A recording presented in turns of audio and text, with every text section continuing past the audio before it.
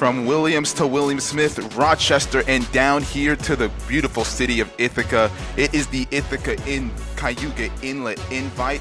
Travis Conway here, joined by the Zen Zoe Foster on a fantastic day here in the Finger Lakes region. We got a lot of great races here and a lot of great colleges. And for you, Zoe, you're an Ithaca alumni. Yes, I am. Now, Zoe, you're on the rowing team back in 2020. You graduated in 2022. You are now a grad here at the SOP, Speech Language Pathology Department. Tell us about your experience rowing really quickly. Yeah, so rowing for Ithaca was absolutely fabulous. Joined the team in 2018, recruited by former coach Dan Robinson. Was lucky enough to have him all 4 years here. I was on the Ithaca men's rowing team at Coxon and absolutely enjoyed my time here, both on the Inlet, down in Georgia, Saratoga Springs, all over New York State. That was a fabulous time, and I'll be back. Yeah, you're an absolute expert here in the booth today. We have a great slate of races, a lot of great teams. It's really the season right now. So what do you really expect to see from these teams? No, I'm really expecting to see some racing there. I'm expecting from a class and to really just ride that wave that we can continue to improve. They're up against a lot of good competition, especially RIT being our historical rival. I'm so excited to see what we put out there. I'm excited to see how RIT changes us.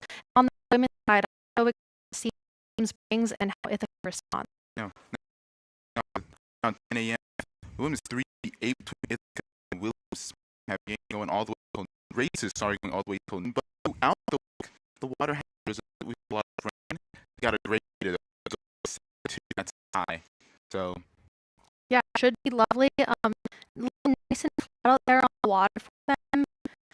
Looks like the Coxons have a fabulous race course for the down day. They're gonna have to be a little careful with rising water to not get too close to the water and come to this course. But I have faith in all these Coxons. They're all very experienced. They're going to make it not only safe in the fast line. Now with the Ithaca line, the 3-8, we have Cox, Caleb Brown, the Constello Cartsanis, Anna Mendoza, Reed Sarmith, Catherine Cernick, Chan Meyer, and Naomi Bonzensky. That's a talented team, talented lineup, and it's senior here. We're going to dive into the Inlet. Right? Yes, I'm so excited for my senior day like yesterday, and getting to jump in like that is just, it's such a pleasure. I'm excited to see this 3V race. I feel like 3V can always be a little bit of a toss-up, and everyone in the 3V, and also it's really trying to prove themselves and prove their crew to everyone else around them. So it'll be nice to see what they put out. Yeah, and we had a regional rival, so started off in 8. That lineup coming soon, and we're now going to do to the third member of our crew, making Andrew Roberts. Andrew. Thank you so much, guys. This day showers bring me flowers, but today on this Saturday, we've got a beautiful day here on the Cayuga Inlet. You know, we could downpour, so this does not come without struggle. First of all, these girls a lot of the week have been practicing indoors on the indoor rowing machines, also known as ergometers. In addition, as you mentioned, water level rise. Today is really going to come down to who just was headed today. Zoe, back to you. Off in 3-8, really quickly, we Sellers, Long, Oak, Kate Ober, Voss, Stacia, Megan Jones, Ramirez, and Abby Fuller at the bow. And as we here see right now, is they're really neck and neck right at that start with maybe Ithaca's maybe up on Will Smith. Really nice blade work for both crews right now. I'm holding strong, nice rhythm that have. Coxons have a great line right here coming down the inlet into this first bridge. Now, we're looking for here is their pulse. If you see the pulse they're creating their oar blades, we're looking at some space as they accelerate through the water and get ahead of those puddles. It looks like William is starting to make a move coming under that bridge and beat back. Yeah, William Smith on a strong start here. Kind of looking to get into kind of early on. That early strong start for there. So, grass is To see how green the grass is. It's great racing to see here. They've still got overlap. We have to remember this is a 2,000 meter long race. It is considered a sprint in the sport of rowing, but that's still 6, 7, 8 minutes long. And it's looking like that Ithaca coxswain is making a little bit of an adjustment to their line there, trying to get a nice straight line down this inlet. They're looking to trying to regain some of that spacing regain some of that distance that they've kind of lost under that first bridge as they're coming up now to I actually have no idea what that building is. I'm not going to attempt to take a guess on that. You have bikes also kind of racing alongside them, really getting the best view of this race. I mean, I'd say we have the best view. They got the second best view though right there. Oh yeah, the coaches love to race right alongside, see what's going on. And I'm really impressed by this Ithaca 3V keeping contact with William Smith, just trying to push them along. And honestly, if I were in this boat right now, I'd be trying to hold on and break William Smith until they started to falter a little bit, and then capitalize on that. So we'll see what kind of moves Ithaca has to make in this next portion of the race. Yeah, they drifted a little bit to the right there for Ithaca, so kind of another adjustment you might have seen. So you're coming under another bridge. Oh yes, and this bridge, right here through this bridge, I will say lane 2, that middle lane with William Smith, they do have about a seat and a half, 2-seat advantage because there is going to be a turn coming up. So Ithaca's really going to have to charge hard to keep contact while they come through this. And William Smith continues to pull further and further ahead as they come underneath the bridges. Yes, and it looks like they've lost a bit of contact there with Ithaca. They're going to need to sit up, really get their blades in, and push and accelerate through to get some more momentum as William Smith pushes away. And the Herons were here last weekend with Ithaca in the Cayuga duels, so these teams know each other very well, very familiar with each other. Yes. And William Smith continues to make their lead larger and larger as about 4 minutes coming up on this race. Ithaca trying to stay close enough. Yes, they are. It looks like Ithaca's getting just a little frantic. I'd like to see them really tighten up their blade timing to get into the catch. That catch being that back portion of the stroke when they put their blades in the water. It just looks like William Smith has a little bit more rhythm in the boat today. And that rhythm just really, very important part, kind of the most important part of rowing. Obviously, you're obviously an experienced rower. Yes, absolutely. You caught up on that. That rhythm is so important. The lead grows larger and larger every second, every stroke as William Smith and Ithaca trying their best to keep up at this point. Yes, and we will be coming up as we go under these wires, and then as you'll see as we pan to the right, a line of buoys. That's going to be our 1,500 meter mark. Our last 500 meters is creeping up on us, and Ithaca's really going to have to make a move at that 1,500 meter if they want to gain some ground back. Oh, this is a great shot right at that 1,500 meter. You can see them come through those buoys. And yeah, William Smith swinging together so nicely. They've got nice rhythm. Looks like they're moving as one cohesive unit right now. So you come past Cass Park and now the Cornell Rowing House. And that's right there, William Smith just in complete control of this race.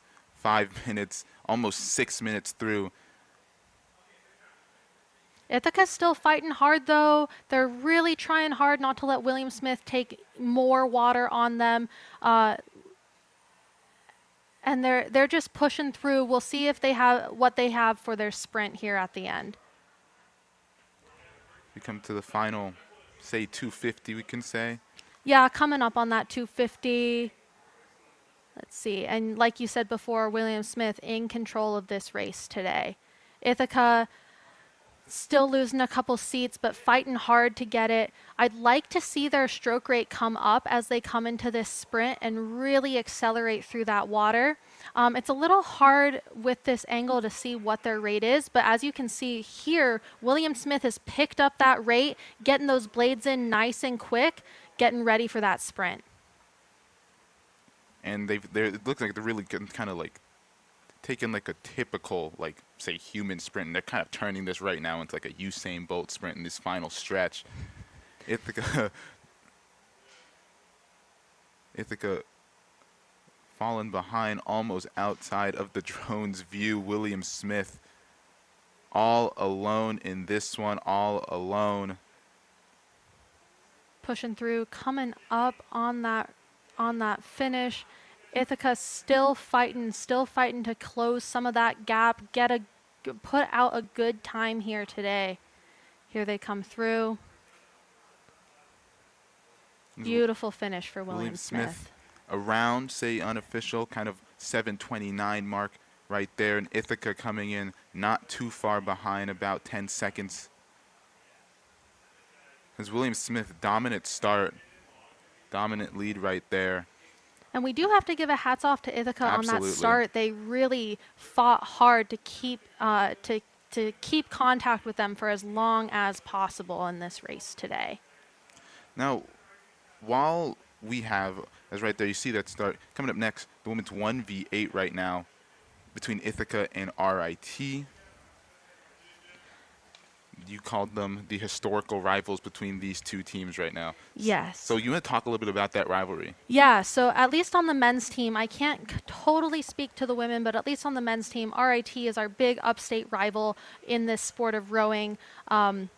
We face each other in so many regattas throughout the season, and we're always neck and neck, win some, lose some, always looking to push each other and see what each other can put out. So with this women's 1v, you'll see Ithaca in lane 2, that middle lane, RIT in lane 3, closest to shore. As they come up, it looks like RIT has about a seat on them, but it's still early in the race. A lot can change as we move throughout. Now, introducing you to these two lineups for the women's 1v8. For RIT, we have the Cox, Claire Schwenk, Jessica Hall, Maddie Bronson, Meg Prevo, Claire O'Farrell, Anna DeJohn, Sarah Polek, Clara LaChance, and at the bow, Ellen Shepard. So a very talented team right there with Coach Carol Schoenecker. RIT being in lane 3, as you mentioned, Ithaca in lane 2, that middle lane. And you said that middle lane kind of has an advantage coming out of this. I want to say this is the second bridge, right? Yep, coming through these bridges, as you come through, you can't always see it on camera, but when you're in the boat, you can definitely feel it. There's a bit of a turn to port or to your left side as you come through, which will give you about a seat and a half, 2-seat advantage as you come through it. So if you play your cards right, no matter what lane you're in, you can, what we call, like, slingshot through and really gain a lot of momentum and acceleration. So as you can see now, Ithaca has accelerated through that, gained about a seat back as they come through that turn. And this one neck and neck at the start. And shout out to those coxswains through that, holding a great line as they come through. Ithaca looking to just inch ahead just a bit as we come up to this middle section of the race. Now, as somebody who understands these positions much more, we have a lot of people here either on this team, like on the broadcast team, or also watching at home who don't really know what these positions are. Can you take a quick second to kind of explain what the Cox's role is, and then go down from there. Oh yeah, absolutely. So in an 8, our coxswain is going to be in the back of the boat or the stern of the boat. This is the person who steers, makes calls, calls for motivation, and really also coaches the rowers along. Lets them know what they're doing well. Lets them know where they can improve. Think of them as like a mini coach in the boat. And then you have your stroke seat, that person who's sitting right in front of the coxswain, or our 8 seat. That person is going to set the rhythm. They're really the captain of the boat, if you will. They're driving the rhythm, they're driving the rate, and they set the tone for the rest of the boat. Your 7 seat right behind them, making up that stern pair, is going to carry that rhythm through to the rest of the boat. Your middle 4 are called your powerhouse. Pushing all that weight and momentum through the boat. And then you have your last 2 and bow seat, really looking to balance the boat out and carry that momentum through to the bow. Yeah, that's an unbelievably great explanation right there, really understanding this sport more and more. As we're now going to send it down to our shoreline reporter, Andrew Roberts. Andrew. About to get underway on the women's first varsity 8 race with Ithaca involved here. And Ithaca has played Rochester and RIT on the same day 4 years in a row. That now they have beaten both every single year at this event. These seniors have been there for every single one of those races, and it shouldn't really come as a surprise, as these seniors have also gone 4 for 4 on Liberty League titles. So on this senior day, it is a very exciting opportunity for these Bombers to claim their 4th straight victory at this event and have momentum for a 4th straight Liberty League title. Kai Link and Emma Thorne, 2 of the seniors that are going to be leading the way on this boat. Guys, back to you. Thank you so much, Andrew. Now, Ithaca, as they kind of gain a larger and larger lead, got to take time to really introduce the rosters and introduce this boat. Your Cox right now, Peyton Fish with Emma Thorne, Alex Caitlin, Emmeline Robinson, Nora Stewart, Samantha Gallagher, Kai Link, Julia De Costanzo, and Hope Oliveira over at the bow. And we have the 2 seniors, Emma Thorne and Kai Link. So very talented, very experienced team. Andrew mentioned 4 consecutive Liberty League titles. So this is a team that really has dominated the Liberty Leagues, and you were on this team. You guys have been in the Liberty Leagues. I think you were on the team when you guys made the switch over from the Empire to Liberty Leagues, right? No, we were Liberty Leagues the whole time I was here. I'm a yeah, fool, dude. That's okay. Yeah, I'm not quite that old. Yeah, and Ithaca doing a great job opening it up as we come into this last portion of the race. Hope Oliveira there in bow, really bringing that momentum all the way through and setting that boat up nicely. It looks like we have about a half length over RIT and continuing to open up. Let's see what they do through this finish line. Beautiful. Just absolutely in control, really outside. And once they came in on that second bridge, you just saw Ithaca just take full control of that race and just maintain it, kind of have a tight grip on it throughout the rest of it. Beautiful. Yes, I would love to know what that coxswain said as they came into that slight turn. I know in my experience, that is the portion where you have to make a call to keep that momentum and hopefully accelerate through and use that advantage to your advantage. So beautiful racing by both teams. Fabulous calls by Ithaca to really get back in control, even though they started about a seat down. Yeah. Now, with the women's 3v8 results coming in, William Smith taking that one with a time of 7 minutes and 27 seconds, and Ithaca around 14 seconds behind. William Smith really was in full control throughout that entire race. Absolutely, absolutely they were. And, you know, I can't speak exactly to the experience in that boat, but 3Vs, we often have a pretty eclectic mix of rowers, oftentimes those who are a little bit newer to the sport. And so, especially in rowing, novices, newer people to the sport, there can be a huge variety of experience and of experience in those 3V boats across teams and within teams themselves. Great racing by William Smith in that event. And you're seeing now the Rochester Yellow Jackets getting ready for the women's 1v8 between the University of Rochester and William Smith. Looking to these 2 teams we mentioned, Ithaca, Rochester, RIT, very familiar with it. William Smith, not as also team. These four are all within 2 hours of each other. These schools know each other very. If in their as have the rock coming for you, parallel for Rochester. I'm to cross the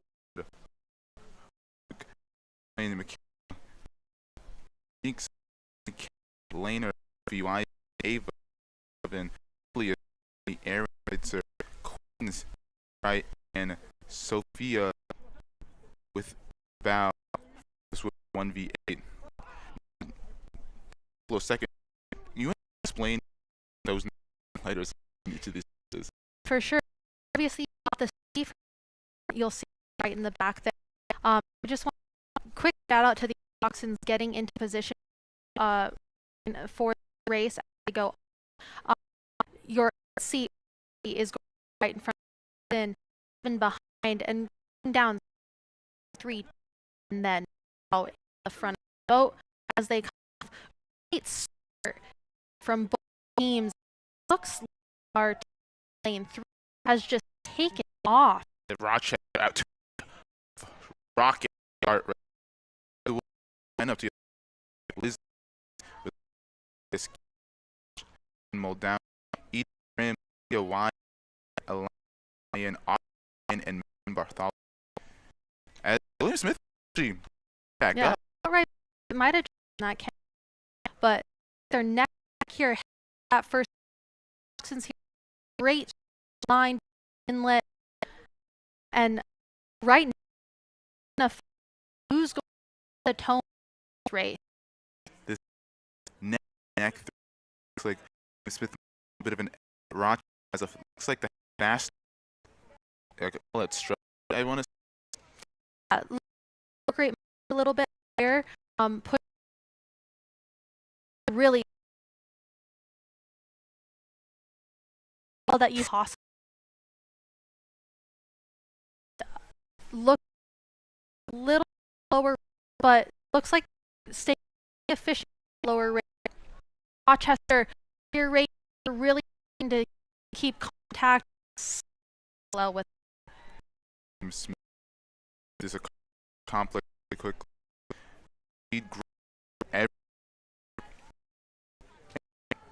Zoe, a little bit about the I want to climb league.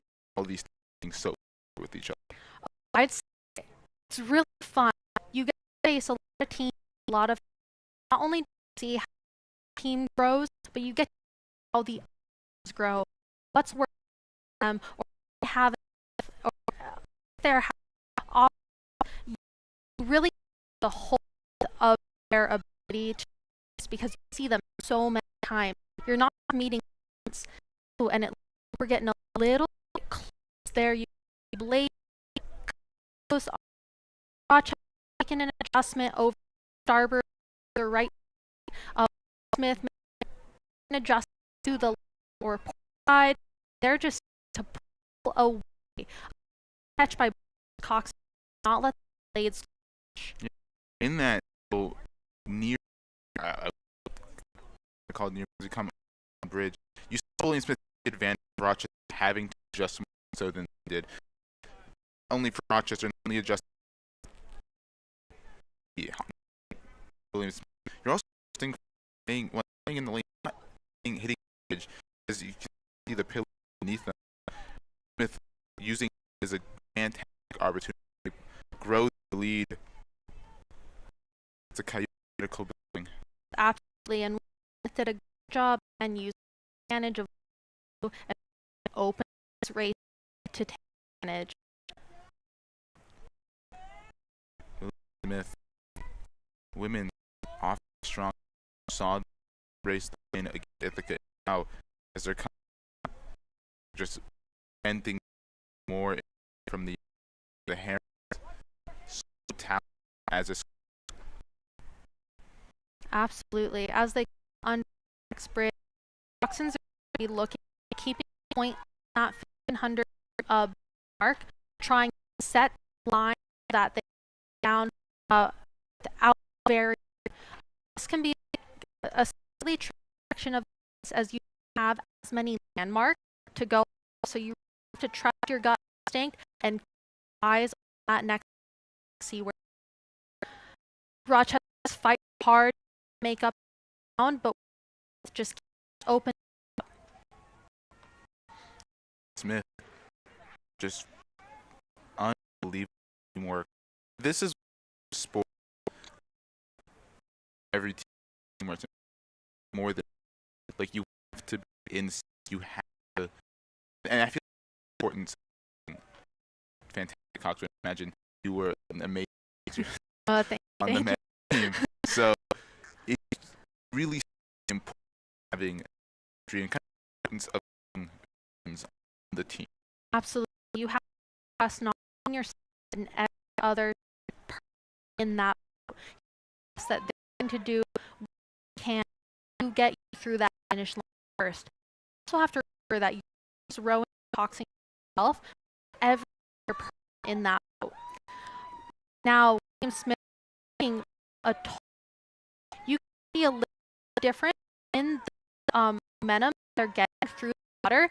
If you look at William Smith's blade and their paddles, the E and C of Smith almost clear paddles from the stroke, whereas if you come back to Rochester, kind of their puddle, not getting accelerated momentum forward, some tumultuous there. They're quite getting out of those puddles, but they are doing a great job to try to set up them. But William Smith just looking super powerful, starting they've stroke just still looking pretty calm and in control. Williams just unbelievable. These two races coming toward the end of this course. And absolutely dominant coming second bridge. Just from the point on, Smith, this is a race we're going to take this. Really, who won the nation right there? That did that. Yeah, not just who wants it, who can close, you know? And William Smith just looks so clean here. Beautiful through the line. See what the time is going to be. Call it 6:54 with an actual time there. See just the huge difference in time between schools. And William Smith does have a history of dominance on this. Say that I admire and calm that they can through and how they can come back. They're a great team. It's right there. William Smith takes one coming up is the men 1v8 between Williams and Ithaca. You see two teams after it over. Say that rowing camaraderie not only on your between, because it isn't a well-known sport. You all have to for each other and each other. Say rowing, the camaraderie between just coming together is absolutely this. We wouldn't be able to if we could relate between us. Yeah, absolutely. I didn't do so many people in my row. Watch everybody knows everybody, and everybody loves everybody. You're like all like in football at my high school. I can say I hated FX with 5. One of being FX high, I knew very well, but in rowing, I watched as the teams got along very well. There was kind of rivalry. Absolutely. Like, absolutely. Kind of doing with the game, you know. 100%. Oh, and that beautiful blue boat coming down. Sorry, I'm nervous colors. It's you still going like a graduate program in psychology, so you still are very, very tapped into the sport. You said you were this weekend, you're be here this weekend. We need booth with. So like, talk about really rowing. What it means. Rowing. I go back all the high school. I actually started as a rower before I transitioned to college. Rower. In that race against Williams, but before that, no, yes, with that 14-second difference, that's the next race. And these two teams, I mean, further apart, but also pretty familiar with each other, you know? Yes, very familiar with each other. 14-second difference, that's pretty big. However, last weekend, I will say Ithaca was not at full strength. Yes. So we've got a couple different guys in the boat this week. Like he said, keeping an eye out for both Williston and Peloton. Peloton being that stroke seat. He's really going to be that person setting the tone for the rest of the boat and carrying that energy throughout. Williston in that 6 seat, in what we call that powerhouse section of the boat, putting down some power, putting down some wattage, as we call it, and really looking to move that boat forward. I'm sure they want some sweet revenge today. Absolutely. And as someone who understands the sport, like I've seen rowing machines and I've used them. What are you gaining from using rowing machines in training? The rowing machines in training are to simulate that power output of the boat. So as you come up to the catch, you're looking at pushing all your momentum into the foot plate and bringing that back, and the erg does its best on dry land to try and emulate that. Now, it's not moving and we don't have the same kind of viscosity of putting a blade in water, but you try your best, and it is a great measure of power output.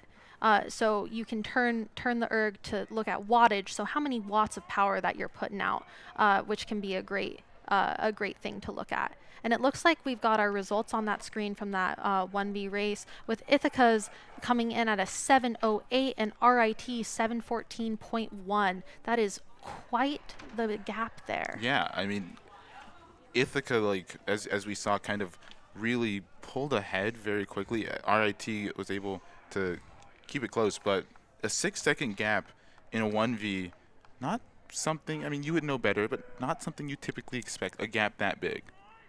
You know, we do see that from time to time, but in some more, I'd say like some more exciting races, and not to say that this wasn't exciting, but in those like nail-biting kinds of races, we would expect it to be a little bit closer. But overall, great racing from both of them. I thought that the beginning of that race really set a tone, and RIT really put some fire under the butts of Ithaca in that first portion of that race. Yeah. And we got the women's now 1v8, 1v coming in. William Smith, huge gap, 6:56.24, and Rochester at a 7:11.8. That, again, a huge gap. William Smith, as we saw coming out of that second set of bridges, just really put pedal to the metal as much as you can in a boat, but complete control from about the 500-meter mark all the way to the end. Absolutely, 100%. Now, I do gotta ask, because we've always joked about this, my friends and I, with like, oh, fantasy football punishment, we have to do a 5K on a rowing machine. They have way too much the rowers have way too much confidence in me, saying that if anyone could do it, it's me. I disagree. I don't think I can get through a 5K, but I do gotta ask, what was your 5K time? You know, I don't remember. I don't remember what my 5K time was. It's been so long. I don't think I've done a 5K since high school. As a coxswain, I didn't do a 5K. And I'm not afraid to admit that. Yeah, I could tell you my 2K time from high school, though. Hit me. It was right around that 8-minute mark as like a 15-year-old. Not the fastest, but, you know, right there, right enough to maybe get recruited, you know. But made the switch over to coxing and, like, really enjoyed that. Not to say that I didn't enjoy 2Ks, which, you know, I could say that it could go either way on that, but coxing was definitely more of my calling. Yeah, absolutely. One of my good friends who really helped me getting kind of prepared for this, she always tried to convince me to join the rowing team, and I was like, I do not think I'm built for that, Liz. I think you're built for it, man. I have to disagree. Coming up next, though, we have the men's 1v8 between Williams and Ithaca. As you see, RIT men's team rowing right there in the beautiful Cayuga Inlet. How cold's the water? Oh, it's pretty chilly. It's pretty chilly. I'm glad that it's warmer today because if senior weekend was last week, I don't know if people would want to jump in. So I'm glad it's warmer. Sorry, Marietta RIT will be coming first. Kind of show probably why RIT's there. And for these two teams, Marietta and RIT, Marietta not in the neighborhood, I would say, for compared to the rest of these schools. Let me say like distance wise. Yeah, absolutely. I would have to agree with you on that. And RIT, again, another fantastic team. As we have coxswain for the men's 1v, Julia Gill, and then Sam Ferreira, Sam Collier, Aaron Ryder, Tom Kirkham, Nick Ricotta, Riley McMichael, Emmett Christensen, and now at the bow, Nick Staley.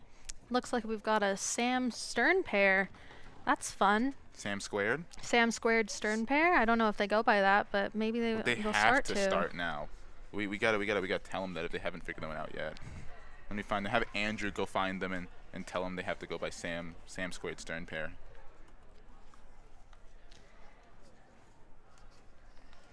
And Marietta sitting at seat number 6, the horse, Ben Harper, with the nickname. Coxswain Bryce West, Jake Salvo, Jackson Roca, Ben Harper, the horse, Nick Pachet, Rowan Schlude, Kyle Rucker, Nick Sarno, and Alex Cathcart. And what a nickname. The horse. I know, I saw that on our lineup. I said, I wonder why they call him that, and I guess we'll find out. I mean, talking about Ben, he rode for the Green Racing Project this summer, won gold in the U23 4Xs, and he owns the Marietta College Hour of Power 10K and 6K records. You know, that's probably why they call him the horse right there. Yeah, and looks like he's also second on the all-time Marietta 2K leaderboard. Wow. Wow, that is impressive. Is Marietta off to a strong start? Marietta in lane 3, RIT in the orange in lane 2. And you can just see how efficient they are through the water and coming up the slide back to the catch. So I'm talking right now about that time when their blades are out of the water and they're moving towards the back. They're moving their bodies back towards the back of the boat, and they're just so efficient with it. Getting that blade right in, you can see a little bit of backsplash or that splash coming up off the blade as the blade enters the water. Looks like they have great rhythm here.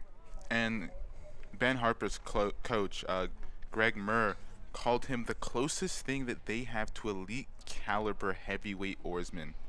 That is high praise. Also, Ben himself gave himself the horse nickname, and it based on everything we're seeing early on and through the stuff his coaches have said about him, he really has earned that nickname. Though it started off more as a joke for himself, and now it's like, man, if that is an absolutely talented thing. And our good friend Andrew Roberts now has an interview on the shoreline. Andrew, take it away.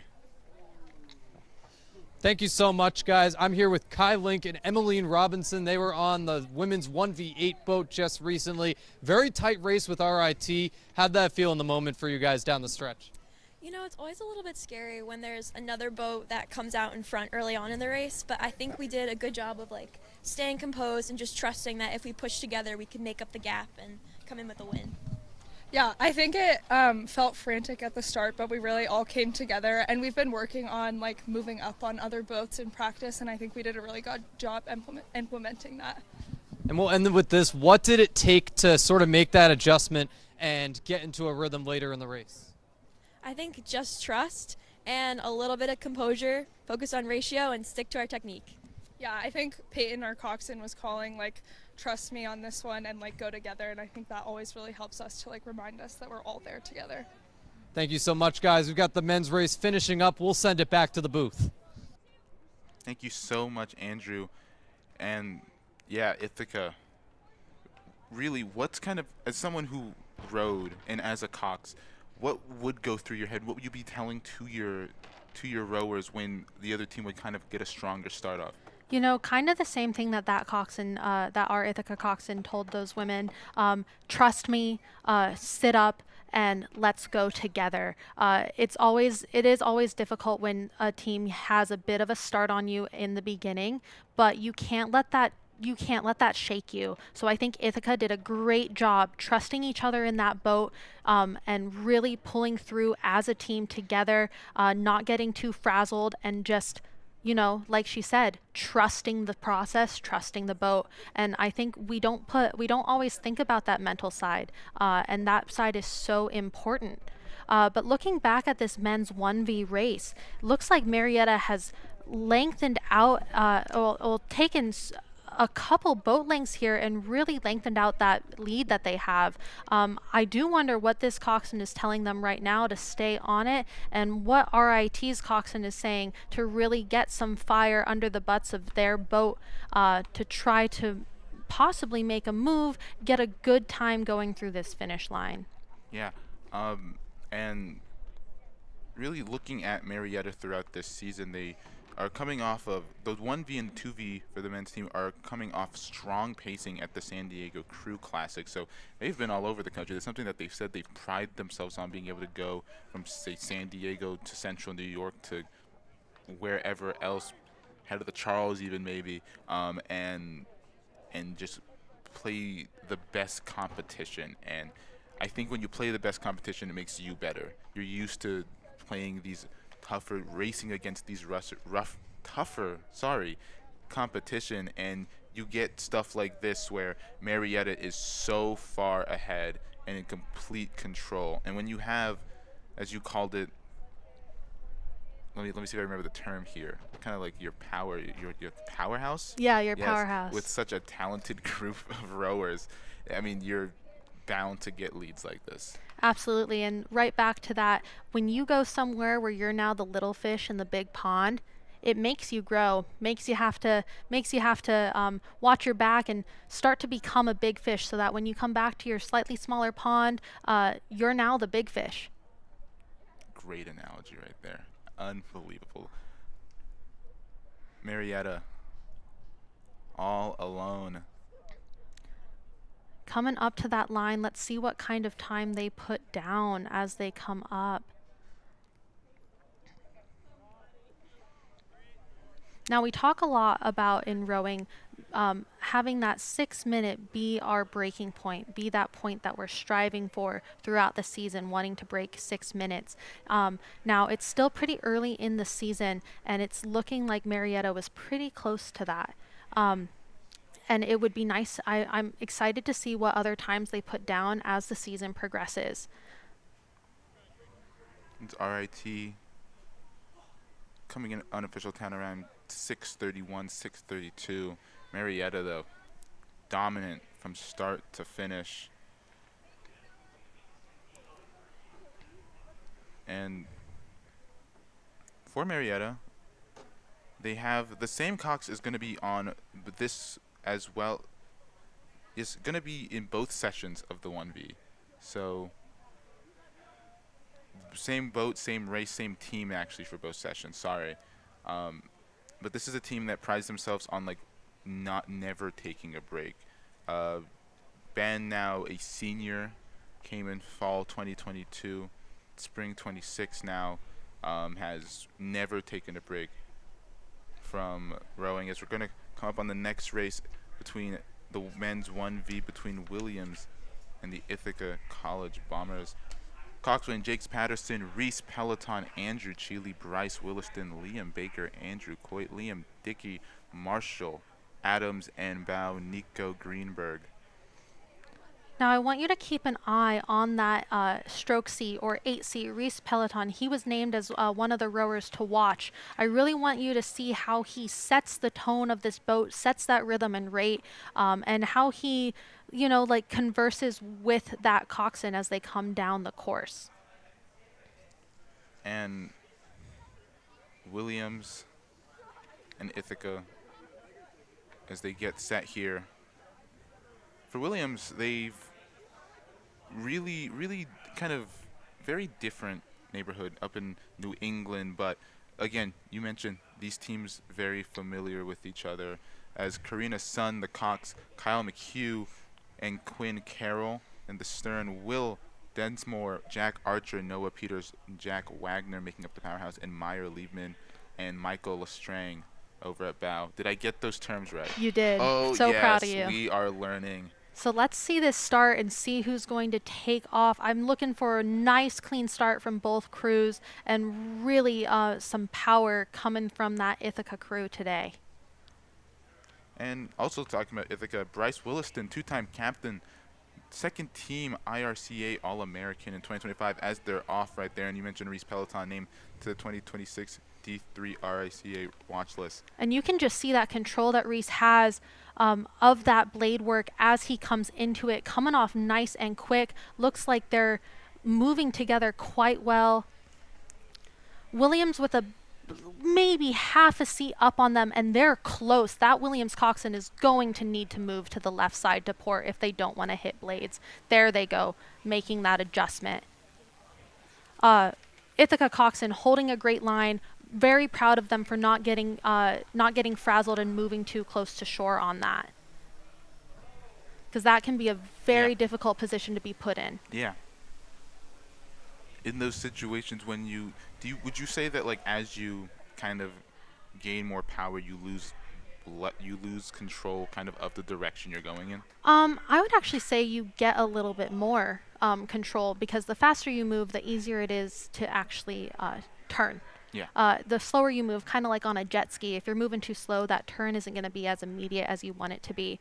But it can be a little nerve-wracking if you have a boat coming in on you and you're between a boat and shore to know what exactly to do. So very nice props to that Ithaca coxswain for staying strong and holding their line.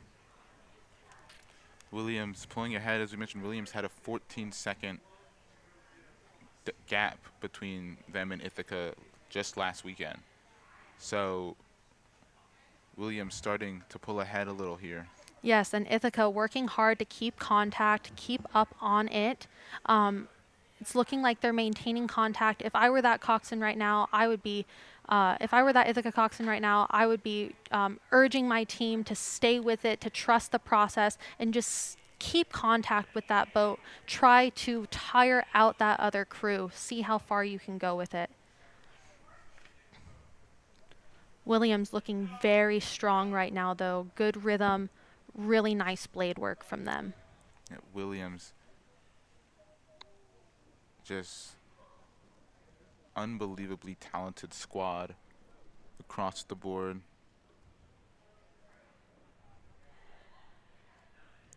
Now, I do got to ask, I have another question as I'm watching it. Does the depth of the blade go, what's the difference kind of that makes? Yeah, so you don't want that blade, it's a bit of a balancing process. You don't want that blade to go too far in, because the water will come up the shaft of the oar and you'll actually lose speed, because you don't have the blade being the only thing pushing the water. If you don't put your blade in too far, then you don't have most of the blade pushing the water. So ideally we're looking for just the blade and maybe a little bit of the shaft to be in the water. But if you go too deep, you can actually also almost what we call catch a crab, which basically means that water sucks your blade down and it gets stuck, and it can bring your whole boat to a halt. So that blade work is so important to get that blade in at the precise depth that it needs to be to get the most momentum and acceleration. And that takes a lot of time in practice. And both these crews are doing a great job of finding that depth and being able to accelerate through that main part of the stroke. And you can see there all those guys in the Ithaca crew sitting up, putting in their best work to try to gain some ground back on this other crew. Ithaca coxswain kind of moving to port or to the left a little bit more than I would expect. But again, I said earlier, this is a difficult part of the race course because you don't quite have as many landmarks to go off of as you're steering. Looks like they made a nice correction though. It's as you go more and more into the kind of like every technical thing, you know, you kind of learn.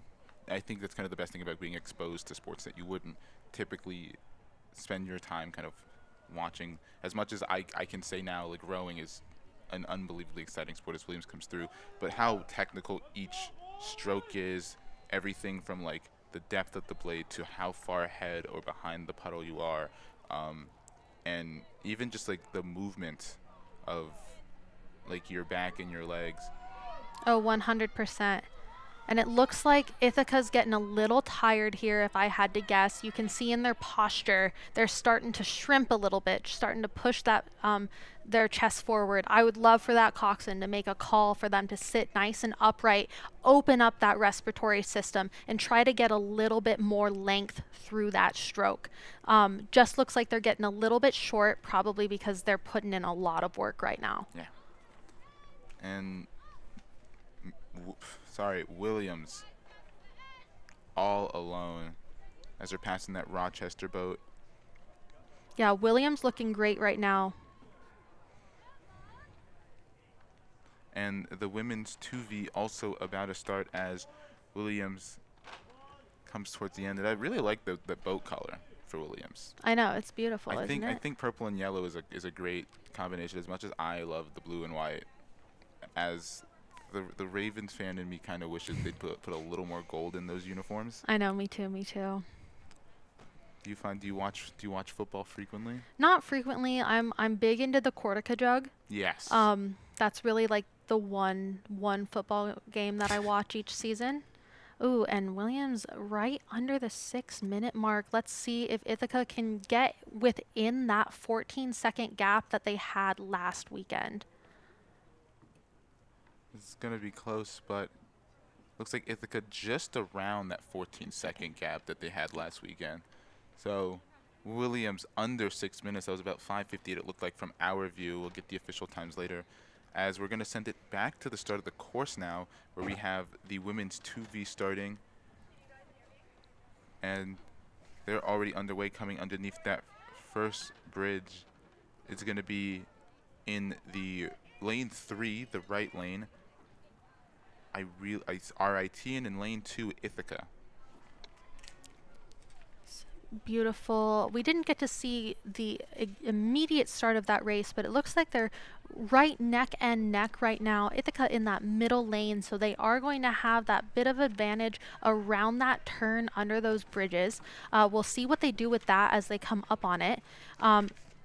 But it does also look like RIT is holding strong, and there's a good fight going on right now. Yeah, very neck and neck right now. For the RIT 2V squad, coxswain Maddie Mesa, Julia Callahan, Aaron Cora, Abby Jesser, Maeve McNamara, Jolene Ortega, Ali Van Linda, Ella Byers, and Bao Ryan Schoten. As they're getting a little close on each other. Not as much as they're going to correct. Yeah, we'll see what happens. Both of them slightly steering towards port or that left side. Both coxswains probably right now trying to find that best line as they come up on that bridge so they don't hit either abutment. It's always a challenge as a coxswain trying to find your fastest but also most safe, like fastest and safest line down the course. And sometimes you have to make a sacrifice and make a sacrifice for safety over speed. But right now, both coxswains doing a great job keeping a safe distance in between each other and navigating this course as they come up on those bridges. And for the Ithaca 2V, they have Cox Sarah, Sharabi, Kate, March, Macy, Sagas, Jasmina, Vale, Melanie Heim, Claire Edwards, Lauren Huber, CJ Owen, and at the bow, Emily Murphy.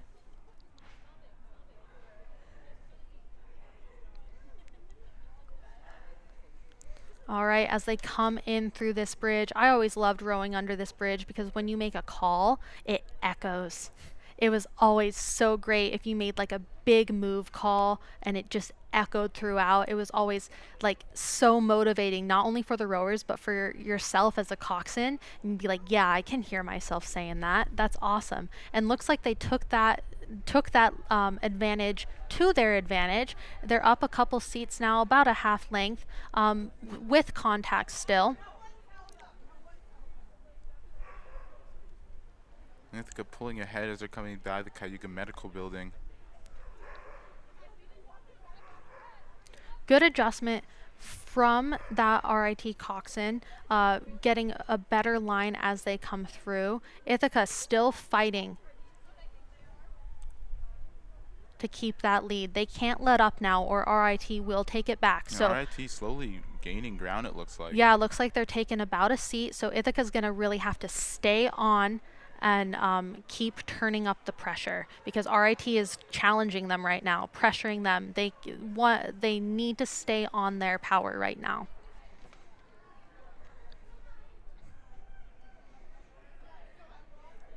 Now, as they come up on this stretch, if you're not there already, Boatyard Grill is a great place to watch this from. I don't know if you've been there before to watch a race. I haven't watched the game there, but I have sat on that little like seating area that faces the lake. I've sat there. I go to Boatyard probably more than I should be.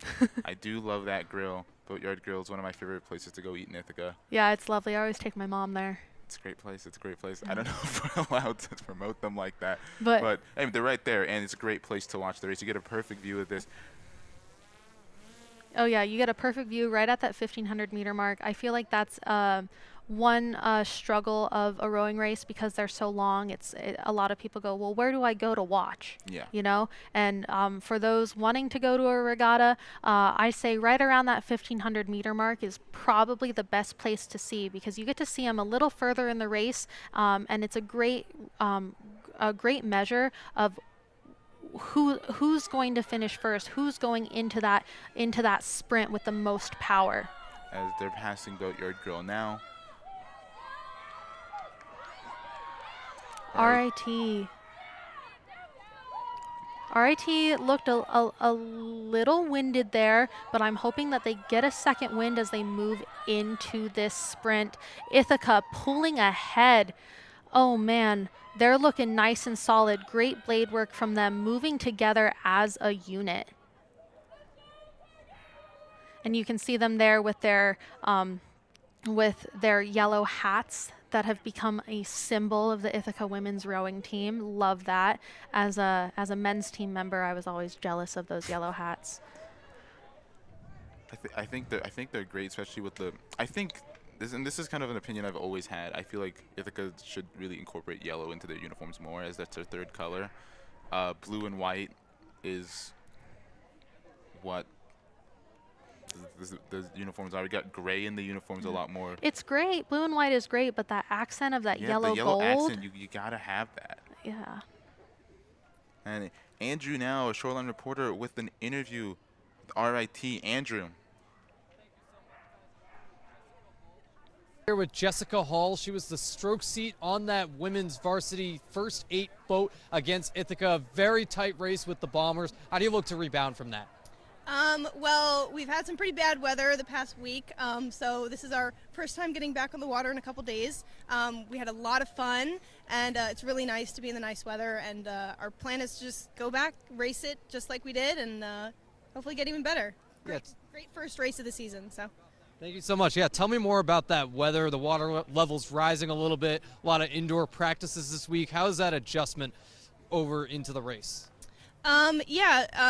The nice thing about being indoors is that we've had a lot of time to have some team bonding and just get to know each other and be friends, and it's kind of carried over into the race, and we've had a good time just having fun. That's been the goal this season. Yeah, being friends with all these rowers, how does that make it easier to set the tone for the boat as you do in the stroke seat? Yeah, it just establishes a sense of trust. Like during that race, I was smiling. I knew that all 8 other women in that boat I could trust with my life, and that they were pulling as hard as I was. So yeah, it was a good fight, good race. Yeah, well, we'll see you guys again against William Smith later today. Back to you in the booth. Thank you so much, Andrew. Cool. As Thank you.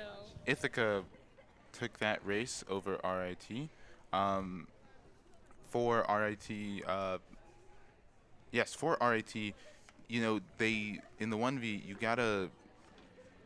I feel like I'm at a loss for words here right now. Well, I'll just say I love that RIT rower brought back this idea of trust. You know, you're going to see that permeated throughout this race. It's all about trusting yourself and trusting every other person in that boat. So I love that RIT rower brought that up again, because that is just such a theme of rowing. Now moving from Henrietta, New York, over now to the River campus, we have Rochester taking on William Smith in the women's 2v. Rochester, it's about 3 minutes in as they're coming up on that second bridge now, looking at the 2v for Rochester, the Cox, Asha LeMay, Caitlin Wilmarth, Sabrina Butori Valdiva, Elizabeth Carlton, Rachel Ruminer, Marin Ivers, Natalie Dundas, Lillian Zillow, and Hayes Keith.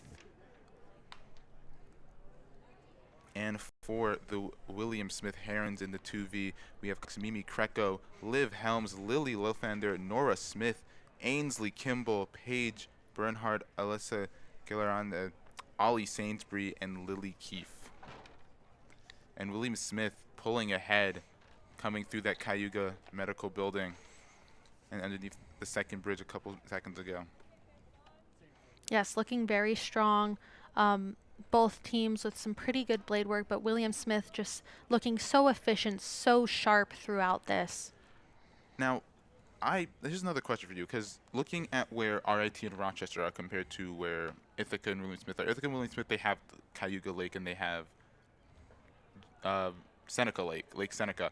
For Rochester and RIT, you have Lake Erie, but most of them, they're racing in the Genesee River. So what's the difference between, say, racing in a river and racing in a lake? So racing in the lake, at least for us, at least here in Ithaca, we have the inlet, which is pretty protected. So we're not out on the lake every single day, depending on the weather. It's pretty protected. You don't have these huge currents that you're going to have on the rivers. When you're practicing on the river, especially the Genesee has so many turns and twists to it, as well as that current. So when you're rowing one way, you're rowing with the current. You're going to be a lot faster, as opposed to when you're rowing against the current. You're going to get some more of that like resistance training, because you are rowing against that current. Not only that, but those coxswains are getting a lot more practice with twists and turns and steering. So I feel like that benefits them during our fall season in the 5Ks, when you do have to do a lot of that steering and twists and turns. But when you're but it's very different when you go from steering a course with lots of turns to steering a straight course, or a course with just some slight angle differences. That's going to be a completely different kind of steering for those coxswains. And it's different water for the rowers as well. There's no current. It's a bigger area to go across. So there are definitely some differences, some advantages and disadvantages to both kinds of settings. Yeah. And William Smith, as they're coming around the 1500 mark, in control here. Rochester trying to keep up. I got to ask you, while we're on the talk of the Genesee River, do you have a favorite place when you were on the team to have races? Oh, you know, Head of the Charles will always have a special place in my heart. It's a really hard course, but it's a very rewarding course when you get it right. When you get that turn under Elliott Bridge correct, oh man, it's just the best feeling in the world. However, I will say I love our home course. I think it's great. I knew it like the back of my hand. I can't say that I could jump in and do it blindfolded anymore, but I felt like in my prime I could probably do that. But maybe not totally blindfolded. But it's pretty great. I will say the Genesee Head of the Genesee is always fun. I love courses that have those twists and turns. I love a challenge like that. However, like Saratoga Springs is also great because it's, again, totally different, a different steering mechanism to really keep a tight, straight course. I've also raced at Nathan Benderson down in Florida. That was really fun to be at a venue that's like specifically for rowing is a lot different than places like here where we have other boats on the water and other things to avoid. So I don't know. No shade to the Cooper River, but actually shade to the Cooper River. Cooper River is probably my least favorite. I've never been there in good weather. It's not protected, lots of wind. So anywhere that has wind protection, I'd say, is probably my favorite. William Smith finished at about 7:14 mark, as Rochester's coming a little behind there, finishing, say, about 13 seconds after. And William Smith, again, third time we've seen them today, and third time they've been in complete control. And that goes to, as you mentioned, just how well that team is coached and how well that team is run. And that depth of the team, you know, that permeates throughout into the 2V. It looks like they have really good depth and lots of rowers, lots of fast rowers throughout their program, not just in their top boat. Yeah. And going back to the men's 1V momentarily between Williams and Ithaca, kind of seeing how in control Williams was. Williams, as it comes in right now, Williams under that 6 minutes mark that you said teams shoot for, 5:58 on the dot. Ithaca at 6 minutes 12 seconds, 0.3. Still right around that 14-second gap there. So it's looking like pretty consistent. 6:12 for Ithaca. You know, I wouldn't call that a bad time. I do definitely think that we have more in the tank to give. But again, it's still early in the season, second race of the season. And this just goes to show that, like, there's more work to put in, and they have more potential than this, and I know that. But great, hats off to Williams, 5:58, fabulous time for the beginning of the season for them. And it's just good to see that consistency, and I know that Ithaca can probably close that gap as they get further, depending on what Williams looks like. And now for Marietta and RIT, Marietta 6:10.7 and RIT 24-second difference. 6:34.3. You saw how Marietta just off to the races and never looked back. That was a team that was just like, I'm comparing them in my head. It's like Dwayne "The Rock" Johnson as a boat, you know, just complete control and so much strength throughout that center part of the boat. And cohesiveness. Absolutely. As we're off now for the men's 2V between Ithaca and Williams. Ithaca in lane 2 and Williams in lane 3.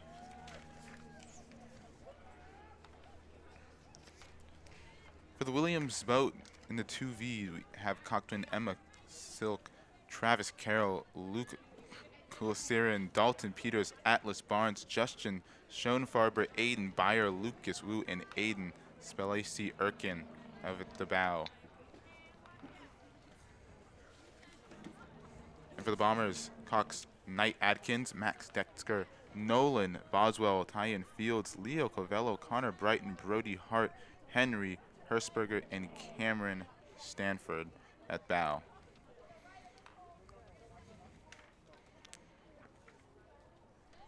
Good start for both these crews coming under that first bridge. Looking pretty strong. Let's see if we get a different camera angle so we can see what that gap is looking like, or if they have any overlap. That's Williams off to the races underneath that first bridge, a minute in, and almost, if not more than a full boat's length at this one. Williams, wow, that's like a burst of speed you just saw right there. Oh, yeah. As they're coming past that apartment complex. Looks like they have maybe a slightly faster stroke rate than Ithaca right now, and they're just cooking. Absolutely. And as you're coming past this apartment complex, we're also coming past the Ithaca Farmers Market, and with the a little further down, dude, floundering. But now that we're on the topic of the farmers market, weather's getting warmer, heading back outside, and excited to really see. I'm a big farmers market fan, but I actually have never been to the Ithaca Farmers Market. Oh, you've got to try it out. Ithaca Farmers Market debut weekend this weekend. Absolutely fabulous food, fabulous wares, fabulous everything, and a pretty great view of the finish line. Good to know. Good to know Yeah. for. And they've just they've totally redone the parking lot. Ooh. So now it's paved. It's no longer puddles of mud, which is huge. Yeah, that's especially in Ithaca where it's, especially during like the winter. I guess it's not being used as much in the winter, but for those unpaved parking lots, man, when those potholes start showing up, it's like, Oh, wow. it's messy. Coming on the bridge now, and Williams in complete control. Absolutely. I'd love to see what Knight is going to tell their crew here through those bridges. See if they can get some fire going and really sit up and start to go. Williams just cooking away, swinging together, really nice.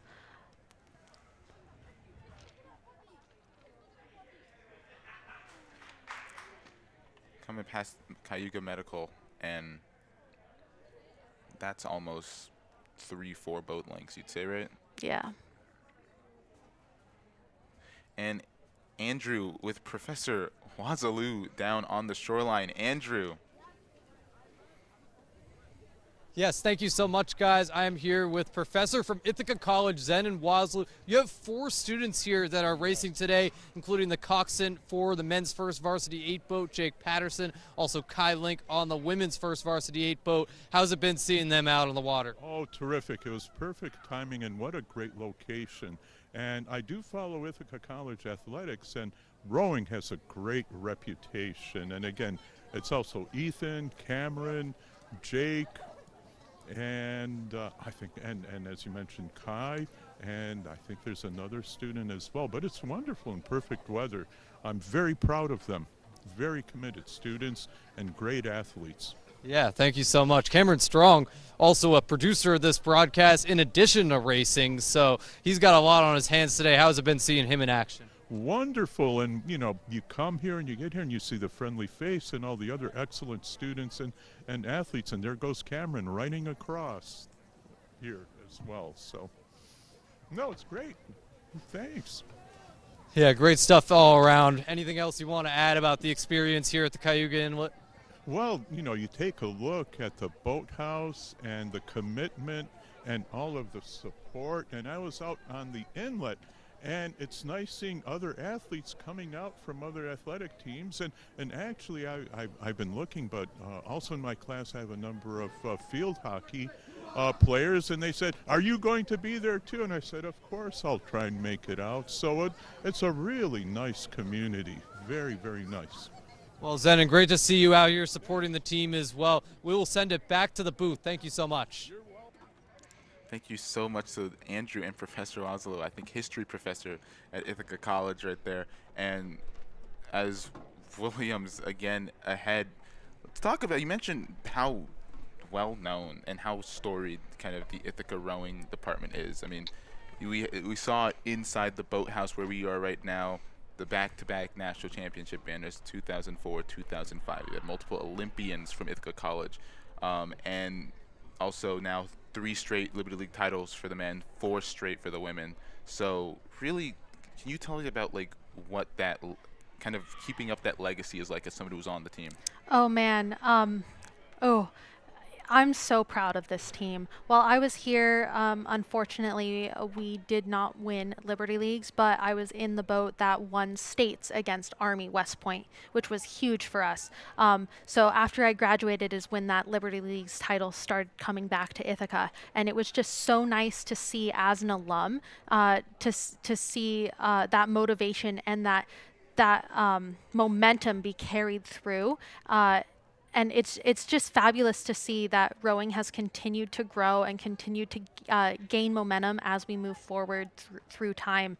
I'm so excited to be back with this team in the capacity that I am today. And it's great to see Coach Justin Stengel, being still fairly new to the program, has done a fabulous job cultivating a culture, a winning culture, not only of winning titles, but also of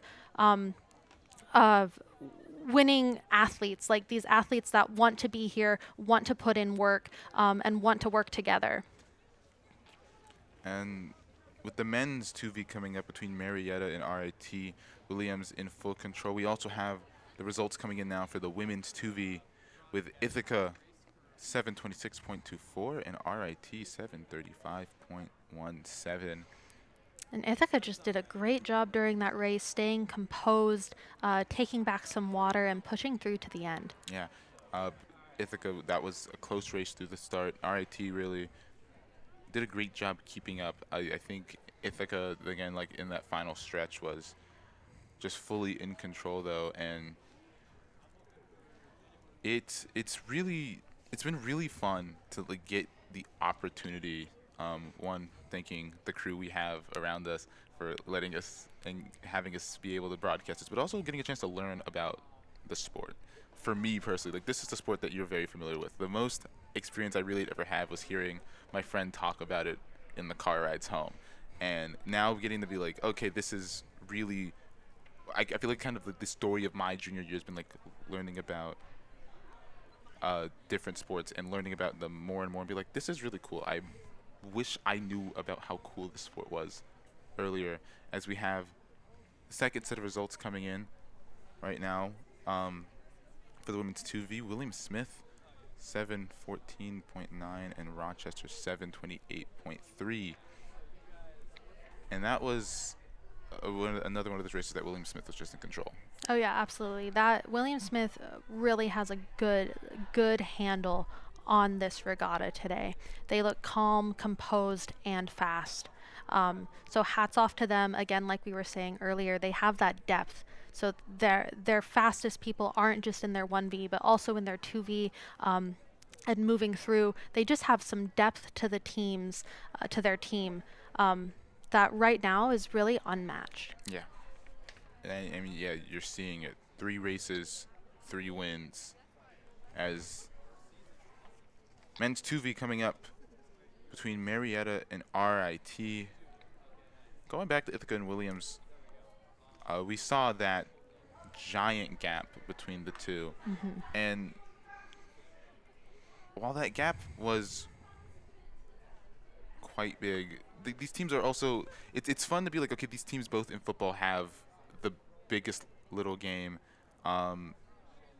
With Williams, they have Amherst in football. Mm-hmm. It's actually known as the biggest little game in the country. And while we here in Ithaca like to claim that the Cortica Jug is the biggest little game in the nation, technically William and Amherst does have that title in their official name. So, well, I will say we did break the Guinness World Record for amount of people to attend a Division III football game. So I don't know if they can hold that to us yet. Absolutely, and that's another win. That's another win for the Bombers. 1 and 2 in D3 attendance records. And Andrew, now Shoreline reporter. Andrew. Thank you so much, guys. I'm here with 2 rowers from the William Smith Women's First Varsity 8 boat. It's Lizzie Whitney, the coxswain, and Kate Abdallah in the 7 seat. Both of you guys, big win to start off today. How does that build momentum for the later races? I think we have a lot of things to work on, and we are still hungry, and we reflected on the race. It went really well, but we have some points that we want to work on so we can be ready for Worcester next weekend. Yeah, just echoing Lizzie, staying hungry and being courageous in our racing. Yeah, definitely. That's going to be big stuff for any race you guys are in. And Lizzie, this is your first year as the 1v8 coxswain. How's that adjustment been from the second boat to the first boat as a junior? Definitely a big adjustment. I've had to lock in a lot more. Definitely, I was locked in last year, but just getting everything and making the least amount of mistakes across the board. So. Yeah, that makes sense. And how has it been early in the season, Kate, for you and Lizzie, as well as the other rowers, building chemistry within this 1v8 boat? I mean, it's actually been fabulous. Like, we kind of have found, it's been a process of kind of finding our thing or finding a token of that makes us kind of click as a boat, and yeah. All right, thank you so much, guys. We will send it back to Travis and Zoe. Thank you so much, guys. As the men's 3v, or 2v, sorry, underway. 3v. Sorry, 3v right now between RIT and, sorry, Rochester and Williams. So, off to the races right now. Oh. Yes, so men's 2v, RIT Marietta, Marietta lane 2, RIT lane 3. For RIT, looking at their 2v session 1 squad, they have Cox, Evelyn Wheel, Jared Witten, Gavin McLevain, David Griffith, Bryce Edge, Andrew Meyer, Joey Lazarus, Alex Phillips, and Leon Holman. And for Marietta, again, you're seeing it already just off to the races with such a talented roster. Cox, Connor, Rothlander, Nick Simone, Nico Inverznizi, Grayson Brady, Ryan Campo, Rowan Streaker, Thomas Hart, Story, Ruffner, and Bao Nick Passarella. And you can just see the speed they're getting right there on this shot. Just so fast through that first opening stretch. Oh yeah, and you can see that blade work there again. Most blades getting all in, all together. Nice little bit of backsplash, or that splash you see as the blade enters the water. And nice quick drive, bringing those hands right in and really right into that finish position, tapping down to get that blade out of the water nice and quick. They're looking great, nice and composed. Yeah, and a little fun fact about Marietta, Ohio, where Marietta College is, from Coach Greg Meyer for the POs. It's the first permanent settlement in the West after the Revolutionary War. So we got some little history and geography for you. We've had a lot of geography talking about different rivers, Charles River, Genesee River. And now we got some Revolutionary War facts. They're telling us it remains an undiscovered gem for rowing. So Yeah, I feel like Ohio is not the first thing that pops into my mind when I think of rowing. However, Marietta does come up there. Yeah. And I always forget that Marietta is in Ohio because I don't always consider Ohio to be a rowing epicenter. I'll be so honest, I saw Marietta and like I knew the conference they were in through football, but whenever I hear Marietta, it sounds like such like a southern It does. name. So I was like, I feel like I'm just thinking of Marietta, South Carolina, because I've been Yeah. there countless times.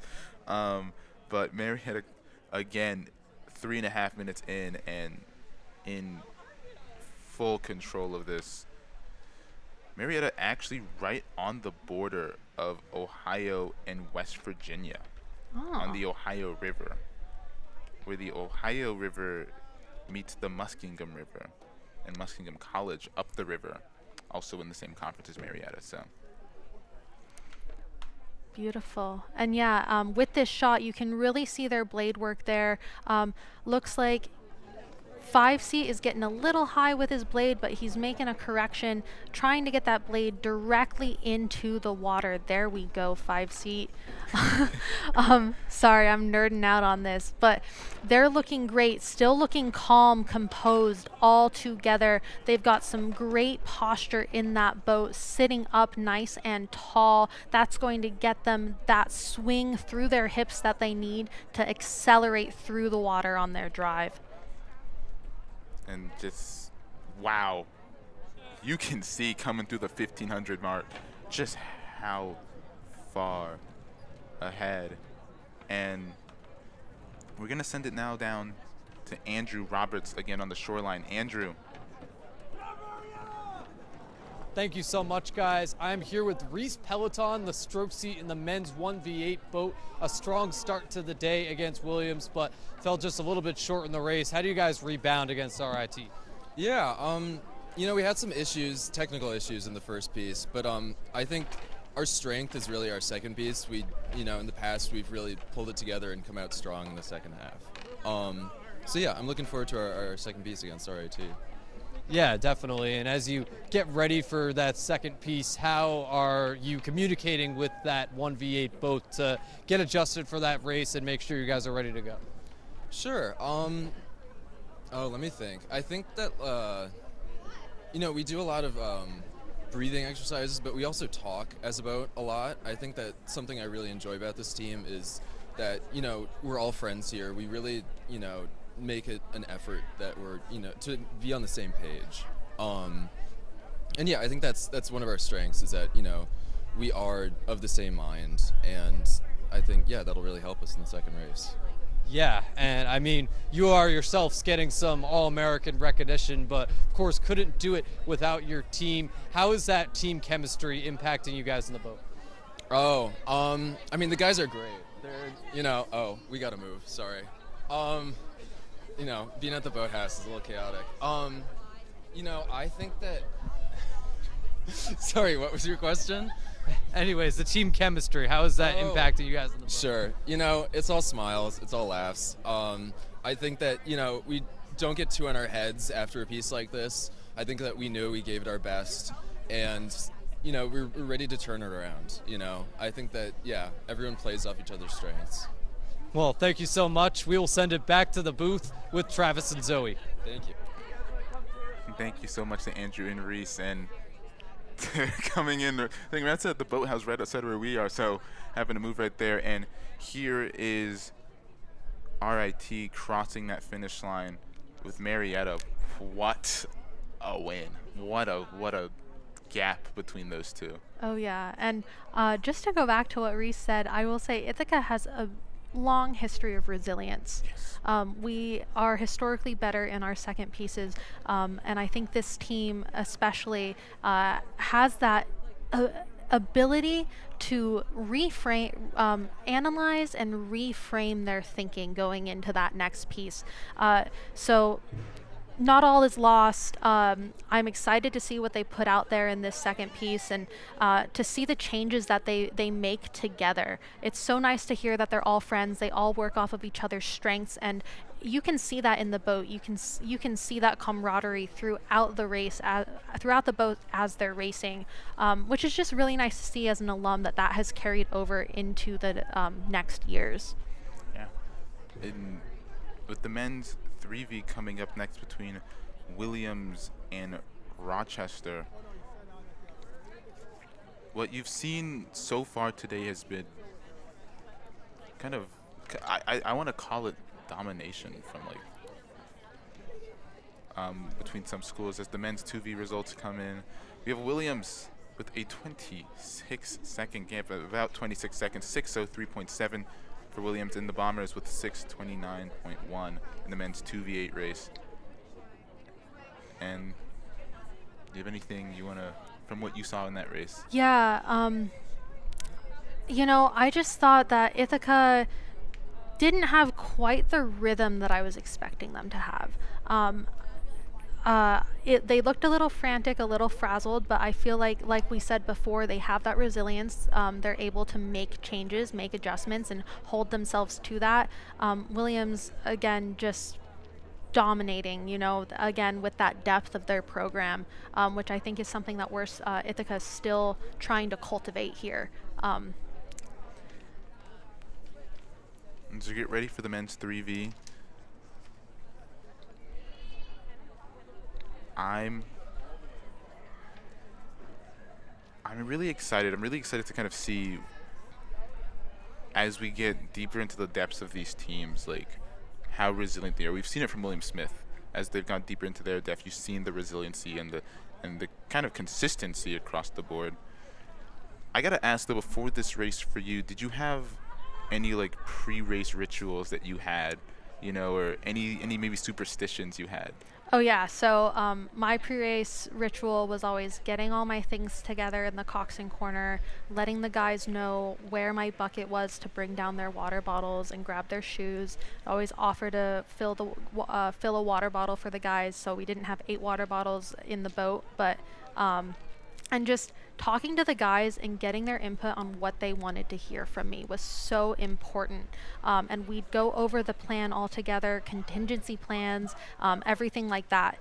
So that was kind of what I did. I saw my role as what can I do to get these guys to go as fast as possible? As far as superstitions, didn't really have one. My only real superstition with Ithaca is not stepping on the emblem in CC. That's my only real Ithaca superstition. That is one that I also have. For Yeah. that one and the one in the Peggy Ryan Williams Center. Yeah, don't step on the emblem. Will not walk on it. I do sometimes, but not on purpose. I like it's kind of like if you say like Macbeth in the theater, like I'll do it, and I have to do something to atone for my sins or something. Oh, well, now this men's 3V, we're looking at Williams and Rochester. Williams in lane 2, Rochester in lane 3. Again, Williams coming off that line nice and hot. Rochester trying to keep contact with that Williams boat. Again, you can just see the depth of this Williams program all the way through their program. It's fabulous to see. And Williams has their 4V racing right now in this one. So that is Coxswain, Alexa Balladis,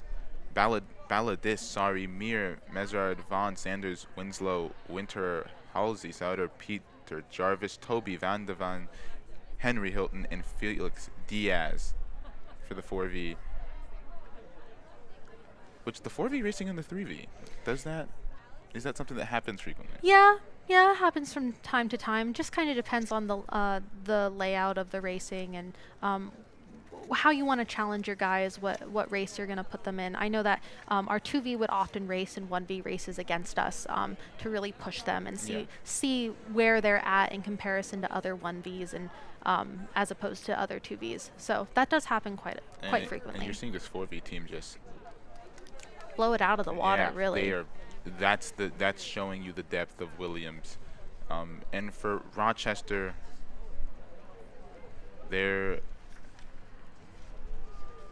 3V trying to keep up right now as they're coming up on that second bridge.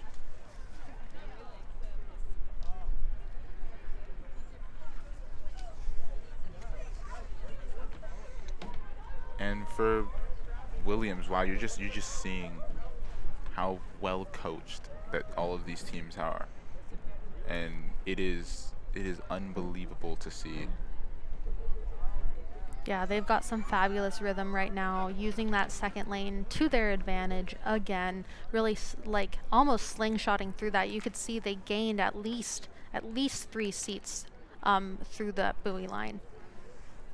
And Williams passing the Cayuga Medical Center building right there off of, I want to call that Meadow Street.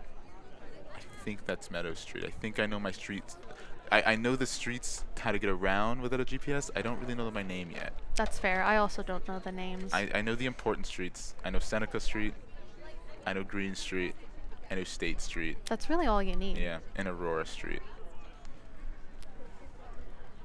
Coming under that third bridge. I think that actually might be the fourth bridge they're coming underneath. But the third car bridge. Yes, third car bridge. This one would lead you to Cass Rink. Yes. If I remember correctly. If I know my map with the city of Ithaca, well, I've been here for 3 years. I feel like I should know it. I feel like I should know it by now. Do you ever go? How often do you go ice skating here in Ithaca? I have never been ice skating here. Wow. Like in my undergrad years here, I spent most of my time either on campus or right here at the Inlet. So I didn't get over to Cass Park too often. I went once. It was quite an interesting experience, to say the least. I feel like I know so many people who figure skate, like I want to almost say professionally, and it's like I can't skate for the life of me. Oh, me either. I'm holding the wall. Yeah. My knees are wobbling. I had like one of the little walker things, and I was still almost fell with that maybe 4 times. So no ice skating on the Inlet for you? No. However, I learned that Cornell University used to have before they built Liner Rink, their ice hockey rink was on a pond on campus. Oh. Learned that semi-recently. So I wonder if that pond's still there. They had to move indoors because they had some warm winters. At the 5-minute mark, you're seeing Williams all alone passing the Cornell rowing building. And I guess while we're talking about the Cornell Rowing Building and Cornell University, can you talk about the relationship between Ithaca College and Cornell's rowing teams?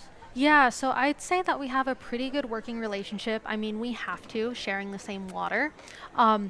We work together to clear the inlet of any debris, clear it of ice, plan regattas such as this one. As you can see, there are no Cornell boats out here today, so a lot of stuff has to go into working together to figure out timing of races, who's going to practice when, so we're not overloading the inlet with boats. So I'd say that our relationship is pretty good. Obviously, there's always some tiffs on the water if someone gets in front of someone, blocks their line, whatever.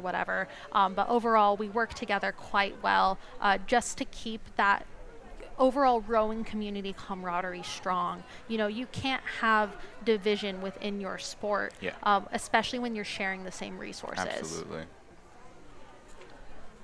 And looks like Williams, they hit the 6:30 mark and come to the end of this right around the 6:30 mark. Complete control by them. As Rochester will finish, and coming up after this, we have the women's 4. Now, W4 plus is what it says on our sheets. That's women's, and then 4 as in 4 rowers, and then plus you got a Cox, right? Yep, absolutely. Oh yes, you got it. Oh yes, we are learning. And this first women's 4 is going to be novices. So these are people, these are rowers and coxswains who have just joined the team. They're in their first or novice year of rowing. They don't have any really prior experience. So I am so excited to see what this race does. As a novice in a 4 as well, that's a pretty good challenge.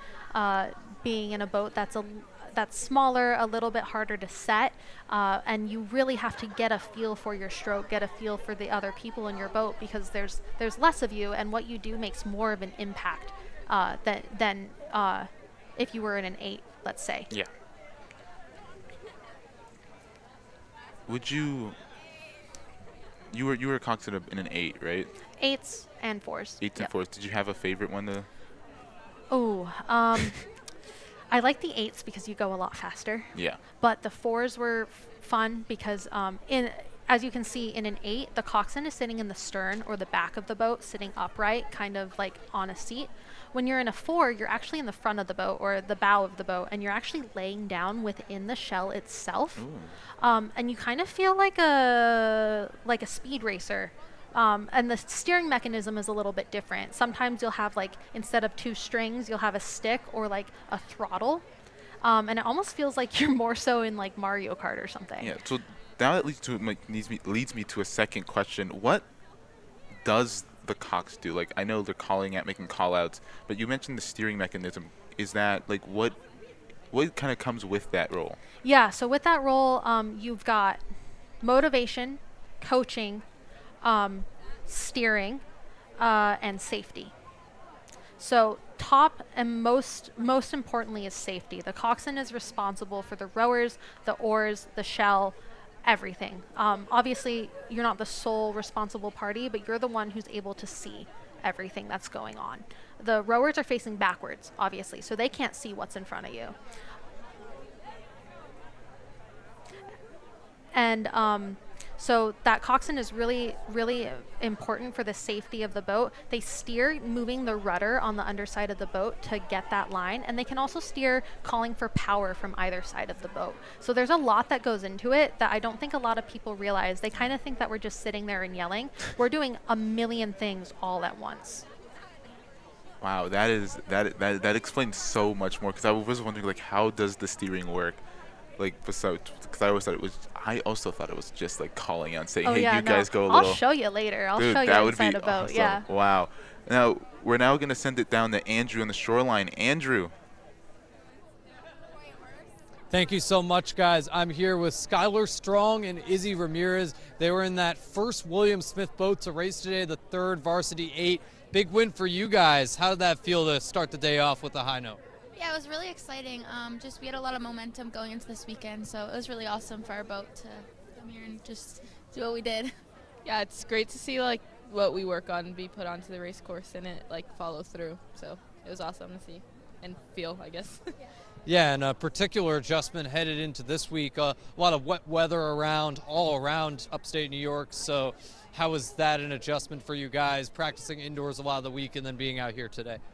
Yeah, a couple like quick schedule changes, but I think like we're strong enough and adaptable enough to, come in at everything with the most intent. And so, we still got our work done and still did what we had to do. Yeah, staying focused. Like we had a kind of a tough practice yesterday through the wind, and just coming into today and like reframing and getting right to it. So yeah. And Skylar, your brother Cameron about to race for Ithaca. What's it like being at the same races as him all the time? It's kind of awesome. It's cool to get to see him, and then our family's here, and yeah, shout out to him. So excited to see what he does today. Awesome. Thank you so much. We're going to send it right back to the booth with Travis and Zoe. Thank you so much, Andrew. And as we get closer and closer to the women's 4V, we're gonna have we have a lot of fours. I said 4V. I don't know if that's technically right. No, that would be the fourth varsity. Yeah, so yeah. we're looking for I the 4. caught myself. Women's 4+. There we go. The women's 4. Because as you mentioned to me earlier, there wouldn't be. The plus is just for the coxswain, but when you talk about the 8s, you just kind of assume there's a cox in there, so Absolutely. you wouldn't have to. And they're actually off to the races right now in the women's 4, with Rochester in the lead. Looking at Rochester side first, on lane 2, you're seeing them in front. They have Cox Ella Pitticord, Olivia Sochia, Devin LaRue, Jessica Zhang, and Kelsey McConnell on that novice team. And for Ithaca, they are working. Sorry. Ithaca's roster right now for the 4s is Cameron, Soberman, Brianna Mendoza, Arias, Marie Nemeth, Maya Varaca, and Brandy Landis. And so this this setup of the lineup can be a little bit confusing because in the 8s we have that coxswain in the back of the boat looking at that stroke seat, but in our 4s our coxswains are actually in the front of the boat this time, behind the bow seat. They're actually laying down in the boat, heads up kind of a bit, steering from that angle. And like I said before, it can almost feel like you're in a Mario Kart race, and you get a much better view of the race course than when you're in an 8 steering from stern. And looking again at the Rochester lineup, Ella Pitticord, the Cox, Leah Gillette, Devin LaRue, Olivia Sochia, and Anjali Ramdin. And they have really just taken off, opened up with a bunch of open water. Ithaca looking to maybe try to fight back a little bit more here. But just open water. And for the 4s, do you guys have a shorter course? No. Oh, you're going Same the full length. the full 2,000. Same full 2,000 meters. Yep. So think of it like all the lengths are the same. The only thing that changes is the boat type. The boat type. So it's not like a swim meet where you'll have like a 200, a 100, a 50, anything like that. Length is the same, just the boat type that changes.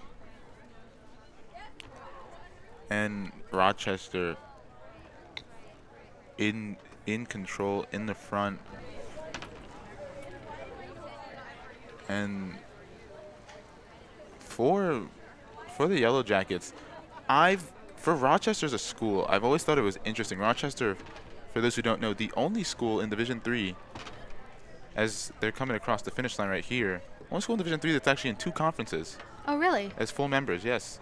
The Liberty League and the UAA. That's, as I've kind of explained it to my D1 friends who do not get it, the Division III's Ivy League. Oh. You know, kind of the 8 schools that like are probably known the best academically, as is Ithaca crossing the finish line in those classic yellow hats, and Ithaca College men's basketball senior Cole Wissink staring from across. So yeah, that second conference for Rochester, that's NYU, Case Western, Brandeis, other schools, U Chicago, Emory, schools like that. So I've always thought that was interesting for them to be in 2 conferences as technically as full members. They kind of like split. So I think Rochester's Liberty League for rowing, But for baseball, there are Liberty Leagues. For football, there are Liberty Leagues because the UAA doesn't offer football. But for basketball and soccer, I think they're in the UAA, which is quite confusing when I'm trying to talk about them, be like, what's coming, who's where, what conference are they in. As you have the men's 4 coming up next between Williams and Marietta. I'm actually excited to see these two. We've seen these two colleges dominate in other races, so you get to now you get to see these two teams challenge each other in depth. You know, it's the two schools that have in these races been large gaps, and now you have their four boats, or the boats with 4 rowers going to face to face. Yes, and it looks like from our roster here, it's going to be the Williams 3v4 B boat. Williams will also be up against Ithaca in their 5v4 and their 3v4 A boat after this first heat.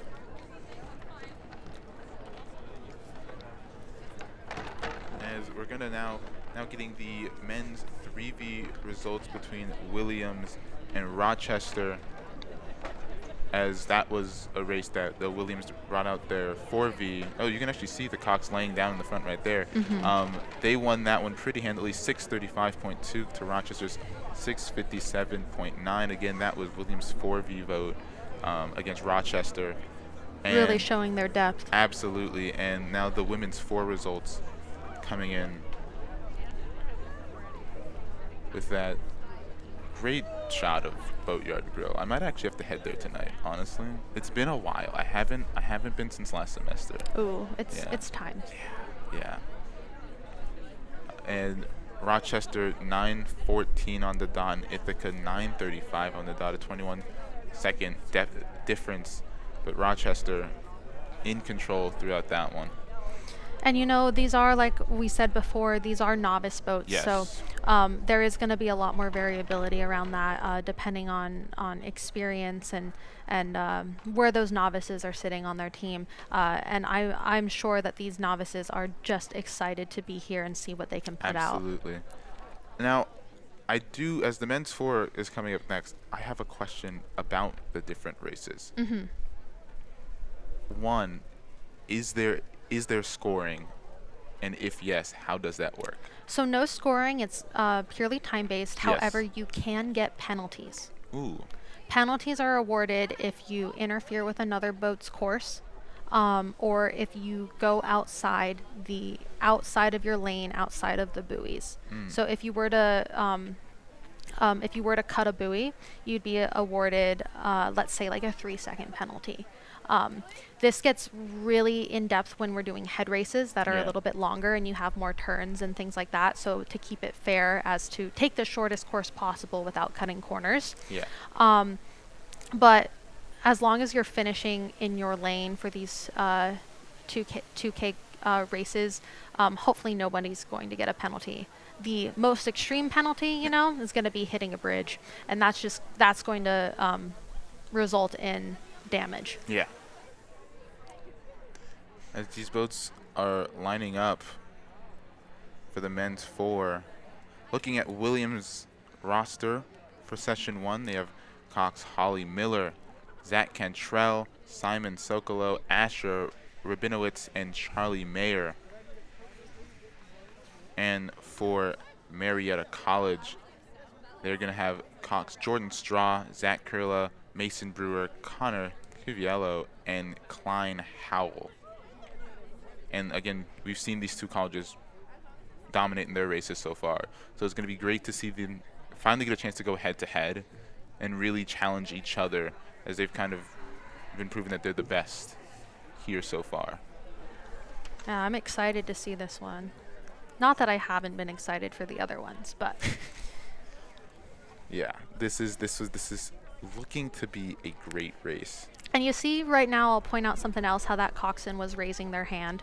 That is to let the starter know that they're still getting their line. You want a nice straight line to start, or else you're going to veer off to port, veer off to starboard, get in the way of someone. So when you raise your hand, that means, hey, we're not ready yet. Once your hand is down, it's fair game for the start line caller to call the start of the race. And I have to ask, what was that, as her hand goes back up there, What is that little? The box? Yeah. That's the Cox box. So that is what her headset is going to plug into, and that plugs into the speakers in the boat so that the rowers can hear what you're saying. It will also provide, if you don't have a stroke coach, which is another piece of equipment that coxswains use, it will provide things like stroke rate, 500-meter split time, all that data that you need to relay to your rowers. And off to the races here. Both teams flying through the start. Wow, looking nice and sharp on that start.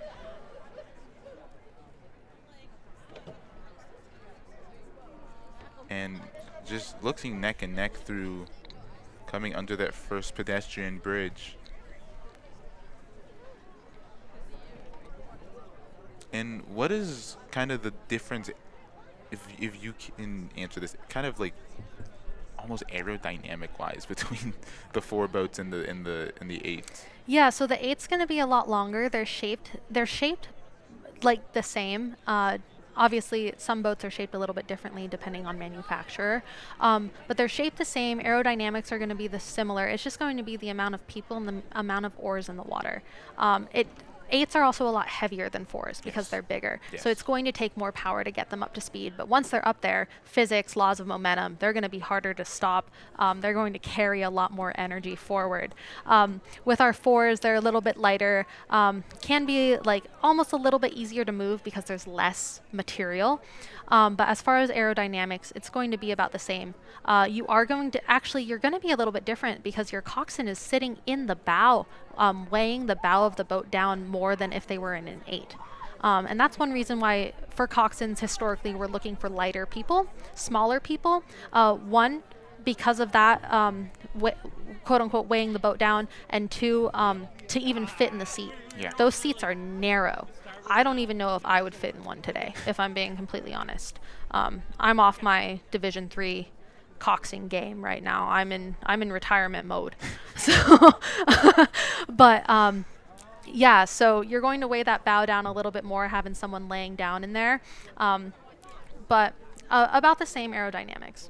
And Williams coming out to a quick lead right there, as they're just really proving how well coached that they are. Oh yeah, that depth goes deep. As we mentioned before, this is their 3v4 B boat. We will see their A 3v4 in this next race, but looking fabulous, looking nice and strong. You can see they're pushing their puddles away almost past their stern.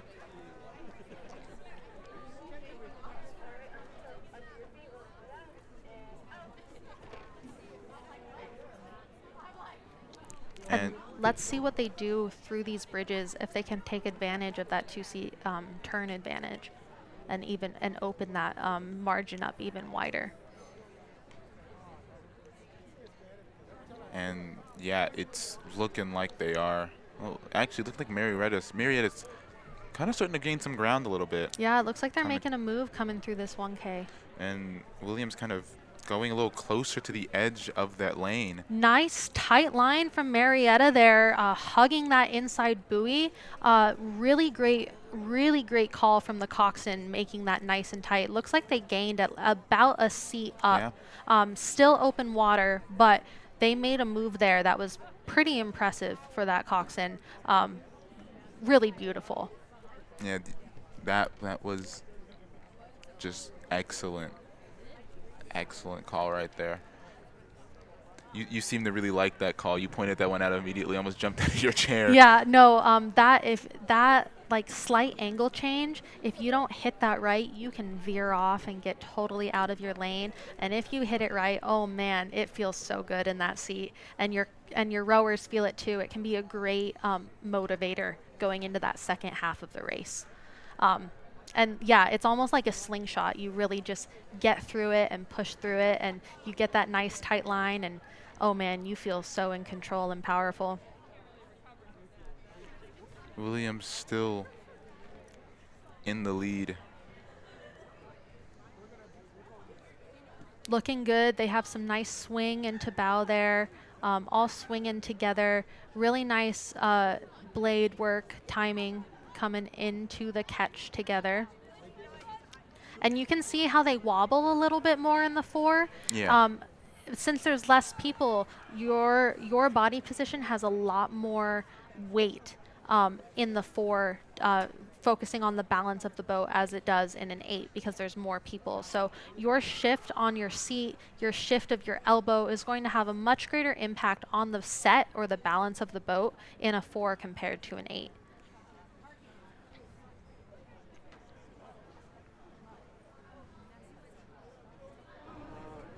Marietta pushing strong through this 1,500 meter point. Now, as you've probably noticed if you're watching, all the blades have different patterns, different colors. What is kind of like the colors and like the patterns mean to the teams? Yeah, so that's going to be your team color. So Ithaca, we're white with a nice big blue stripe. Each team has its own blade artwork. Yeah. My favorite blade has to be from Middlebury because it's cow print. Ooh, that's really I think they have the coolest blade artwork. Cow print blades is awesome. But you'll see others with like emblems or logos and stuff like that. But usually, overall, it's just like a color pattern. Yeah. But that's kind of like how you can tell who's racing without necessarily needing to see the names. However, if you're not well versed in whose pattern is whose, it can be a little confusing. But yeah, like today I'm wearing my Ithaca earrings, which are our oar blades with our pattern on them. I really like those earrings. Thank you. For Williams now, you're seeing just how just talented and how deep their depth goes, and they have their 3V boat out there, and they're just cruising right now as they're coming towards the end of the course. Oh yeah, they've just opened that up. Coming through around that, what, 706, 708 mark. Marietta not too far behind, as they're going to be crossing around the 723 mark. Yep. With the next race being our first 3-boat race, if I'm looking at this correctly. Williams 5V, Ithaca in lane 2, and then the Williams 3V. As you're seeing them line up right here, I do gotta ask, we've introduced a new letter. Yes. What is the difference between A and B? So that is going to be another variation of your lineup. So you know how you have your 1V, 2V, 3V?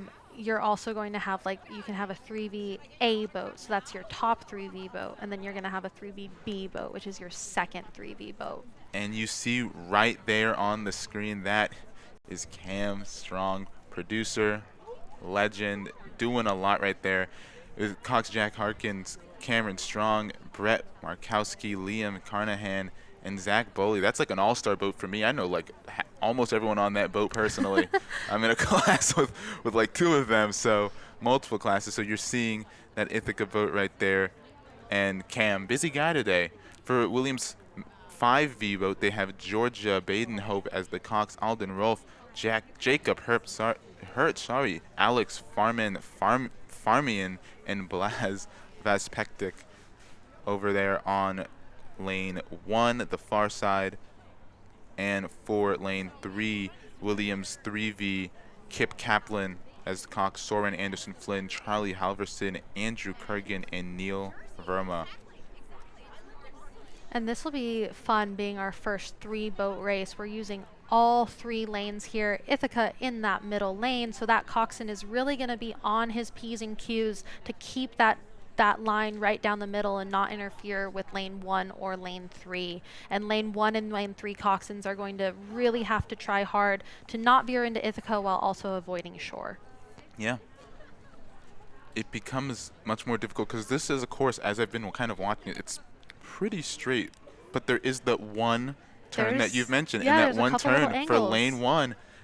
That's, like you just mentioned, especially with the water levels being higher, you have to be, as you say, on your P's and Q's more, not to get too close to the shoreline. Yep. Oh yeah, and we'll see what happens too with that angle change under those bridges 2 and 3. We'll see what that does for these crews. Ithaca right on it with Williams 5V. Looks About like they're actually gaining right now on Williams 5V. Absolutely, and then Williams 3V just off to the races, running ahead. So I feel like this is going to be a race between the Williams 5V and Ithaca for that second place spot. Williams 5V slowly gaining some distance from Ithaca. It's still early in the race, though. We'll see what happens, like we saw with that with our women's 8 races. Yeah. RIT being up a little bit and Ithaca coming back. We'll see what they can do with under those bridges and into that middle half. And for these neck and neck races, is there like kind of a strategy in like maybe not pushing as hard, and then as you hit the home stretch, really gunning it? Yeah, so there's a couple different strategies you can take. If you know that you're holding a crew, you can hold that same rhythm and try to just ride them out, try to tire them out, and then save a little bit in the engine tank to really open it up in that sprint. It really depends on what that coxswain calls and how that team functions. Other teams, you'll go all out. It might be an all-out race the entire way down. But that main goal is to break the other crew. And that can be done in a lot of different ways depending on the coxswain and depending on the crew that you're coxing. It looks right now that Williams 5V is taking a little bit of a lead, but we still got some overlap. Ithaca fighting hard here, trying to keep contact with them. And that Williams 3V just all alone out in the front. Coming up on that second bridge, first car bridge as they come through. That one takes you to Trumansburg. Yes. I know my roads correctly. And Taganic Falls State Park, which probably my favorite waterfall. It's beautiful. I haven't gotten to Lucifer Falls yet. I've seen photos as they're coming underneath that bridge, Ithaca in lane 2. Kind of that advantage you've mentioned kind of gets negated when you have someone in lane 1, right? Yeah, 100%. But let's see how they come through these buoys. It looks like Williams 5E took that a little wide. They're having to do a little bit of a correction here to stay within their lane. Ithaca looking like they have a pretty good line coming through. You can see how Williams 5E kind of came out to that starboard or right side and then recorrected. But now they've got Williams has a nice straight line down the inlet. Ithaca as well, Ithaca's coxswain had a nice line through there, holding strong.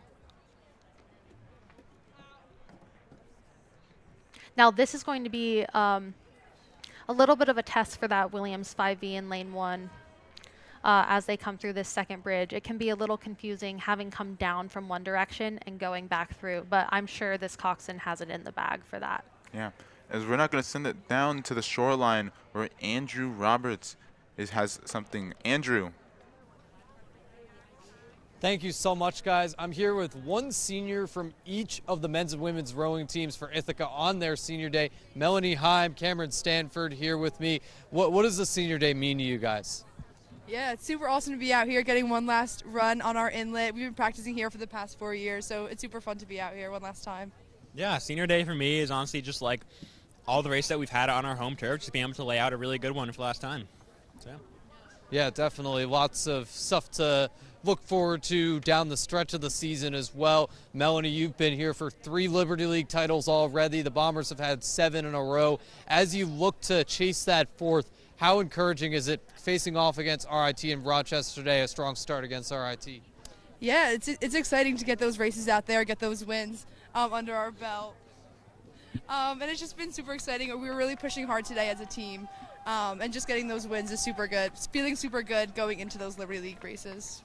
Yeah, and then Cameron Williams, a little bit of a tougher opponent, known for their strong rowing teams, but you guys got RIT later. How are you looking to rebound as a squad? Yeah, the first race against Williams was a little bit rough. We held on to them in the first 700, and we just lost a little bit in the next 1,000. But RIT hopefully should be a lot better.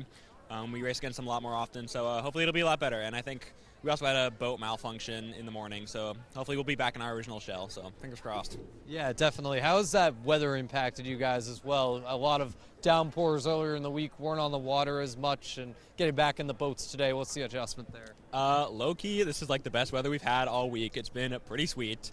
Like, I remember earlier this week we were dealing with like freezing cold, like rain and wind, and now it's like actually like the best conditions we've had on the inlet in like a hot minute. So it's been pretty sweet actually. Yeah, it's been great having some flat water today for the race. Yesterday during our race run through, it downpoured. So it's nice to have some flat water, get those even strokes in for today. Thank you so much, guys. We'll send it back to Travis and Zoe. Thank you so much, Andrew. Thank you to Cameron and Melanie. And I'm going to ask our producer, Justin, who's in my ear, to correct me if I'm wrong here. But I'm pretty sure Melanie Heim, also the ICTV sports director. So, very involved. And Cameron Strong, also a very involved person. I've interacted with him in multiple spheres. So, in a cappella, actually. Oh, he nice. is in one of the college's 6 a cappella groups, the red one, IC Voice Stream, who has had a lot of great people, as they're going to be Williams, 3V getting through that line first, right around the 7-minute mark. And Williams 5V on lane 1 coming up to that end point.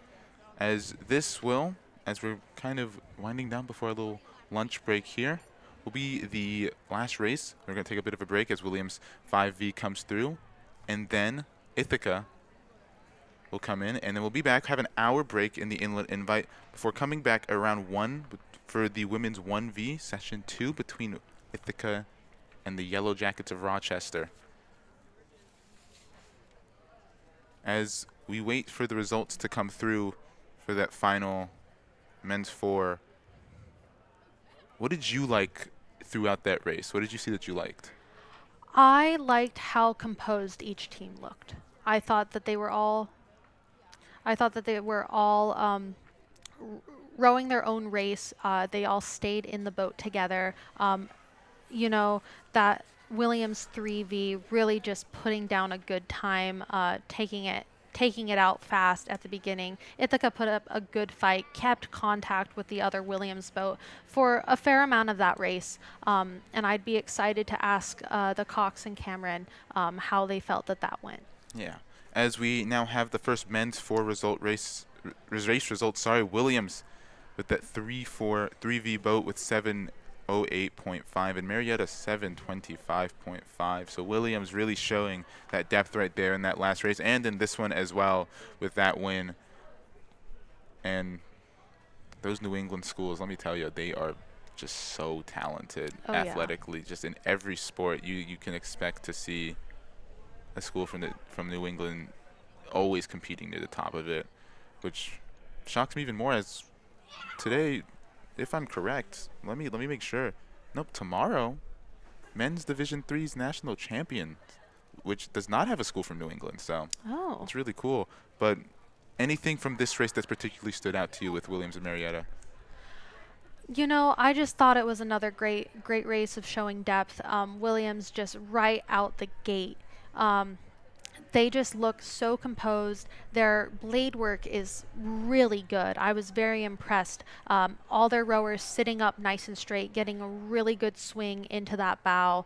You can just see their momentum taking them through throughout the race. It didn't look like they had any points of falter. Yeah, not at all. And what you're seeing, and now as we got the second results for the men's 4 with Williams, Ithaca, and Williams again. Williams 3V with a 6:58.4 sub-7 time right there. Williams 5V with a 7:24, and then about 10 seconds behind the Ithaca College Bombers with a 7:35.5. And you're seeing again just race after race after race how deep this Williams team goes. Oh, 100%. And you know that has to be a huge shout out to those coaches, their recruiting process, and how they cultivate their athletes. Yeah, and it's been a fantastic first couple of hours of racing, and we got a couple more great hours. And hey guys, how you doing? We're having fun here in the booth, having fun keeping track of these games for you, as we've had just such a fun first couple of races. Do you have any race that really stuck out for you? Oh, you know, I think that women's 1B race really stuck out to me between Ithaca and RIT, how Ithaca was able to come from a deficit and really fight back and keep that trust within their team and pull ahead. Like, you really see how that mentality can either benefit you or not when you're in that race. So seeing Ithaca stay so calm, collected, and put trust into themselves and their coxswain to really get through was fabulous to see. And props to RIT for having that really great start and really challenging Ithaca to dig deep. Yes, absolutely. Well, we're going to step away here for a bit, but do not go anywhere just yet, because we have another fantastic slate of races for you in the next 2 hours. It's going to be a bit of an hour break from here. We're going to come back at right before 1 p.m. with our first race in the women's 1V session 2 between the Ithaca College Bombers and the Rochester Yellow Jackets here in the Ithaca Rowing Inlet Invite. Don't go anywhere.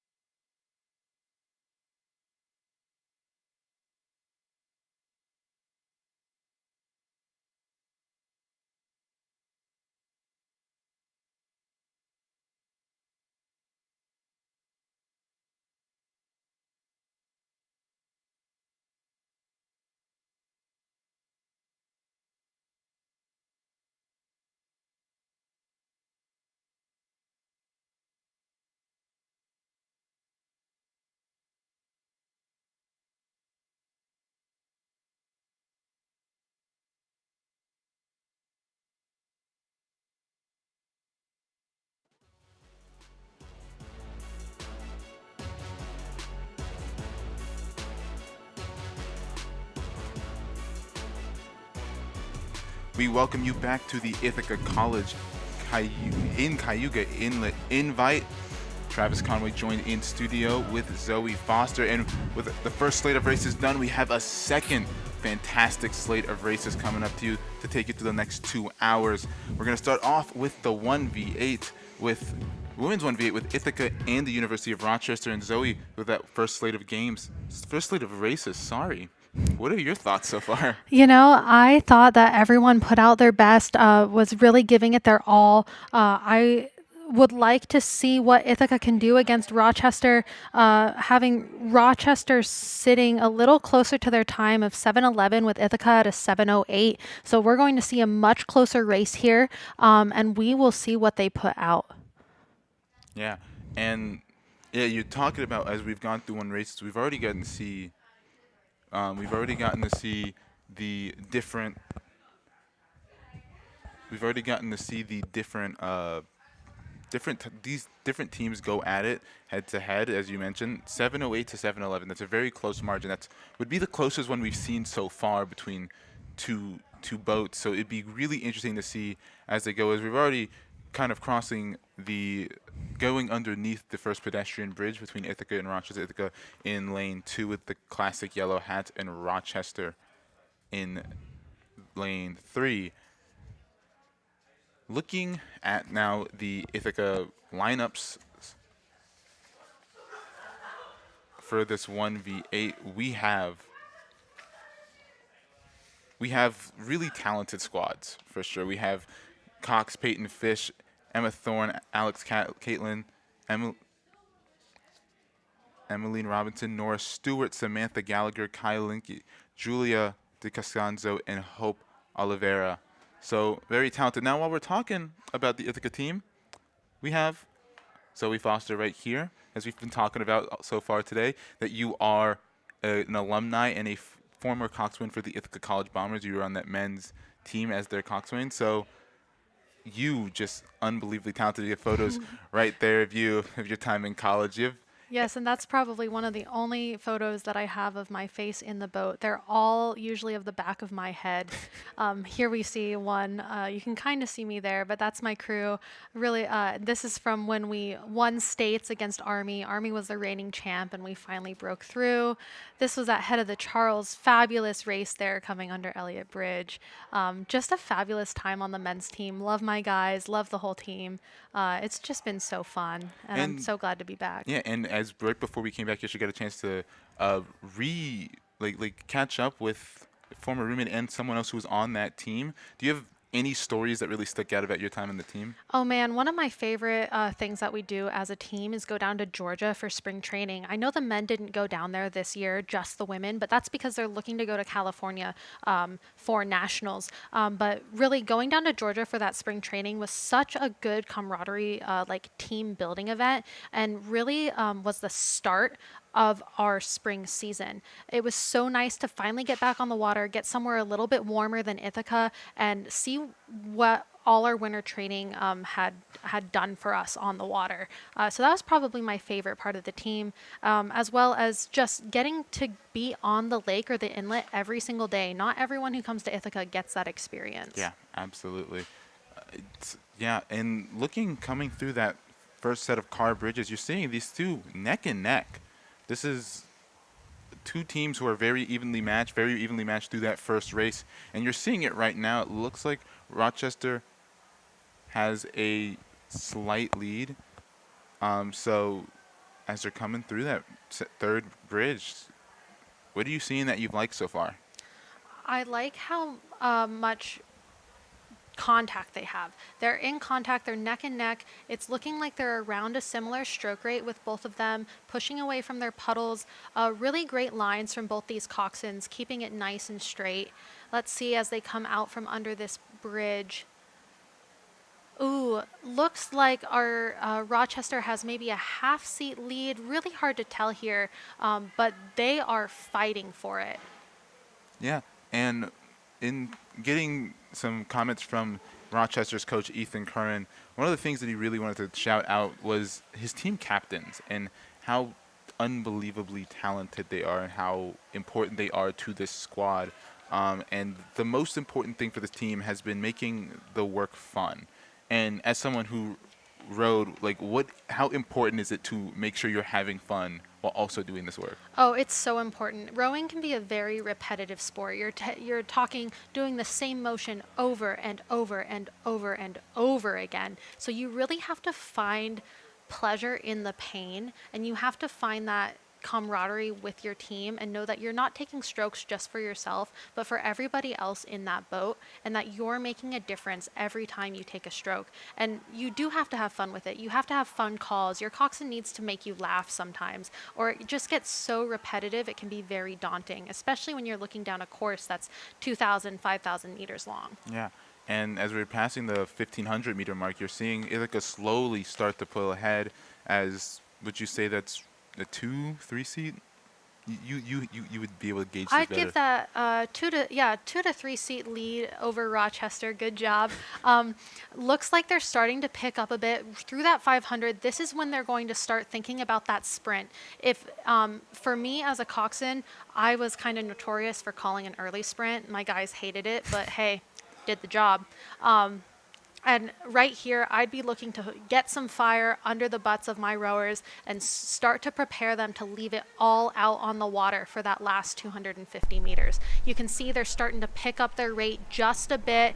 Rochester starting to respond a little bit, but Ithaca starting to gain another seat, pulling ahead. Right now, through their minds, they're probably thinking, oh my God, we have to go. Because one mess up here and Rochester could overtake them. They're sitting really pretty with about a 4-seat advantage on them. But in the sport of rowing, you catch a crab, something happens, people can overtake you. So Ithaca just needs to stay calm, collected, and fierce. Yeah. Now, as we're coming towards the end of this, I have a question about being so close, and like how is that different when the boats are so close to each other, like distance wise? How does that affect the mindset or really the rowing motion, as Ithaca is going to hit this finish point first, compared to like when there's kind of a larger gap? Larger gap, you can kind of get into your own head. If you're in a larger gap and you're ahead, you kind of get comfortable. You get very comfortable, and if you're in the back in a larger gap, you get a little defeated.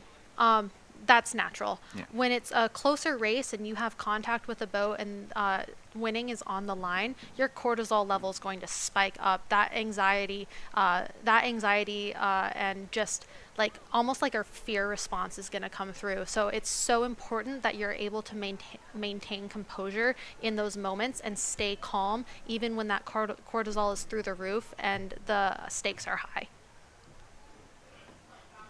All right, and coming up now for the second women's 1V, we have RIT and the William Smith Herons trying to make final preparations. Looking at RIT, that is Cox Claire Schwenk, Jessica Hall, Maddie Bronson, Meg Provo, Claire O'Farrell, Anna DeJohn, Sarah Polek, Clarence LaChance, and Ellen Shepard. A very talented team for RIT. Looking at their 1V time, it was 7:14.1.2 underneath Ithaca's initial time. For William Smith, they had a sub-7 time. Yes, they did. And that was very impressive. Looking at what that roster was for William Smith in the women's 1V, I don't know if it's the same now. We have Cox Livy Whitney, Lena Darius, Kate Abdullah, Cheyenne Muldowney, Eden Grimm, Leah Wise, Elena Wayan, Aubrey Ryan, and Megan Bartholomew. And it looked like here a fast stroke rate for the Herons. Yeah, nice quick start off there. What you're going to see for these starts for the 2Ks, when they come off the line, that stroke rate is going to be nice and high, super high stroke rate, trying to get that momentum built. And then as they get through their start, they're going to start to lengthen out. You'll see that their back will open up a little bit more. They'll get more length through the stroke and really try to push that momentum through, because you're not going to be able to hold a super high stroke rate like in the high 30s, 40s for the whole race. So that's really just to get you going off the line so then you can lengthen out and carry that momentum. Is stroke rate like by per minute? Yeah. Okay. So it's like a beats per minute, strokes per minute. And like you pointed out earlier, that coxswain with the cox box that we call it, that device, or even some of them have speed coaches or a stroke coach, that's what's going to give you that feedback. There's actually a sensor underneath the seat of your 8 or stroke seat that's relaying to that device to the coxswain, and then the coxswain can then tell the crew that data. So the sport's just so learning more, and you're seeing, wow, William Smith had that on initial times, has that 16-second gap, and you're seeing it right here as they're pulling ahead very quickly. And oh yeah, about a boat length of distance there. Yeah. Opening it up even more. Yeah. And Hobart and William Smith, just another talented athletic school. Hobart, talking about them for a second, men's ice hockey Division III championship, just lost actually last week in the championship. Would have gone 4 straight, but an unfortunate end to their season. William Smith, you know them as women's soccer powerhouse. That's where I know them as. Even in a down season that last season was, it's still a team that you can never count out. And I think they still made the NCAA tournament. And you're seeing, as we mentioned, as you've mentioned, William Smith is just also in rowing, such a well-known, respected program. Oh yeah, Hobart's rowing as well. I mean, I still have nightmares about the races against Hobart. We had won really close Liberty Leagues with them when they were still considered D3 Liberty League my senior year, and just being like just there to beat Liberty League against Hobart. Oh man, I still kind of want revenge with that one. Not gonna lie. But they're fabulous competitors, fabulous team. Again, a team with depth, and there's a lot to learn from watching them. Yeah, absolutely. Sticking on my train of just random fun facts, Hobart Division I in lacrosse, men's lacrosse. They're D1. I think they're in the America East Conference. So, interesting little tidbit right there.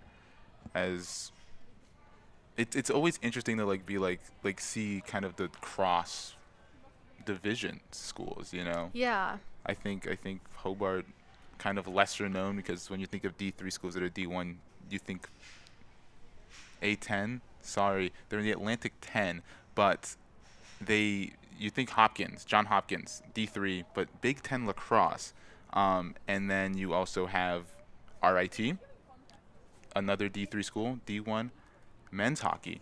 And we're now going to send it down to the shoreline where our own Andrew Roberts is there. Andrew.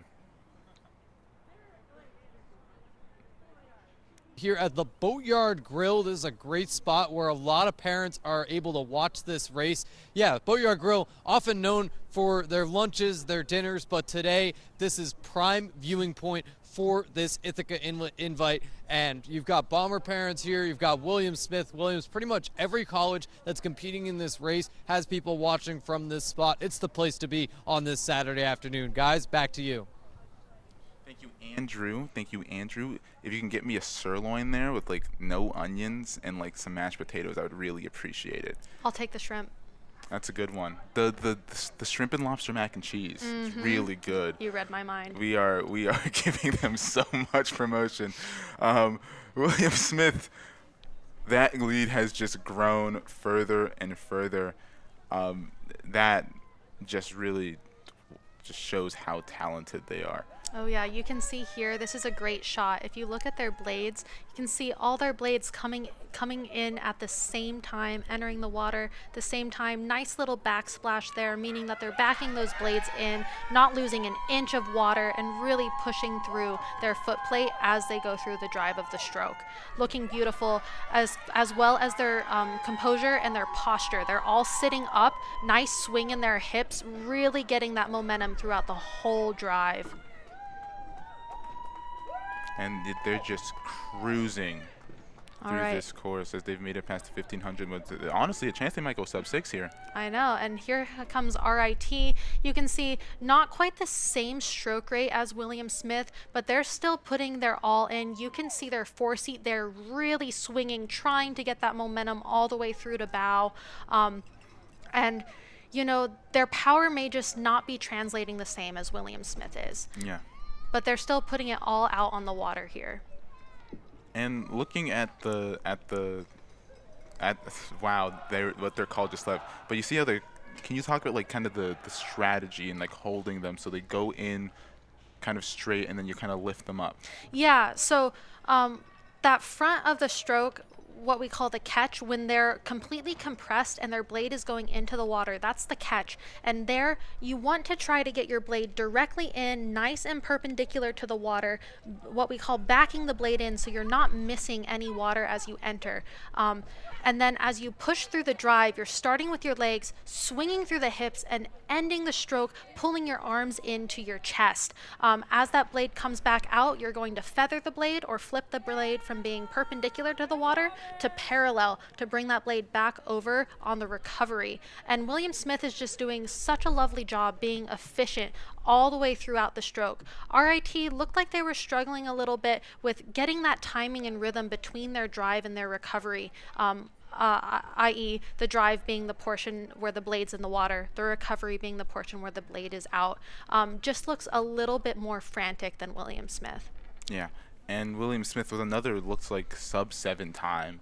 So very talented, very fast right there. And RIT looking around, we'll say 7:13, 7:12 right there. Still a great race. Absolutely. Still great racing from RIT. You know, just William Smith just had a little bit more efficiency there. Yeah.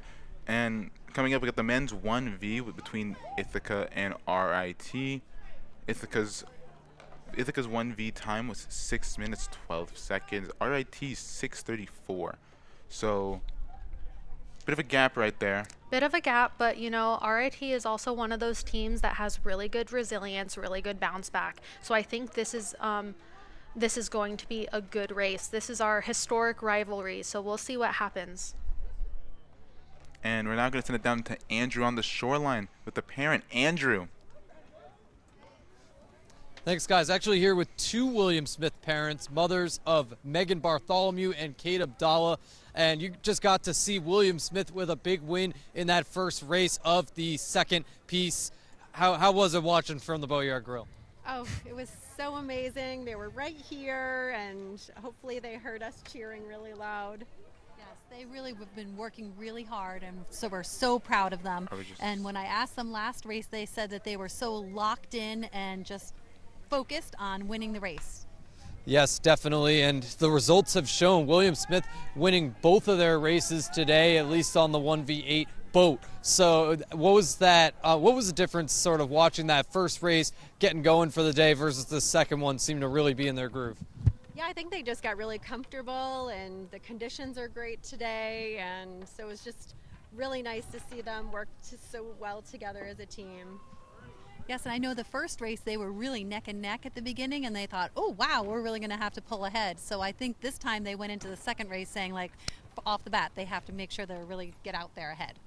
Yeah, do you think that chemistry looked better in the second race? Oh, for sure. Yeah, right from the start, they just looked really well together. Looked good. I think so, but I have to say I'm not the expert on rowing, so my other daughter can tell you what, you know, she's like, oh, they have too much rush in their boat, they have this. For me, I'm just want to make them have a good across the finish line. Well, great to see your big wins here. Guys, back to you in the booth. Thank you so much, Andrew, as we're getting underway with the men's 1v8 between the Ithaca College Bombers and the RIT Tigers, and both coming out strong. Yeah, nice quick start from both crews. You can see Ithaca up a bit. Looked like RIT was rushing a little bit on that start. That can cause some check in the boat, what we call check, meaning that the boat actually goes backwards a little bit if you move up that slide a little too aggressively. Ithaca really opening it up now. I know that they're hungry for some revenge here. They had a little bit of a boat issue in the past race, so they're looking to make up some time here. Now, lineups coming up now for Ithaca and RIT. Looking at the Bombers, they have Cox, Jake Patterson, Reese Peloton, Andrew Cheeley, Bryce Wilston, Liam Baker, Andrew Coit, Liam Dickey, Marshall Adams, and Nico Greenberg at the bow. And for the RIT Tigers, we have Cox, Julia Gill, Sam Ferreira, Sam Collier, Sam Squared Stern pair, Aaron Ryder, Tom Kirkham, Nick Ricotta, Riley McMichael, Emmett Christensen, and Nick Staley at the bow. Looking great. Looks like the Bombers have about a half-length lead on them, no overlap, and they're keeping their momentum. And they're gaining with every stroke just a little further. Now you can see how nicely most of them are sitting up, heads are forward, and how nicely each and every one of their blades are going into the water at the same time. They've got a good amount of backsplash, meaning that they're not missing any water, and that bowman is doing a great job carrying the momentum and rhythm from stroke all the way through to bow. And they just keep opening it up. It's so great to have someone with such great expert analysis who like just understands the game, the races, and like the mechanics better. Because like this is the thing you have to like make sure they're not falling completely out of line. That's what you did. Make sure we're in rhythm, and this is what we have to do to win. Yes, and I'm excited to see what Jake does with this line through these bridges. See if they take a slingshot through this slight turn. They do have that advantage, so they should be able to open up that lead even more.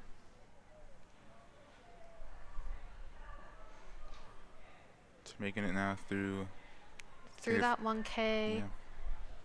Yeah. RIT coming up. They got a little close to shore there right before the bridges. I saw the coxswain have to do a little bit of a check, a critique of their line. And it looks like they're now kind of overcorrecting to come back to the middle, but they're getting a nice straight line now.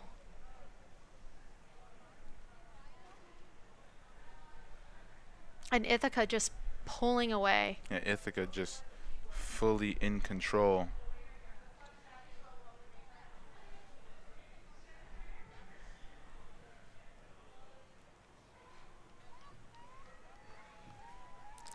And now they're coming up to Boatyard Grill. They're going to get some nice big screams and yells from their supporters here.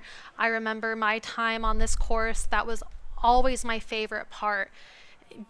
Getting to hear your supporters yelling for you, and even those against you, just kind of revs you up.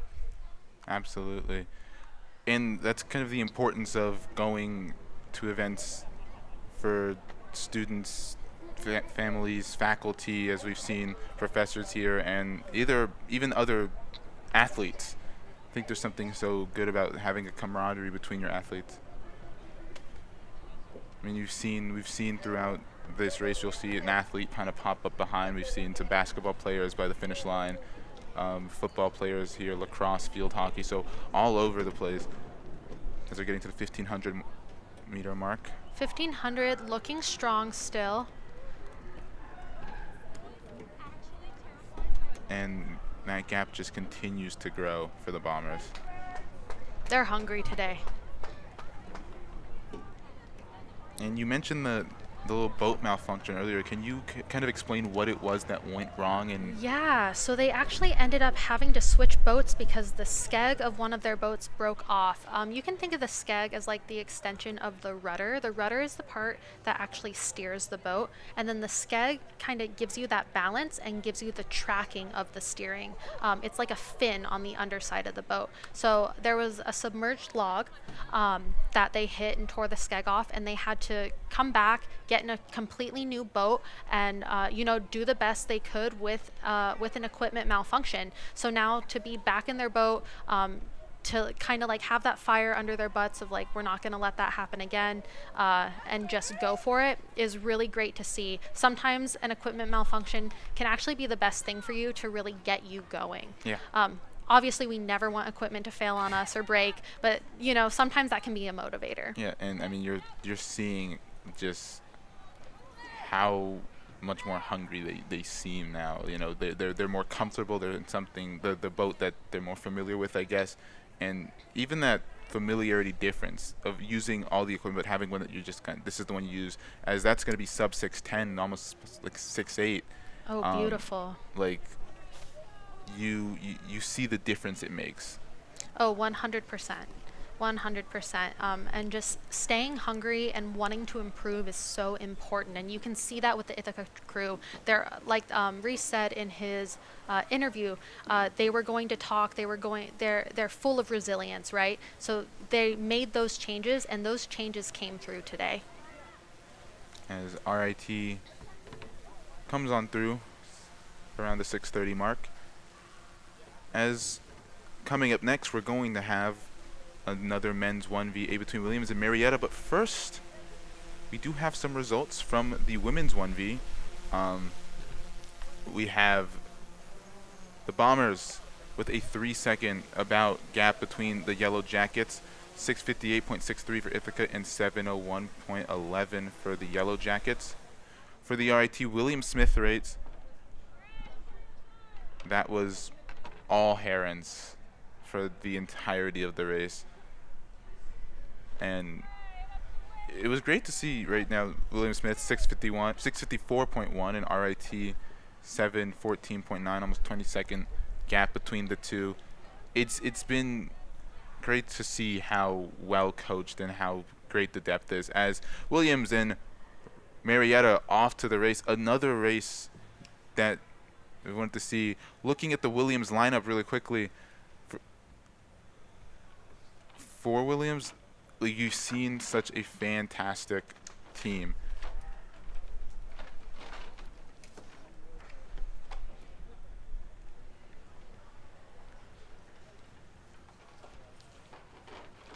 And Williams Marietta just neck and neck.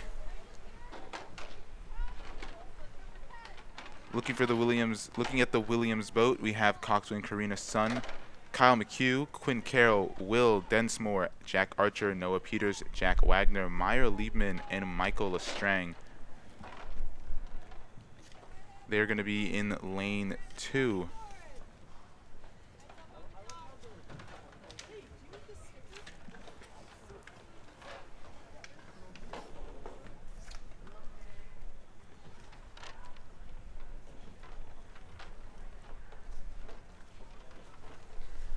And for Marietta, we have Cox, Bryce West, Jake Salvo, Jackson Roca, The Horse, Ben Harper, Nick Pachette, Rowan Schlud, Kyle Rucker, Nick Sarno, and Alex Cathcart.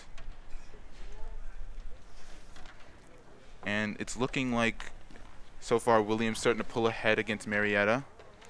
Yes, and if we look at their results from the first round of racing, Williams was sitting at a 5:58 with Marietta at a 6:10.7.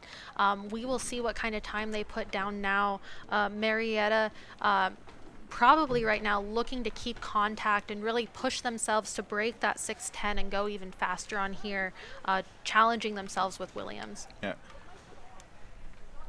And Marietta keeping it close, not a insurmountable gap. It kind of like bow to stern almost. Absolutely, and you use that beautifully. Bow to stern. I have minimal experience with boats. I feel like my godfather would be a little disappointed that I'm struggling with the boat terminology. Man owns a maritime school. I don't know anything about boats. All right, as they come under these bridges, let's see what happens with that slight advantage to lane 2. See if they can pull ahead, or if Marietta can hold them off and gain some ground. And that bike cam right now, working hard. The crew all around just been so fantastic with the camera work, with the technical work. All of them, from Justin Antonucci, Romeo, Jack, Nick, everybody, Christian, Nathan, Sophia, just so many talented and amazing people on our crew making this and being able to bring this broadcast together as Williams pulls ahead more and more. Got about a boat length on Marietta right now as they come through that last bridge. And Marietta's kind of drifting to the right a little bit, trying to straighten out right now. Yeah, and this shoreline can be a bit not bamboozling, but a little bit misleading because this shoreline isn't exactly straight with the water. Like I said, if you're not used to making those really tiny micro adjustments, it can really throw you off.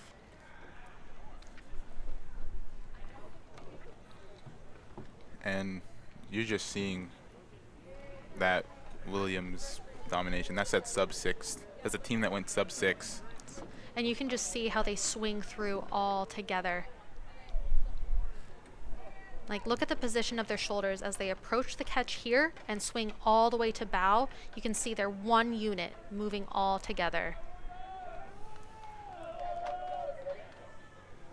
Do you have the coxswain also have to like kind of adjust to your body to help the momentum of the boat, or are you still just kind of, can you just kind of sit still? You're trying your best to sit as still as possible and not lean to either side. You're trying to keep your weight nice and centered so that you're not influencing the balance of the boat. Now you can see how small that coxswain seat is here.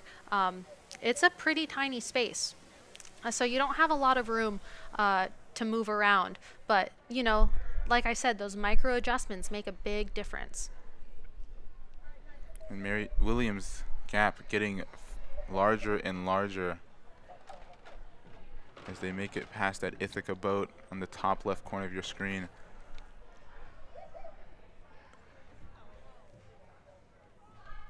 We're past that 5-minute mark into the last 500 of this race, well into the last 500. We'll see what kind of time they throw down here.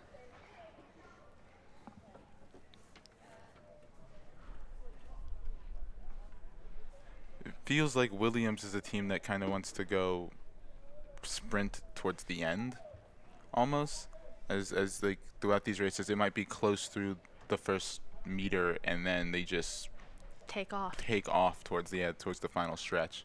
100%, and that's a good team that can keep a sprint. I mean, even when you have a lead like this, getting that sprinting technique down is so important. And look at that, That's right around a 549. Yeah, almost 550, and that is absolutely spectacular. That's 8 seconds lower between their first time, and even for Marietta, that's about 6 minutes. That's still a great improvement off of their first time. So both schools amazing through that second men's 1v8. Yeah, it's fabulous to see how you can challenge yourself against another really good crew. And we now have the results coming in from the first men's 1v between Ithaca and RIT. Ithaca, as we remember, won that one. Pretty sizable gap. You saw them with their boat backs, 610.3 and 636.3 for the Tigers. And having that boat back and having that confidence back and that drive to want to improve off that first race really makes a difference, doesn't it? Absolutely. They dropped about 2 seconds on that, which doesn't seem like a lot, but can be the difference between winning and losing. To see that 2-second drop just in this short period of time between races is fabulous, and that just means that they were hungry, they knew they could do more, and I'm so excited to see where they go throughout the season after this race. Yeah, and again, so early in the season, they have, if I'm not mistaken, 1 or 2 more races before Liberty Leagues, right? Yes, I believe so. Yes, and we'll be covering, well, maybe not us, but our team will be covering those throughout the next couple of weekends. Just a fantastic team. Coming up, though, the women's 2V between Ithaca College and the University of Rochester. Those 2V times from the first one for Ithaca was 7:26.24 and Rochester 7:28.3. So very close in their first race time. So this could prove to be one of the closer races. And you said multiple times that you really enjoyed watching the 2Vs for the women's. Oh, yeah, the 2V race was wonderful for the women. I thought they just did such a lovely job, again, maintaining that composure and really just like putting down a solid time and putting their all out there on the water. I'm excited to see them against Rochester because those times are so close. I don't know about you, but like a close race is always a little bit more fun to watch because it gives you that, ooh, will they, won't they? Yeah.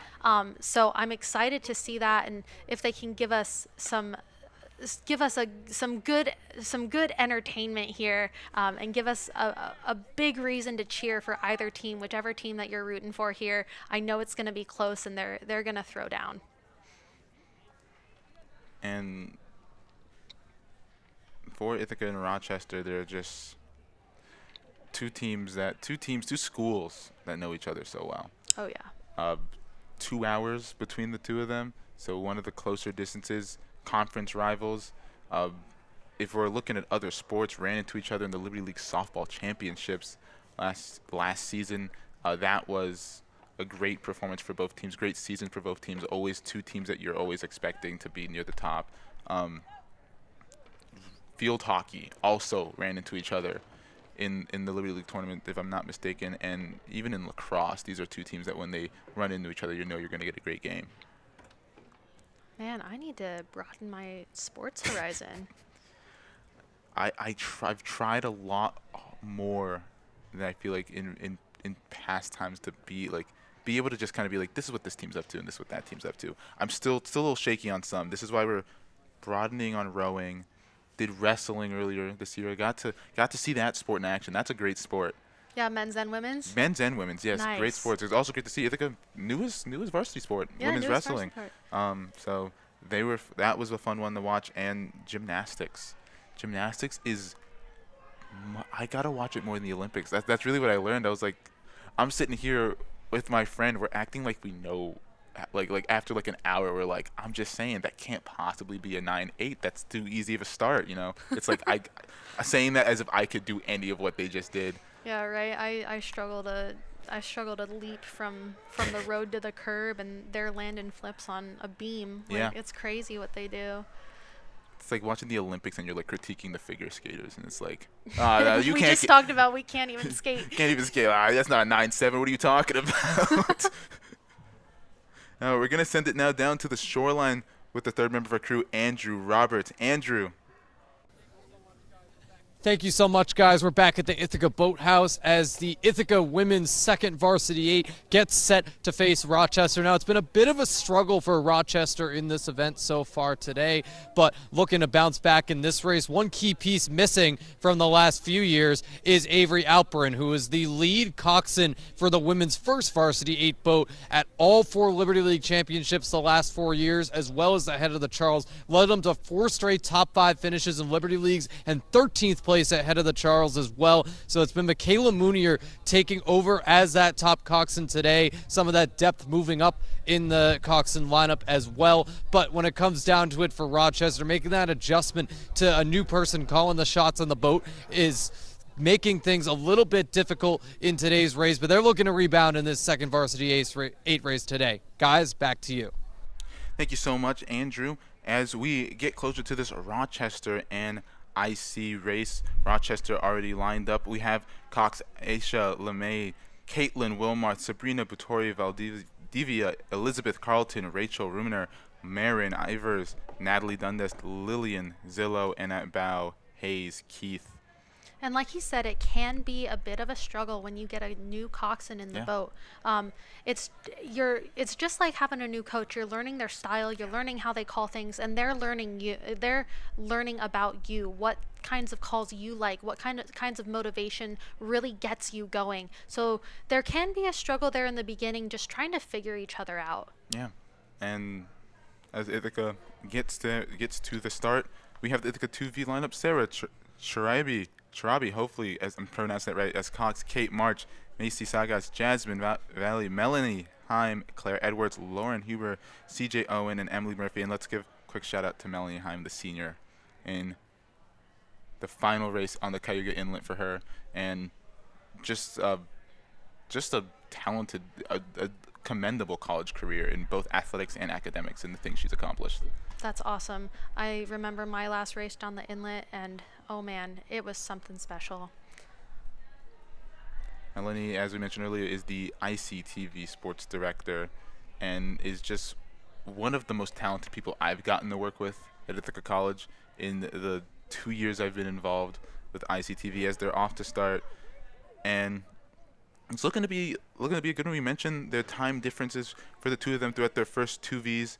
It's just over 2-second difference. And as we mentioned earlier, those 2 seconds that Ithaca 1V for the men's shaved off can be the difference maker. And it might be the difference maker here as they're neck and neck through the start. Yeah, quick starts from both crews here, trying to get off. Looked like there was a slight adjustment from one of the coxswains on their line, but they're nice and straight now. Looks like Rochester is taking has taken maybe a seat here on the beginning. Looking like their stroke rates are about on par with each other. Ithaca is going to look to fire it up here and keep contact and hopefully start to inch back and respond to this quick lead from Rochester. Yeah, and they're really pulling ahead at the start. Ithaca seems like they're kind of going, if I had to guess here, they want to kind of go more power in the final stretch, you know? Yeah, you want to set the tone early though. Yeah. You really want to set the tone, get into a good rhythm, something that you can hold for about 1,500 meters. Then when you get into that last 500, it's time to ramp it up. And it kind of looks like Ithaca's starting to gain ground. They're kind of, I can't tell because as you mentioned, these shorelines make it a little more difficult to kind of tell, but it kind of looks like Ithaca was kind of going to the left as you see in the background, the Ithaca College Towers peeking out with the Ithaca women. That's a great shot right there. And Ithaca just trying to gain ground. Looking at the bow seats, if I'm correct, the seat closest to the Cox's bow, is that stern? That is stern. Oh, dude, floundering crazy right now. So on the left side of your screen is going to be your bow. Stern is going to be on the right side, right in front of the coxswain. Yeah. Giving a shout out to CJ Owen. CJ and I kind of go a little back. Went to rival high schools in Northern Virginia. I went to Woodson, CJ went to Fairfax, and we knew each other, out of all things, not from rowing, from improv. We both did improv together. And CJ, just a talented in so many things, talented in rowing, as you can see right now, on Ithaca's rowing team, and also a very talented actor, which I guess if CJ doesn't tell you that, you wouldn't know that. You wouldn't know how talented they are.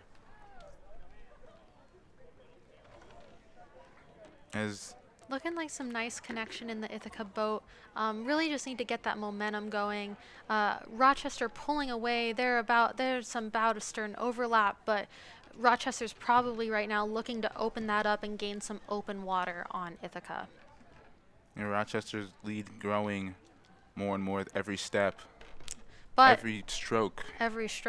But we're coming up to that point in the race under these bridges with that slight angle change. We'll see what Ithaca does with this. Like the 1v did in our first round, this is about where they bounced back. Yeah. So there is still time in this race for Ithaca to make a move. And Ithaca kind of coming closer to the buoy right now. Yep, holding a straight line, starting to make that turn.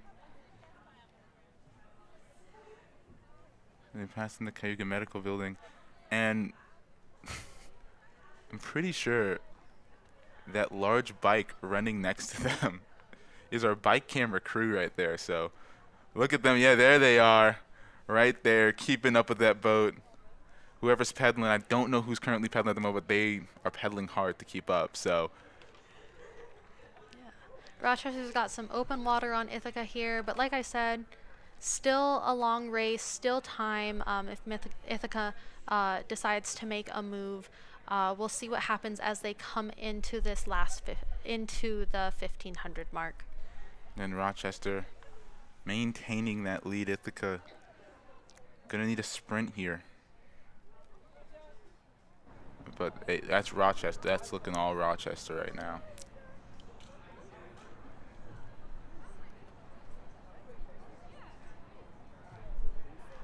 Coming around Boatyard Grill.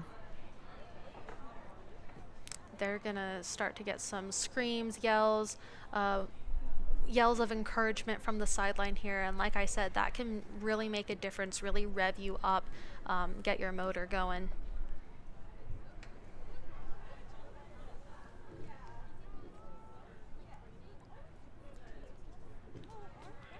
They're passing the Coast Guard Auxiliary Building right now, as Rochester and Ithaca looking like they're starting to gain some ground. Looking like they are. Looks like they started to make a bit of a move, maybe brought that stroke rate up a beat or two. Hard to say without that data. And you can hear that big scream they're getting now. I'm sure that has to feel good, especially at this point in the race, passing that 1,500-meter mark. They're really going to be in the pain cave here, so that can make a big difference, get you to refocus, stop thinking about how bad your legs hurt and how much you want to win.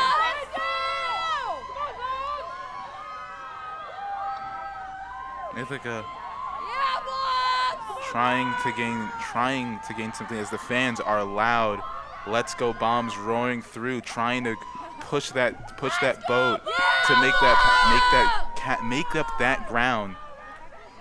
It's always a great day to be a bomber, and even better when you hear other people cheering you on. Yeah, the fans loud, loyal there, and just a great environment to have fans who are so supportive. And it's one of the best parts about the fans at Ithaca is just how much they care about their teams and care about their players. 100%. I was in New York City, and I had a 30-minute conversation with some guy about the Ithaca College men's basketball team. So, like, there are loyal, committed fans on every sport. And Rochester, though, keeping that lead, the Bombers starting to inch back just a bit. It looked like that little move that they made around that 1,500-meter mark did make a difference. Yeah. They gained a little bit of ground back, but at this point in the race, something big is going to have to happen if Ithaca is looking to win. But Rochester, hats off to them, getting that early lead, maintaining, growing, and still fighting for it. As they come to the finish line, almost there. And Rochester's going to cross at around 7:19. Ithaca not following too far behind. And the Yellow Jackets, another great performance out of them. And though Ithaca had a faster time in the first race, Rochester turns it around. Yeah, they did. And, you know, that's the exciting thing about rowing is that you can't always go off of those first times. Stuff changes. People's mentality changes. Equipment changes. And it keeps you on your toes. Now we'll have the next women's 2V coming. But first, we got to send it back to the shoreline to the third member of our crew, Andrew Roberts. Andrew. Thank you so much, guys. I'm here with Bryce Williston, helped lead Ithaca's first varsity 8 on the men's side to a win over RIT. The loss to Williams College earlier, what did you do sort of in between those races to help the team bounce back? Well, for one, we had a brand new boat before Williams. We ended up losing our skeg, which was a little tough, but we just talked about staying calm, finding ourselves and finding each other, and just executing, having fun while doing it too. Yeah, definitely. How's that team chemistry sort of supported you guys in the water? Oh, it's been great. It's been great. We're a great group of guys. We love to have fun. We love to work hard, but we're all friends at the end of the day. We're all really good friends. So just keeping the friendship in the boat. Friendship is the freest speed. So having fun and just, like I said, just having fun and being friends together really always helps. Yeah, fair enough. And playing against a Liberty League opponent here in RIT in this second race, how's that boost your confidence headed into the Liberty League championships this coming May? It helps, but we don't use other teams to measure. We use ourselves. We like to think we can only control what we can control. And the Liberty League's a good competition, but we're excited for May 1st. All right, thank you so much, Bryce. We'll send it right back to the booth with Travis and Zoe. Thank you so much, Andrew. And yeah, I mean, you saw, like, really, kind of the difference that made. As we're getting set for women's 2v8, do you have? I just wanted to shout out Bryce there. I think that's a very admirable take and something that more people need to think about, of measuring your success based upon yourself and not other teams, because you cannot control what the other teams are doing. You can only control what you're doing in that moment. Yeah. As we have the RIT lineups for the 2v8s, we have Cox, Maddie Mesa, Julia Callahan, Aaron Cora, Abby Desser, Maeve McNamara, Jolene Ortega, Ali Vandelinda, Ella Byers, and Ryan Schouten at bow. And for the William Smith Herons, it's going to be Cox, Mimi Greco, Liv Helms, Lily Luffander, Nora Smith, Ainsley Kimball, Paige Barnhart, Alessandra Gianelli, Ollie Sainsbury, and Lily Keefe. And their boat named the Spirit of 97. Great start from both crews here. I don't think we've seen a bad start from any of the in any of the races here, which is fabulous to see. Nice and fast, getting those blades in nice and quick.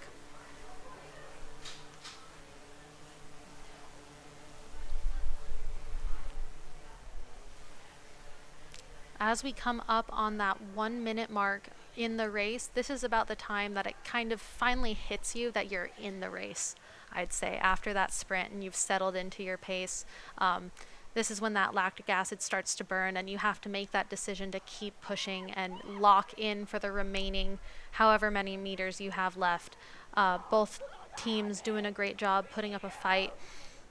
Looks like William Smith has a bit of a lead on Rochester. Rochester's still fighting, maintaining contact, but William Smith starting to pull ahead. You can see the bow ball of Rochester about on their 6th seat. And if you watch the bow ball of Rochester as William Smith moves, you can see it move back. So now we're on that 7th seat, and they're looking to gain 1 more seat, moving it to stroke seat.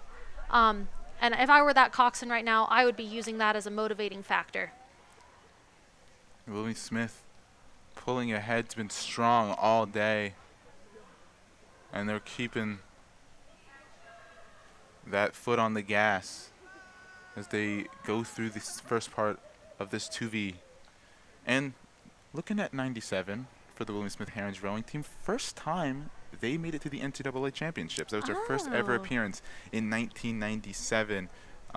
Would actually go on to make 4 consecutive from 97 to 2000. So very talented. Ithaca's first NCAA championship NCAA championship match, I guess, like finals appearance would have been, if I'm correct, 2003, and the first one in 2004, their win. So both very talented squads.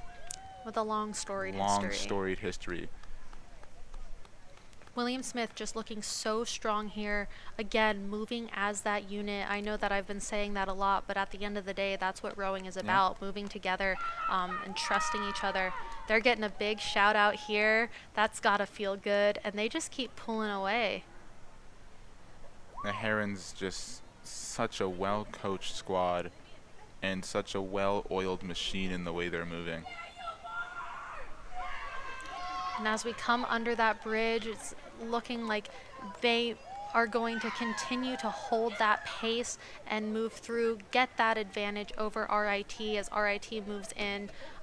RIT is going to need to keep that line nice and tight to stay close to William Smith. And William Smith making it to that 1 meter point, flying through it. 3:25 at the halfway point.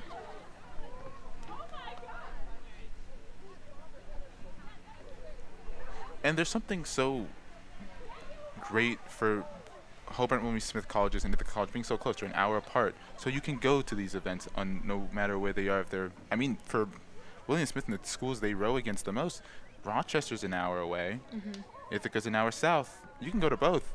And I think it's so important as like to be on a team and have supporters who can go to multiple events because they're so close. And that's kind of the importance, I feel like, of regional-based conferences. Oh yeah, access is so important, and being able to access those opponents and get that exposure is so important. I grew up rowing in Utah where we'd have to drive at least 7 hours to get to a regatta, and so we didn't go to very many regattas. It was very time-intensive, very cost-intensive, and so we didn't get the same type of exposure as you do here in the Northeast, in the New England area, anything like that. So it was so nice to come to a school that has those rivalries that are within an hour. Yeah. William Smith looking fantastic, coming up towards Boatyard, the Boatyard Grill, and passing the Coast Guard building. They haven't lost a beat. Not at all. Reminder for the women's 2V's time in the first one, William Smith went 7:14.9. And they're just about at the 1,500 meter mark, if they haven't already passed it. Right about to get to it, yeah. There we go. We'll see those orange buoys here. There it is. There it is. And there are the crowd, that's the fans, giving that extra push you need for the last 500. And here's RIT still swinging together, working hard to make up some ground. You can see they've got a bit of a wobble in their boat. Their balance isn't perfect. They've got a little bit of a wobble, but they're also pushing down hard on their foot plate and really, really pushing through that drive.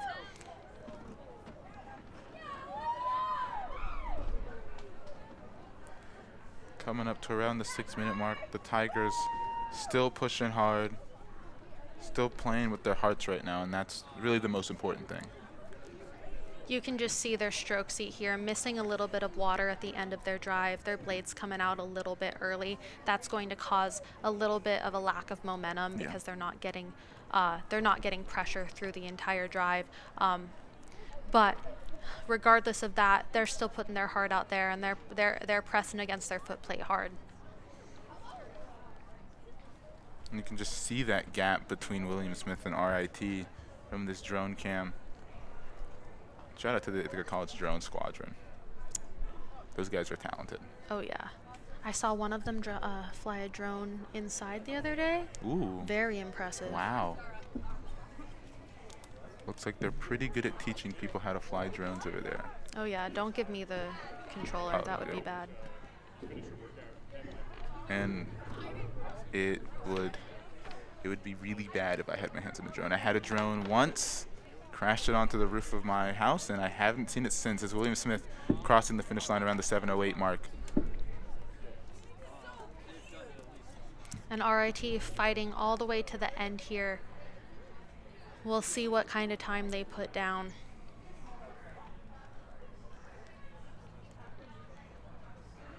William Smith just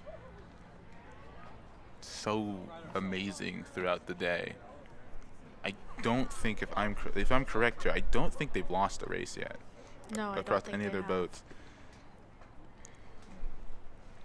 As RIT crosses the finish line, and we're quickly now going to send it down to the sideline, to the shoreline, actually, with Andrew Roberts. Andrew. Thank you so much, guys. I'm here with Ben the Horse Harper from Marietta's rowing team. A 1-1 day for the first Varsity 8 squad. You're the 6th seat on that squad. A win over RIT, but a loss to Williams. How are you feeling after those two races? I feel pretty good. I think we went out strong, tried our best, and had some good racing overall. Yeah, I liked it. Yeah, definitely. And as a senior, this is your last year going through all these events. And here at the Cayuga Inlet, just year 2 here. And what was your experience like this year compared to the last time here in Ithaca? I think this year, specifically, we've made a lot of steps. We have some freshmen stepping up a bunch, seniors going the fastest they've ever gone, juniors, sophomores picking up the team from the back, bringing it up front. Really enjoying how this spring is going so far, and I think this is just a stepping stone for the rest of our races going into championship season. Yes, definitely. What are you looking forward to most about the rest of the season coming up? I think we want to try to knock down some of our other top D3 opponents. Williams, we raced today. They're obviously going to be pretty fast, and I think this is a good benchmark point for us to step forward and try to take down Wesleyan, Trinity, Tufts, all those big guys. Yeah, Williams has 5 teams of rowers going out there today. They had their 4 team beating somebody else's 3 team. It was pretty crazy. Yeah, no, they have a lot of depth on their team. It's something we're looking to get as well, so it's exciting. Well, Ben, thank you so much. I'm sure that depth is going to continue to build, but for now, we're going to send it back to the booth with Travis and Zoe. Thank you so much, Andrew. And we just got the results in from the second men's 1V between Williams and Marietta. Williams with a 5:51.7 and Marietta almost right on that 6-minute mark. A 9-second, 8-second difference between the two schools. And for this first women's 2V, we have results now from Ithaca and Rochester. And just quickly with those Williams and Marietta, both those teams making significant improvement Yes, from that first race, absolutely. showing that they really challenged each other here. In the women's 2V, Rochester 7:21 and Ithaca 7:29.9. Not quite as close as I would have thought it was going to be, but still great racing from both teams. Absolutely. Still challenging for both of them. And as we wait for the result from the William Smith RIT race, next race, men 2V, we got another 3-boat race coming up. Ithaca in lane 1, RIT in lane 2, and Williams 4V and going to be in lane 3. And for the second women's 2V race, we have William Smith with a 7:12.9 and RIT with the 7:43. That's a 30-second difference, 29-second. William Smith just took off and did not stop. Yeah, unbelievable race right there for the 2V. And as we wait for the 1V, the men's 2V8 to start, Andrew and the horse, Ben Harper, mentioned Williams and how talented they are. Williams has the most NCAA Division III titles in women's rowing. That's women's rowing. That's rowing across the board. So 2002 was the first, right before Ithaca really came onto this team with the 04-05 back-to-back. Colby snuck in at 2003. And then between 2006 and 2013, they did not win an NCAA championship. Wow. So very talented. Ithaca back-to-backs 04-05, and then William Smith and Marietta, both talented schools in their own right. So looks like rowing is dominated by New England with the schools up there. Williams with 9, Bates with 5, Wellesley with 3, Tufts with 2, and Trinity and Colby both have 1. All of those New England schools. Ithaca, the only non-New England school to have ever won a national championship. That's pretty impressive. Now, as they line up for this men's 2v8 race, I'd argue that this is the most difficult part of the race, is lining up on these stake boats. It's such a tricky thing to get the right amount of power to back yourself into the stake boat without hitting it, and then get your line to be nice and straight.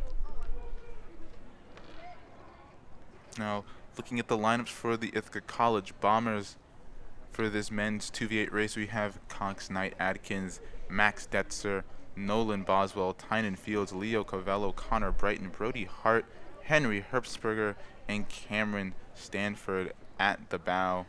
For the RIT Tigers, they have Cox Evelyn Wheels, Jared Witten, Gavin McLevain, David Griffith, Bryce Edge, Andrew Meyer, Joey Lazarus, Alex Phillips, and Leon Holman at the bow.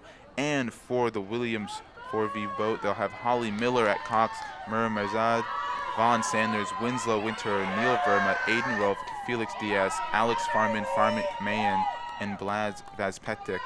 As you could hear the crowd getting excited for this next race. And this will be fun, having 3 8s across. Now these coxswains, again, with any 3-boat race on this inlet, they're going to have to be on their P's and Q's to really keep that line nice and tight and keep the safety of the boat in mind. I'm personally trying to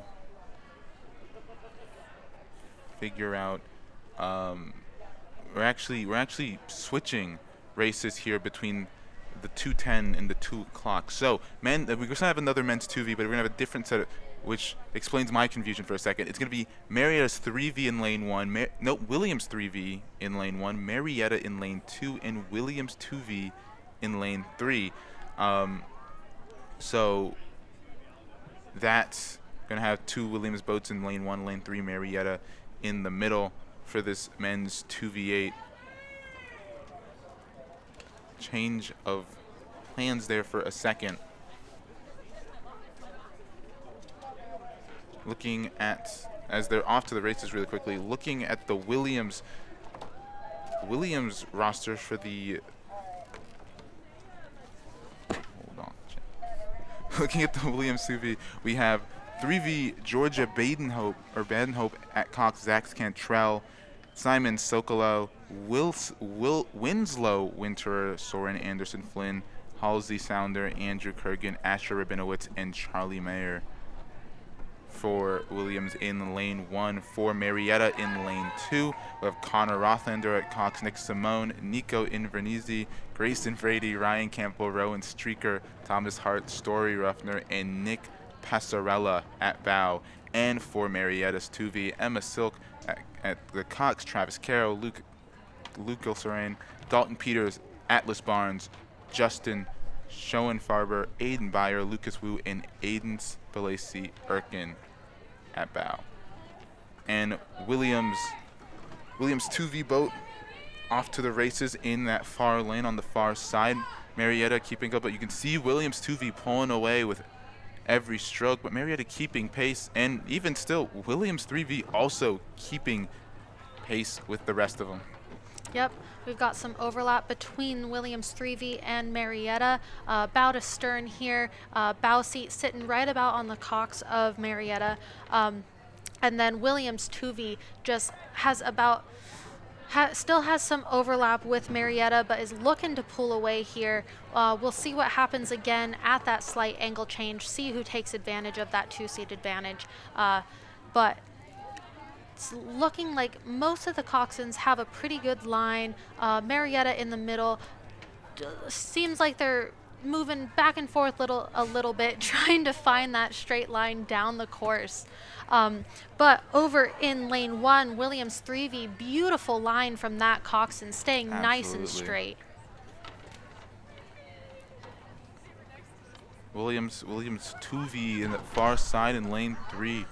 You can just see how they're starting to pull ahead, and that kind of struggle to find a straight line for Marietta might have kind of cost them some momentum there. A little bit, and that middle lane can be a little bit tricky, as you don't really have like when you have a shoreline to go off of, you've got a little bit more landmark to work with, as opposed to being in the middle. You really have to look forward to that bridge to see where you're pointing, which can cause a little bit of issue if you're not used to this course. And looks like Williams 2V just rocketed around that turn. No advantage taken by that lane 1 and lane 2 on this race. And there they are cruising right now past the Cayuga Medical Building. And the Williams 3V in lane 1 is catching up to Marietta. 100%. Looks like they've taken about 2 seats back, and they're looking to take more. You can just see how much momentum they're putting in at the catch and how they're prying through the drive. They've got some nice catch timing here. And as a Cox, how difficult was it to kind of get your rowers to have be in sync with the catch timing? You know, it really depends on the rowers. The rowers have to want it, and they have to be able to adapt. So I can yell at a rower to get their catch in faster till my face turns blue, but at the end of the day, they have to physically do it. And it's also on me to figure out what kind of language I need to use to get them to understand what they're doing right and what they're doing incorrectly.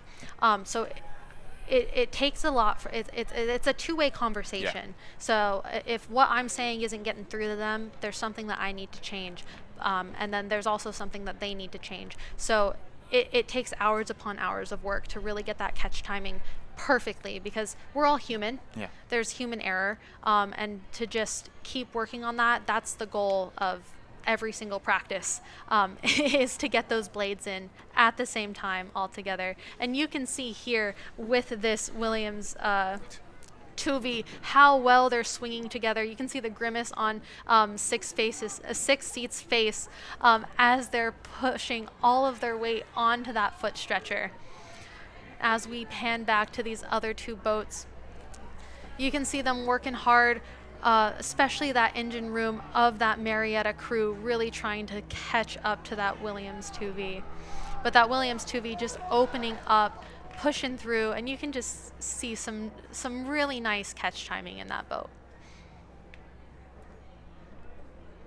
And it's great to see just how competitive Williams' 3v team is making this with Marietta. They are keeping pace with them, and it really feels like that while Marietta feels like they have more power and speed, Williams has made less mistakes, which has allowed them to stay in it in lane 1. Yes, and it looks like Williams 3V is really looking to make a move on that Marietta boat. They've gained about a seat back. Looks like they really want it. So as Williams 2V is all the way out, looks like they're going to take that win. It's really going to be a race for second here, and like I said, anything can change, anything can happen and change the name of the game. But right now, it's really going to come down to that sprint.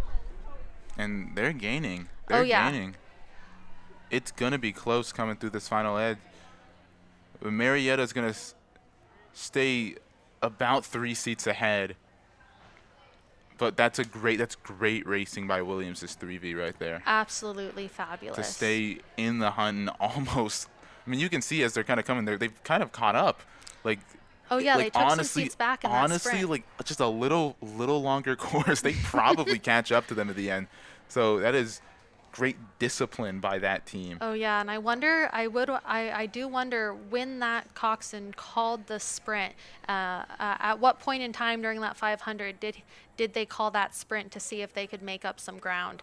I've been known to call a sprint early when we're neck and neck. Sometimes works, sometimes doesn't, but it looks like something was working for that Williams 3V. Yeah, and we're gonna go back to the other men's 2V we were talking about earlier. Ithaca RIT and Williams is 4V. In theory, should be coming up next, and then after that, we're gonna have some races with some 4 boats. So, is that what they're called, 4 boats and 8 boats, or do they have like actual names? So a rowing boat is actually called a shell. So would it be? You just call it an 8 or a 4. An 8 and a 4. People kind of drop off the boat or shell part, but technically the boat is called a shell, which I think is kind of cool. Yeah. 4 shell, 8 shell. Sounds like a Mario Kart item or something. I don't know. Yeah, I mean, there's a lot of overlap between Mario Kart and rowing. Yeah, racing. Yeah, you know, some logs can be those stage those hazards and hazards, and you know, sometimes like you get that little bit of that seat advantage that can be considered like a speed boost, and you make the right call, that can be like a nice little mushroom, and I could go on and on comparing rowing to Mario Kart. I love both those things. Would it be a timeline where you could throw a banana at somebody and just make their boat spin out? Oh, I wish. I wish. There's actually a race over in the UK called Bumps Race, where they actually try to hit each other. Ooh. And that's a pretty crazy race. Yeah. We're going to send it down to the shoreline now, where Andrew Roberts is there. Andrew. Thank you so much, guys. I'm here with the assistant head coach of Williams men's rowing, Patrick Dent.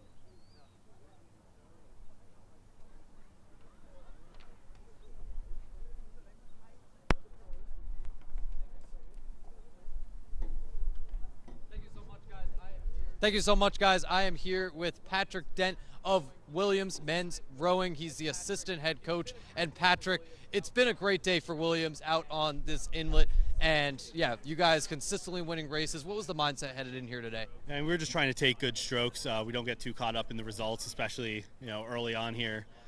We just came off a long spring break training trip. We wanted to see what we could do, and I think we've been seeing good rowing so far, and hopefully some more good rowing coming up. Yeah, thank you so much. And a lot of depth on this team. It's really been built up.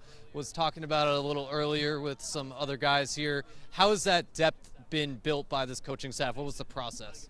You got to give all the credit to the rowers. We have a wide range of skill levels. We have some guys in year 10 of rowing, some guys who never touched an oar until this September, and they all just work hard and push each other and learn from each other. And yeah, it's just a great group of guys who they bring pressure from the bottom, and everyone from the top to the bottom all try to get faster every day.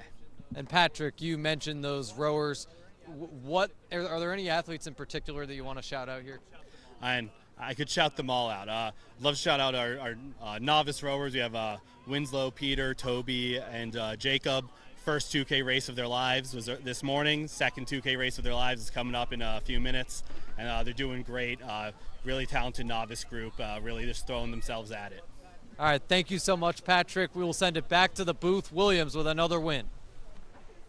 Thank you so much, Andrew.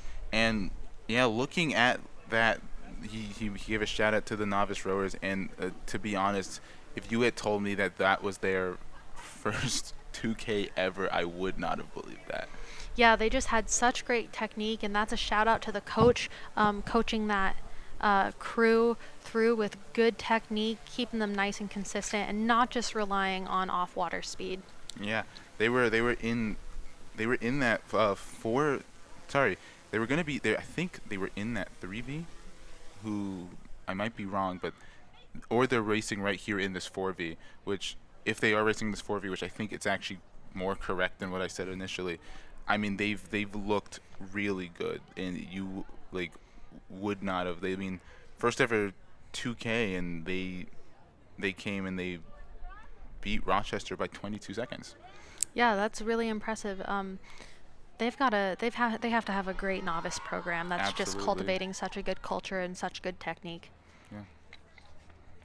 As we're waiting now on that next men's 2V race, we're going to have results from the first men's 2V race between Williams 3V Marietta and Williams' 2V. Williams' 2V win with a sub-6 time, 5.595. Marietta with a 6:12.2, and Williams 3V with a 6:13.9, a 1.7 second difference. And you saw Williams 3V really put their backs into it, really. Oh yeah, they really gave it their all there, and that has to feel really good for that 3V to be on par with another team's 2V. I know that's not always how we measure success, but I mean, you take those good feelings where you can, and that must feel awesome. Yeah, and just as you were just saying, they have to have a fantastic novice program to really be able to keep having such talented teams. I mean, you don't win 6 consecutive national championships without doing something right. Oh yeah. So a very, very talented program. Is this Ithaca boat that's on the RT boat helping them kind of? Yeah, it looks like they're helping them with some sort of rigger or oarlock issue, just from my limited view of it. And you know what? Sometimes that happens. Equipment breaks. A pop washer might pop off of the oarlock and mess up the height of the oarlock and stuff like that. And it also just goes to show how close all these teams are and how we all want everyone to do really well, and we're all helping each other out.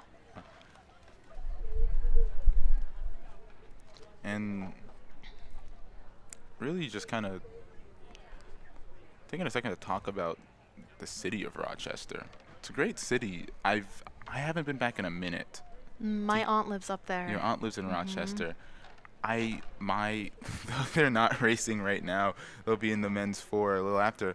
My cousin graduated from Rochester's med school. Oh, congratulations to them. That was probably the last time I was in Rochester, but I've heard great things. I've wanted to go back.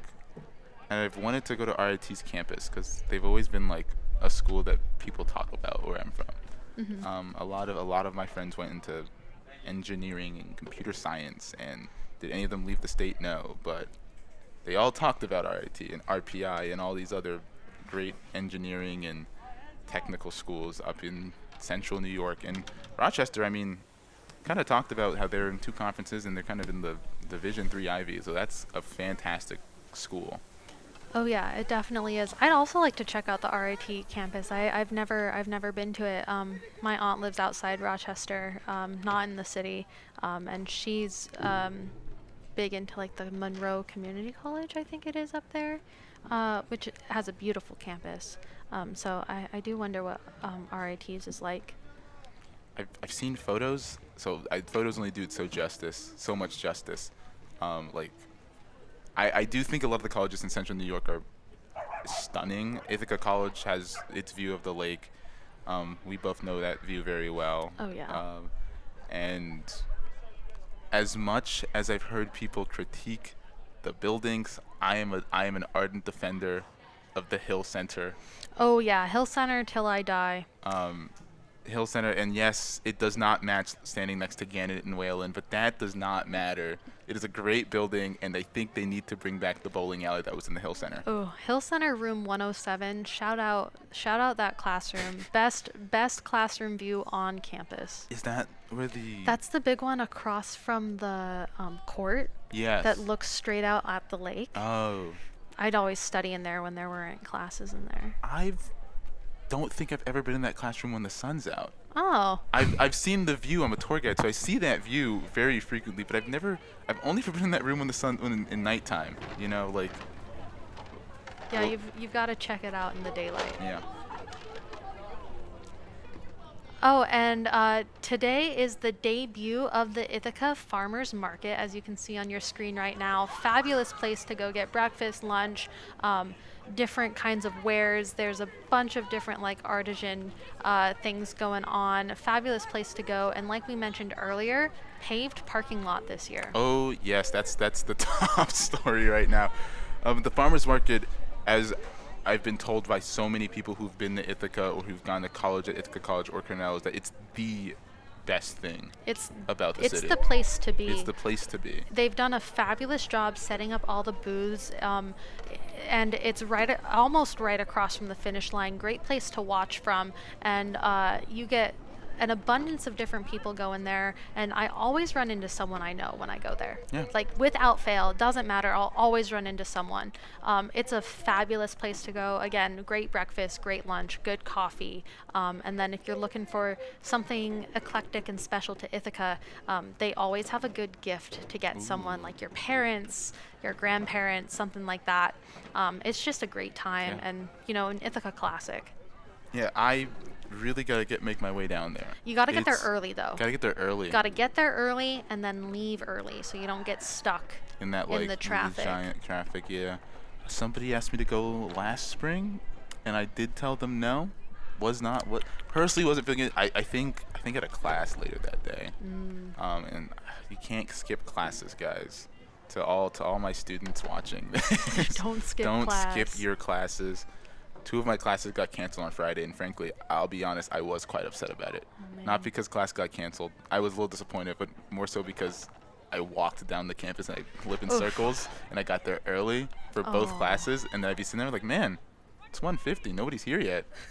When it's going up, it's canceled. Yeah, and to all those Ithaca students watching, remember, no classes this Tuesday, but do come out to the Whalen Symposium. Yeah, a lot of great presentations, performances, screenings. I think Park's doing something. Oh, so, yeah.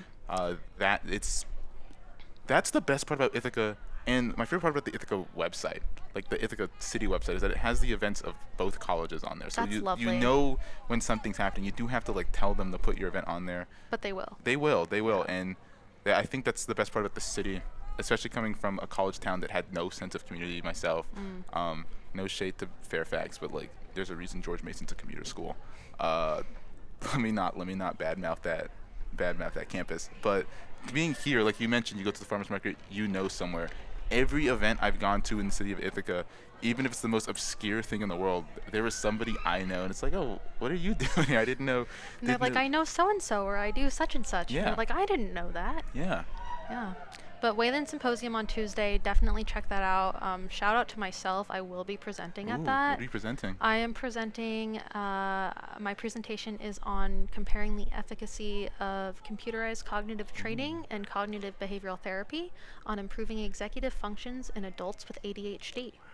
So pretty cool stuff. And I've got some other people working with a Parkinson's wellness collaboration, looking at a teach back method for autistic children. Lots of really cool presentations coming through from the IC SLPA program. Shout out the SLP program, the SLPA program. It's probably, out of all the programs, I feel like that's the closest that any program is on this campus. Yeah, it's also one of the oldest speech language pathology programs in the country. Ooh. We've been a program here at Ithaca for over 100 years. Wow. You hear that, Forbes? Rank us higher than 496 on your list next year. Come on now. But yeah, over 100 years, Ithaca's speech-language pathology program has been around longer than almost any other speech-language pathology program in the country. But that is impressive. yeah, it's pretty cool. But moving back to rowing, it looks like we're going to start this race here soon as they get lined up on these stake boats. Looks like Coach Dan was down there helping someone out, and looks like they got that sorted. So we'll see if they start here soon as they get situated. When this race starts, Ithaca will be in lane 1, RIT in lane 2, and Williams is 4V in lane 4. And it does look like they are starting to line up. They got that fixed, got that problem fixed, and as you called it, the most difficult part of the race, setting up to the start. Oh yeah, backing into that stake boat, always a process. You got to really rely on your stern pair and bow pair. Stern pair to bring you in at a decent speed, and your bow pair to get your point for you, get your line. So you really have to have a lot of trust in your boat, especially in a 4, because now you're in the front of the boat. You don't have any control coming into that stake boat backwards. So lots of trust in those rowers that those coxswains give, and vice versa. Yeah. Builds teamwork at every step of the way. 100%. And one of the great things I love about rowing is that it is the ultimate team sport. I do believe the sport's never ranked high enough when it comes to most difficult sports to play. I would agree. There's so many moving parts. There's so many moving parts, and this sport, more than any other sport, you need to have that stamina to go the 2K or the 5K or however long it's going to be. 100%. You know, basketball's a really easy sport to play, and you get to sit on the bench. There's no bench here. You can't tap out at the 1K mark. You have to keep going all the way through. Yeah. As they're off here, getting underway, Ithaca, RIT, and Williams 4V boat in the men's 2V. And your third 3-boat race of the day, and right out the gate, it's Ithaca and Williams. Ithaca on your left, Williams on your right, going neck and neck to start. RIT in the center. All 3 boats have a pretty good line here. RIT drifting a little bit to port or left side, just a smidge. We'll see if that coxswain is able to correct just a bit. But overall, great lines from all 3 crews. And as you mentioned, it's very difficult to get it's one of the more difficult places to get a straight line because you don't have a shoreline to kind of adjust to. 100%, especially when you're also trying to manage being in between 2 other boats. Yeah. Can be a little daunting. And you can see again how well coached that 4V that 4V team is right now. Look at them keeping pace with Ithaca's 2V. Ahead of Ithaca's 2V looking at this angle, but neck and neck coming into the pedestrian bridge. It does look like Williams is starting to kind of gain some ground. This is close. This is going to be a close race. Ithaca holding a very nice tight line against that shoreline. And then Williams 4V also with a nice line. RIT falling off the pace just a bit here, about a length of open water between them and Ithaca. They'll need to sit up and push through if they want to gain any water back. Ithaca, you can see that bow seat really working hard as they move through here. And it looks like we've still got some overlap, a couple seat overlap. Ithaca is really going to have to drive it down to stay on top of this Williams 4V. Like we've mentioned before, Williams just really has that depth to their program. And Ithaca is going to have to fight for this.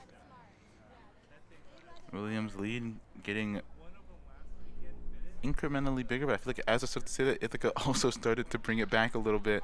So it's really tight through the start of this one. Ithaca really close to the shoreline. Yeah, quite close. Looks like that coxswain is making a little bit of a correction there to starboard or to your right side.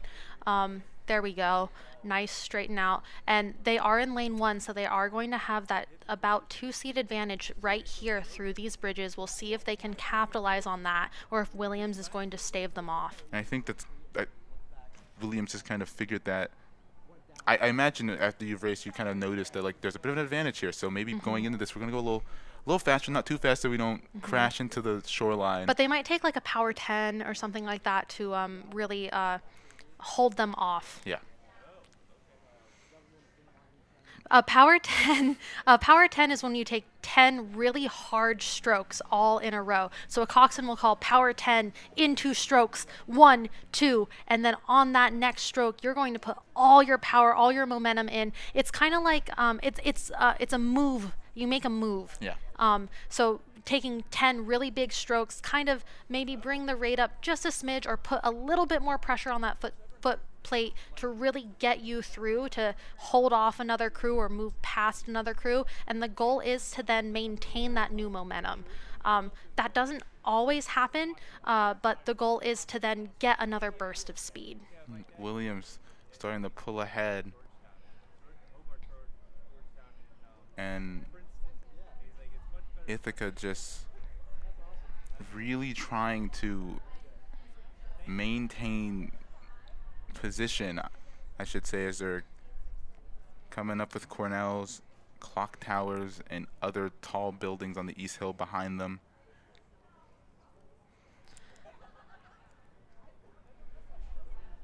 Ooh, Cornell Dairy ice cream. And that does remind It's me of Cornell pretty Dairy ice cream. good. You know, this might be a controversial take. I actually don't care for ice cream. I don't care for it. Okay. And I wouldn't be shocked if Justin started screaming at me in my ear about it. But you know, I will say, Seneca Sunset Sorbet. You're a sorbet guy. Not really. No, just that But one. I love Seneca Sunset Sorbet. It makes my day when I walk into Terrace Dining Hall and I see Seneca Sunset Sorbet. Fair enough. But I feel like with Cornell Dairy's flavors, they are all, I've tried a lot of them, and it's just like, you know, when you eat something and you're like, I don't like this, but I can tell that it's good. That's kind of how I feel about Cornell Dairy. You're hearing the crowd get loud, Ithaca trying to get back in this, and Williams is 4v pulling away. Just, oh my goodness, how well coached and how good that depth is. It does look like Ithaca's starting to gain some of that distance back, though. Yes, you can see Ithaca has started their sprint. RIT here coming through as well. You can see they don't quite have the same amount of blade control that those other Williams or Ithaca has. You can just see a little bit more up and down motion of that blade, not staying quite on that parallel plane that we're looking for, but still putting their all out there and really pulling hard. You can see their stroke seat really working.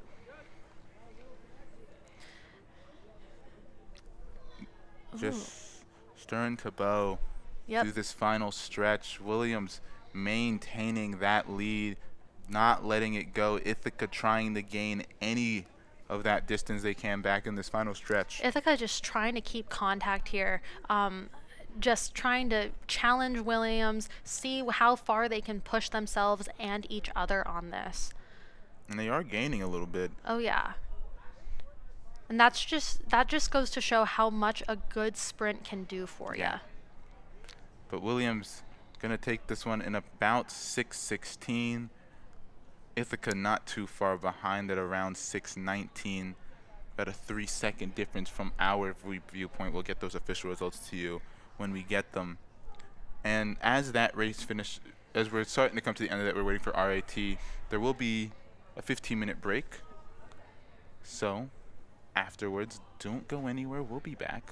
We have more races to get through in this final little stretch. And we'll be looking at some men's and women's fours to finish off. As here comes RIT around the 6:53 mark, 6:54, to conclude the men's 2V in a fantastic race. And was there anything that you saw from any of the teams that you really liked? I loved the heart that Ithaca put out there to really challenge that Williams boat. They kept contact, they maintained their speed, and it didn't look like they got too frazzled. Props to Williams for really pushing themselves and pushing our 2V, and RIT for really finishing strong and putting it all out there. And we talked, as Andrew talked to the coach with Williams 4V, they have a lot of novices on that team, a lot of younger people, so you really get to see how well coached both of these squads are. But we're going to step away here, but don't go anywhere. Men's 4 coming up next right here on the Ithaca Inlet Invite. Don't go.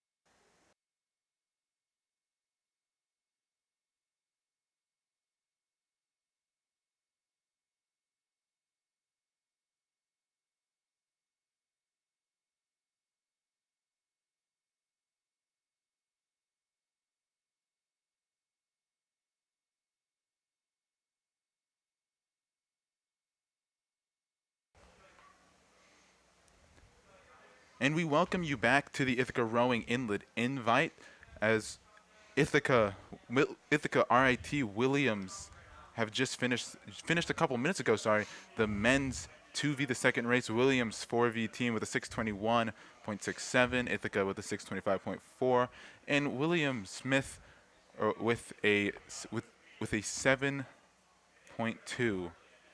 RIT, with a 7.2 on that one. And coming up next, around in a couple of minutes, we'll have the men's 4 between Ithaca and the University of Rochester. So lining up at the start. And we've talked about seniors today. Producer and senior Cam Strong. We'll actually start with the Ithaca Bombers and their men's 4 lineup for the second one. You can see as the coxswains are getting set. Jack Harkins, the Cox 4, the Bombers with Cameron Strong, Brett Markowski, Max Spencer, and Jack Neal for the men's 3v4. And for the Rochester Yellow Jackets, they're rocking with a pretty strong team throughout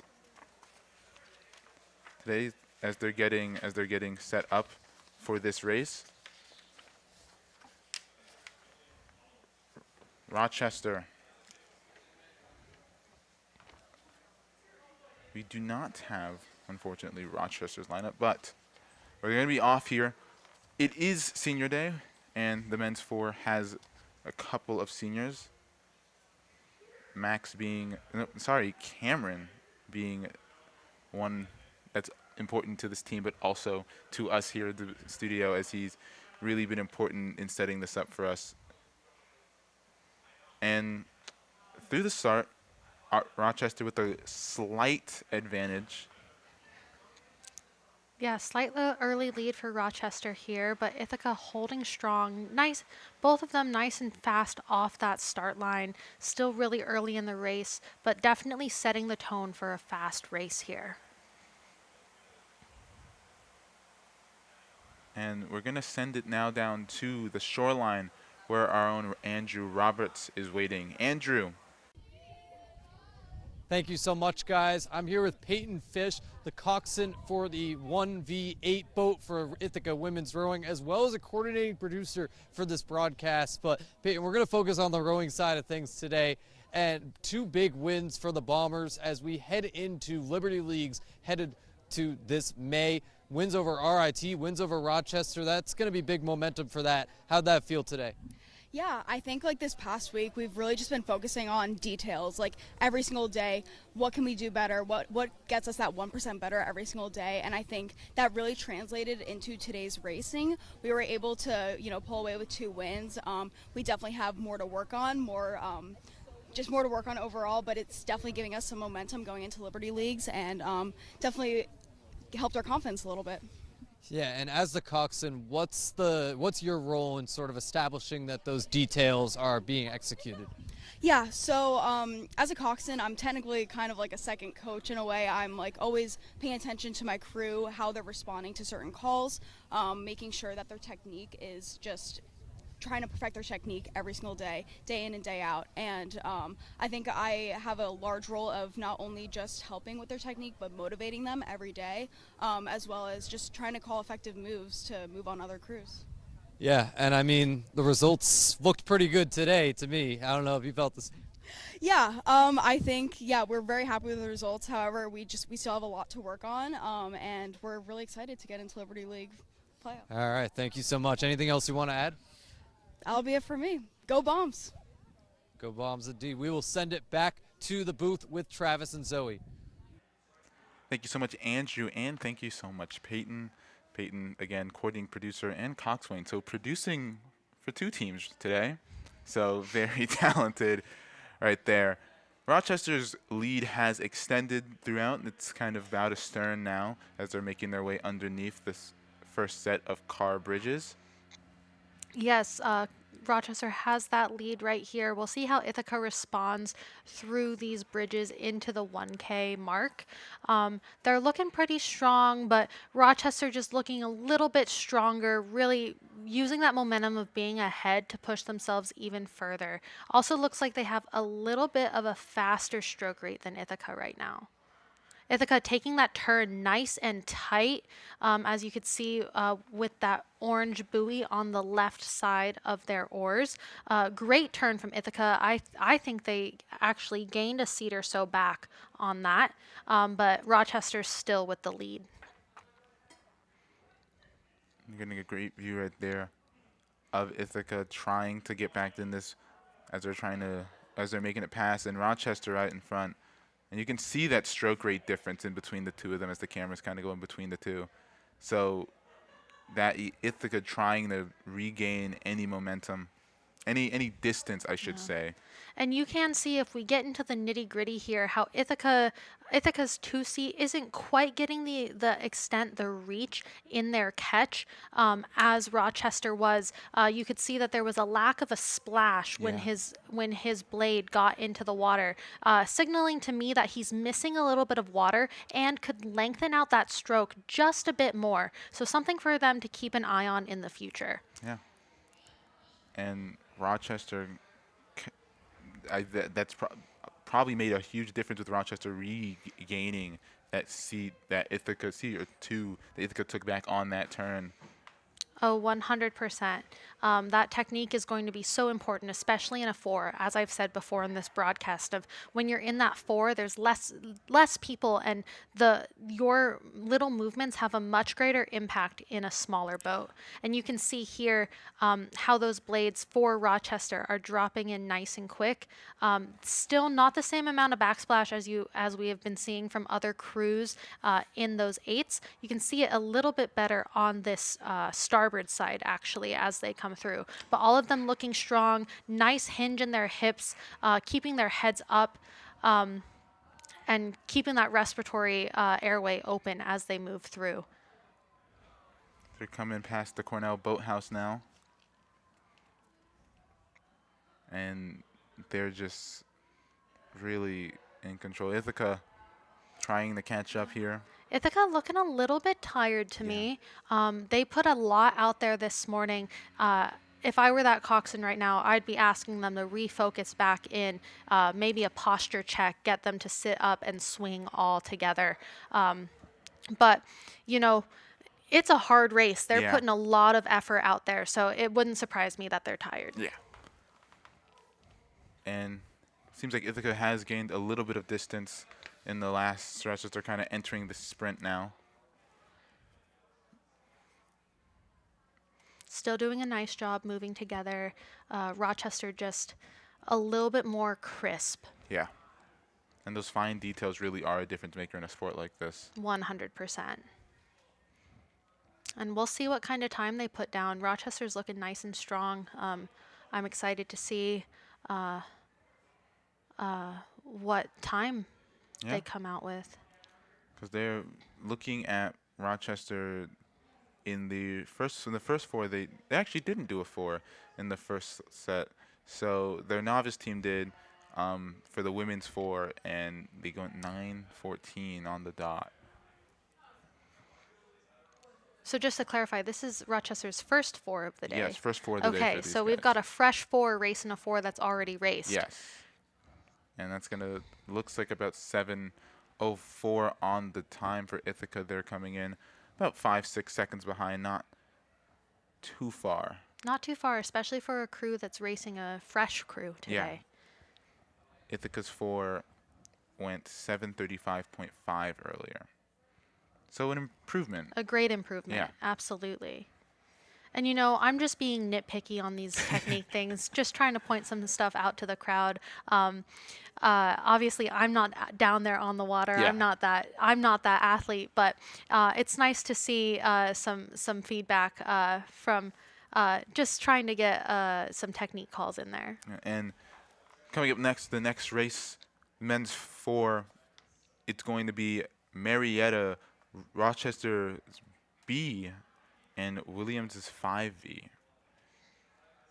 and they're trying to get set up here.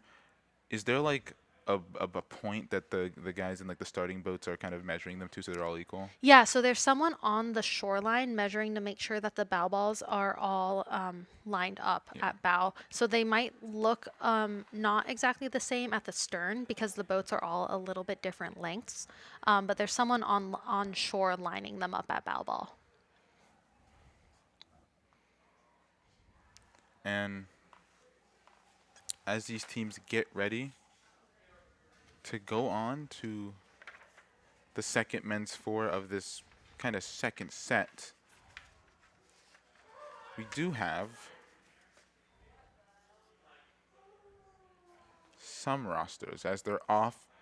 Looking really quickly at Marietta's four, that's going to be Cox, Jordan Straw, Zach Kurla, Mason Brewer, Connor Rivello, and Klein Howell. That's going to be their second race for this group of four. For Williams, it is going to be Kip Capelin, Peter Jarvis, Toby Van de Ven, Henry Hilton, and Jacob Hertz.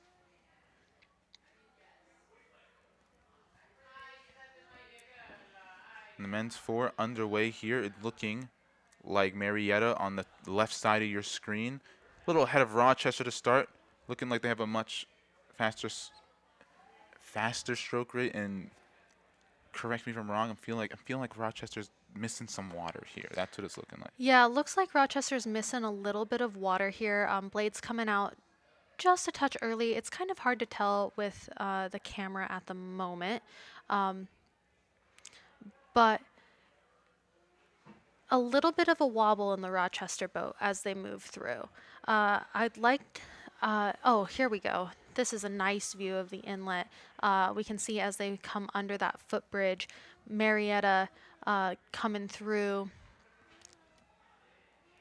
And the blue skies and the perfect green grass really showing. That is absolutely gorgeous. But Marietta out in front with a pretty sizable lead. It's going to be Williams' 5V on the far side, kind of blocked by the building right now, and then Rochester down the middle in the back. Yeah, Marietta looking really strong.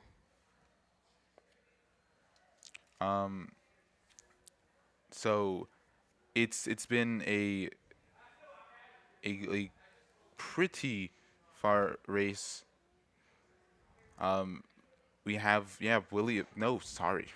Marietta really going ahead. Williams is catching up. Williams is catching ground. Yes, Marietta looking really sharp. So is Williams. Williams looking to probably hunt down Marietta right here. I'm sure that Coxon is making some calls now because they have almost overlap here. Marietta. Williams just, again, this is the 5V. And the women's four is also going to be starting momentarily. It's Rochester, Ithaca, and William Smith, right behind. But this has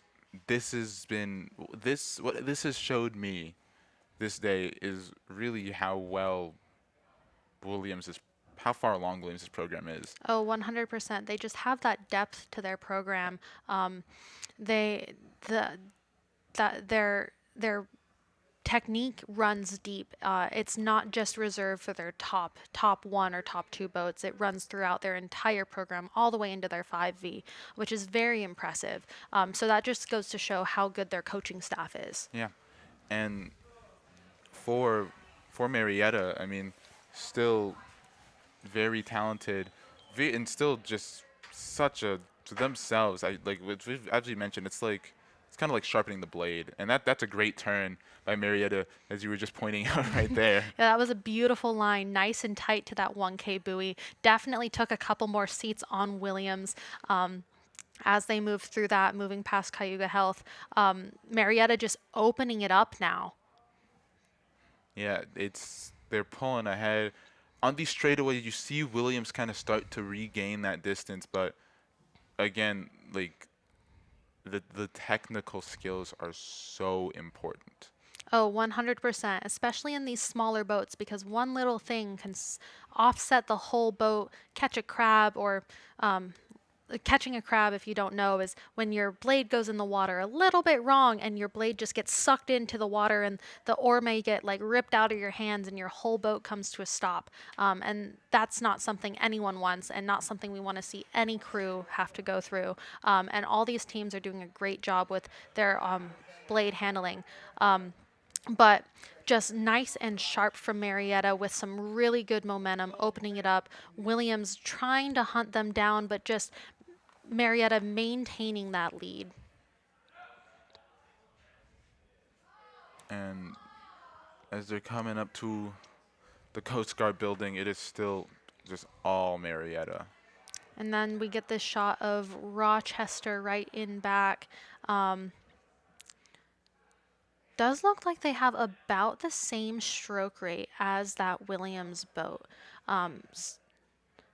So we'll see. And you can see a little bit of discombobulation in that Williams boat as they come up. Not all those blades entering at the same time. That's something that they're going to want to hone in on, especially moving into this last 500 as they pass these 1,500 meter buoy mark. And you can hear the crowd getting loud, trying to push their teams just a little further. Almost there. They're almost there, and you see Williams. You can hear the "Let's Go Williams." And also, we have two races going at the same time right now. As the women's race started not too far behind the women's race right now. Rochester, Ithaca, and William Smith behind, but right now it is all Marietta in the men's race. All Marietta staying nice and sharp. You can see that difference in blade handling here. Marietta all together here. Williams a little discombobulated as they enter this sprint portion. Hopefully they can sit up and get those blades backed in all together, make up some ground. But you're completely right. It is all Marietta to the end of this race. And the crowd just really important in making sure the athletes can make that final push in these races, because these are tiring, long races, and it feels, I imagine it has to feel even longer being on the race course. 100%, and this is our sprint. Yeah. In fall, we do 5Ks. Ooh. That's our long race. The 2K, this 6-7 minute race, that's considered a sprint in our sport, which is pretty insane. Yeah, see, I'm really happy I'm always vetoing the 5Ks on rowing machines as fantasy football punishments. That every year it's like we should do that, and I'm like, I just think we're gonna kill somebody with that. You'll be fine. You'll be fine. You might throw up, but you'll be fine. So that's what they all say. I'm like, I'm just trying not to do that. You're like, I want everything to stay inside me. Exactly.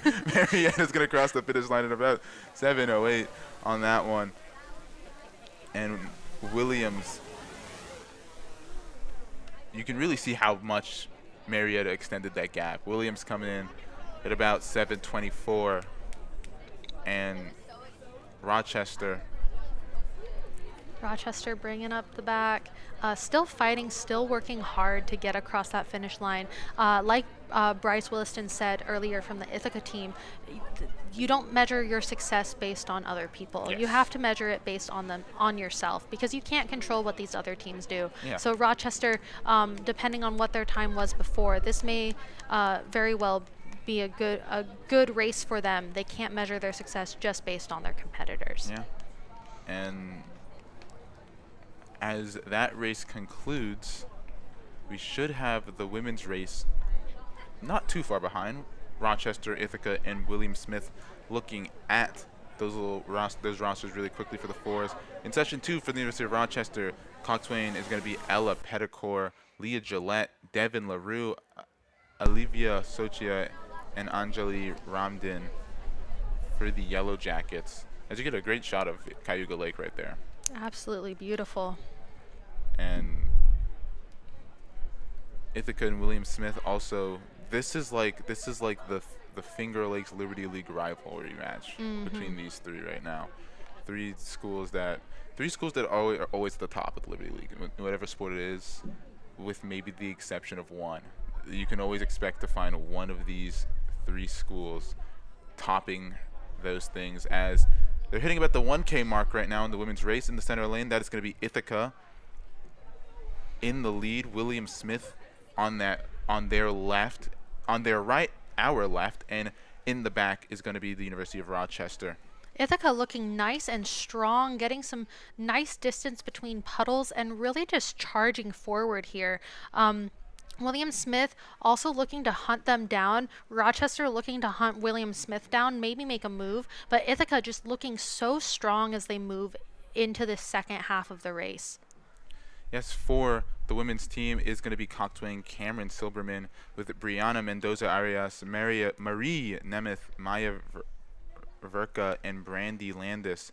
And for William Smith, they're going to have, hold on here, guys. Marilyn Nielsen as Cox, Danny Krenzer, Anna Padone, Elena Jones, and Maddie Fuller. And Ithaca just continues to open that lead up. Now, as we come past the second bridge, nope, the third car bridge, sorry, we're going to send it over to the shoreline with Andrew Roberts. Andrew, take it away. Thank you so much, guys. I am here with 4 Rochester rowers, Quinn, Asha, Julia, Rachel, and this is some tough Liberty League competition for you guys today, going up against Ithaca, RIT, William Smith, a nice preview for the Liberty League Championships. How does that prepare you guys? I think it prepares us really well. We came in here just wanting to show everybody who we are and the work that we've been doing over the start of spring season. And I don't know, it just gets us really hyped. We're really excited to see everyone in leagues and show them who we are. Yeah, I think this was a really strong start to our season. It shows us exactly what we need to work on, and we know exactly what we're doing in the next couple weeks as we go into our next race at New York State Championship. Yeah, it really just gives us some great momentum going into the season, so it's an exciting start. Yeah. I'm just excited that we can show some speed this year. I think we're going to be a really competitive boat. Yeah, definitely. And your 2v8 boat with the win over Ithaca, how is that a momentum booster for you guys? That's their boat. That was incredible. Honestly, we just came in and we knew the other boats were going to make some big competitive moves, especially Ithaca in that last race. So being able to just be up and then stay up was like an awesome, amazing feeling, and it was just riding that wave of just intensity and energy. It was just awesome. Yeah, and we had a really close battle with Ithaca. It was back and forth the whole race. It really motivated us and pushed us to lock in, sync up together, and those are 3 seconds we're planning to make up in the future. It's a really great start to the season. It's exciting, and I think the boats are coming together real nicely. Yeah, you guys neck and neck with Ithaca all day long, but we're going to send it back to the booth with Travis and Zoe. Thank you so much, Andrew. And yes, Rochester, that was a great race for them. They had an 8-second lead against the Bombers at the end of it. So, really talented squad. But you're seeing right now Ithaca just way out in front in that lane, too. Yeah, fabulous racing from Ithaca today. They really just took off with this 4, and they're making this race their own right now. Fabulous to see. And it's been a fantastic day for rowing. I don't think it could have been a better day for rowing, for the farmers market, for any other event that happens to be happening in Ithaca right now. It is just absolutely gorgeous outside. Well, Ithaca is gorgeous. But we'll be here all night, guys. Yeah. That's not true. We're out of here very soon. But as Ithaca crosses the finish line right there at about 7:54, you just see really how in control they were of that race. Oh, 100%. They were locked in, moving together, and really just made that race their own. Yeah. And as we've got to finish this race with William Smith coming in second, it looks. Andrew Roberts has been phenomenal today. Just giving a shout out to him. And I think one of the best parts about Ithaca athletics and the Park School Communications is getting to see all the athletes get like a different kind of view of like, oh, this like we actually have media involved. And I think it's always fun to kind of see that difference, because it's like kind of almost like a D1 level of like us with the camera being like, what do you think? And Yeah, I've always thought awesome. that's been fun. I'm so jealous. I wish we had this established when I was still rowing here. But I can only be so jealous. then just be so grateful that it's just taken off. And it's so nice to see some more spotlight come to Ithaca rowing and rowing as a sport in general. It's fabulous. And like I said, I'm still kind of jealous that this wasn't happening when I was here, but I'm glad to be back and be a part of it. Yeah. Rochester finishing that one in third, Ithaca with the win, and William Smith in second. That was a weird way to go through that order for you guys. But with those races done, we have some results from some other races to go highlight to in just a second. Anything from that race or today that you saw from anything that you just really want to point out? You know, I really admire the depth of that Williams team, the speed of William Smith, and the heart of Ithaca and all teams really. They all want to be here. They're all putting their best foot forward, and I think this is a great start to the racing season. It shows us today, I think, showed us where our strengths were, places where we can improve for all teams involved. And I'm so excited to see what these crews do as they move into Liberty Leagues. Yeah. And as a reminder or a new tidbit for those who don't know, there are the way Division III NCAA works is that 4 conferences, if I'm correct, 4 conferences get automatic qualifiers, Liberty League being one of them as they're in the Pool A, and then other schools that are in Pool B and Pool C have to qualify. So winning Liberty Leagues is obviously going to be very important for these schools when that comes around in May in, as you called it, nice Saratoga Springs, right? I believe so, yes. I'd have to double check that. Shout out Saratoga Springs. Shout out to Skidmore College over in Saratoga Springs. Great little place. And the Hudson Valley is also gorgeous. Oh, yeah. Now, we have the results for you for some races, starting with the men's 4 between Rochester and Ithaca. Rochester with a 7:06.8, and Ithaca 6 seconds behind with a 7:12.8. For the second men's 4 between Marietta, the University of Rochester, and Williams's 5V, it was going to be Marietta who had a pretty sizable lead with a 7.8 on the dot. Williams 725.2, and Rochester at 753.5. And with that race, you saw both Marietta and Williams really pushing themselves in that one. Oh, yeah. Marietta just taking off with that and just keeping that lead the entire time. And in the third one, Ithaca with an 8:01.2, William Smith in the women's 4, 8:34.36, and Rochester with an 8:58.56. And you can see the gap between Ithaca and just how fast they were in that race. Yeah, 100%. Ithaca made that race theirs and really just put it all out there. And I think that was a very big statement that Ithaca made. Absolutely.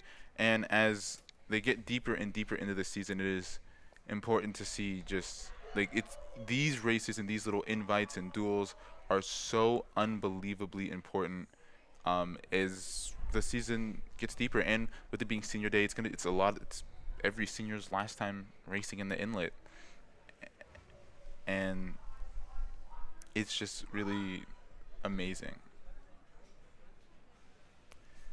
With all of that, looking forward to the schedule, the Connect Cup Regatta in Cherry Hill, New Jersey next weekend.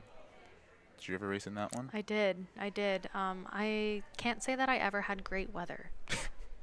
Is that the river that you don't like? Yeah. That's okay. Now I know where it is. Yeah. Well, with Senior Day, we have a lot of seniors saying goodbye to the Cayuga Inlet. Well, racing at the Cayuga Inlet. They still got to practice here. But for all the seniors from Cameron Strong, Cam Stanford, Ashawn, Bryce, Hope, Kai, so many seniors who have done so much for the program. And I mean, you were a senior. What is it like getting to be in this program for 4 years? Oh man, it's such a joy and it's such a pleasure to get to row for 4 years here, or however many years you row here. Even if you come in as a sophomore, as a junior, even as a senior, just getting at least a season here is such a pleasure. I remember my senior day and having my poster up on the wall that the undergrads made, and it's so nice to see, and to see how much you mean to the team and how much that team means to you. It's really a collaborative experience between you and everyone else, and it's just, oh, it's fabulous. Do you have any do you remember your senior day? I do. I remember the water being very cold. Did you jump in though? I did. It was so nice. We all held hands and jumped off together at the same time. Do you remember how you guys raced that day? You know, I don't. I just think I was so overcome with the emotion of it being my last race on the Inlet. Yeah. It was almost like the result didn't really matter. It was what I put out there. Yeah. And with that, we have a large group of seniors, but we're going to be right back here with senior day presentations and a final farewell for the Cayuga Inlet for the seniors. Don't go anywhere.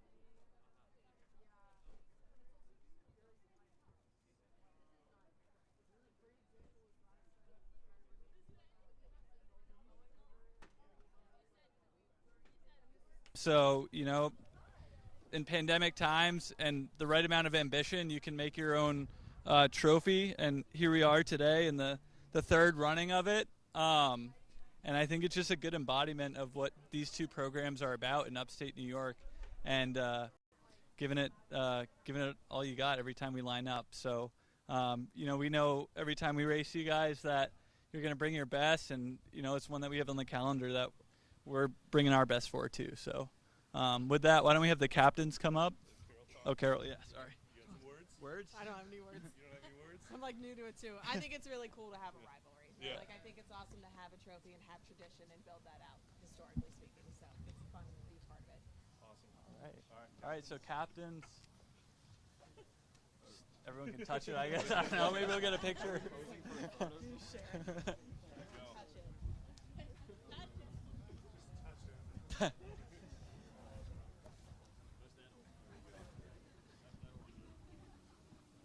All right.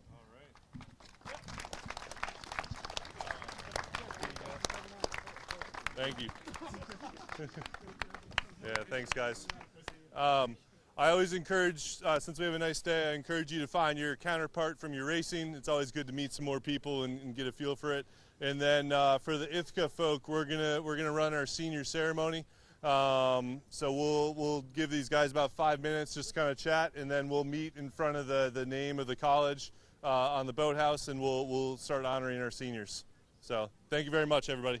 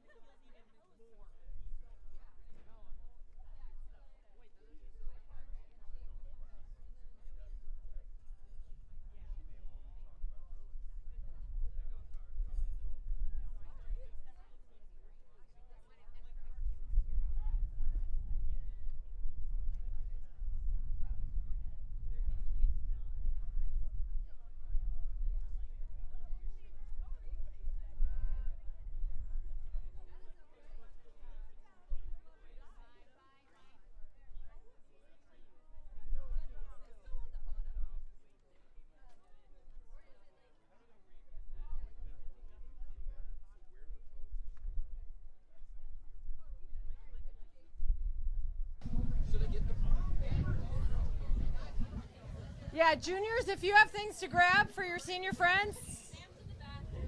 Okay, I'll vamp. I just wanted everyone to circle up. So families, this is about as loud as I get, so if you can't hear, don't be scared to come in closer.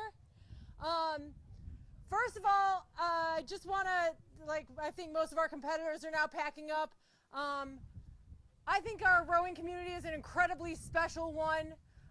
Whether it's our competitors who give us a reason to push and to figure out how strong we are, or whether it is alumni coming back and showing that this program meant something to them, parents who are supporting your kids not just through college, but whatever phone calls you get about blisters and lineups and I can't believe I got moved there, and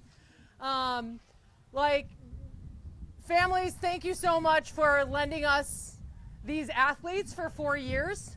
They are amazing individuals, each in their own different, unique way. Everyone brings something to this team, and we're really grateful to have both your kids, nieces, nephews, whatever they are to you, family members. Thank you for loaning them to us. And thank you for being the support system for them and also for the program. We know so many of you guys are the ones bringing giant sandwich trays, and someone had really good banana bread. Whoever you are, thank you. All right. So yeah, families, you are part of this team, even though you do not get the same one-on-one credit. So speaking of one-on-one credit, all right, I am in no order, in the order that I see them standing in a clump. Is Sam out here yet? Yeah. Okay, good. Well, I'll just call you up one by one, so whoever's first gets to make it real weird. All right, everyone moved back. What if I called all the men first? Yeah, exactly. All right. Okay, I'm going to call Melanie. Melanie Heim, for our seniors. Oh my God, that's amazing. Yes. All right, so Mel is incredibly even-keeled, or at least she seems to be, from my perspective.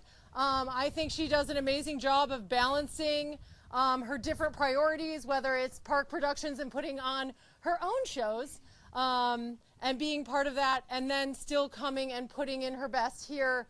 I think she did an incredible, showed an incredible amount of patience recovering from a back injury, which nobody has ever had a back injury in rowing.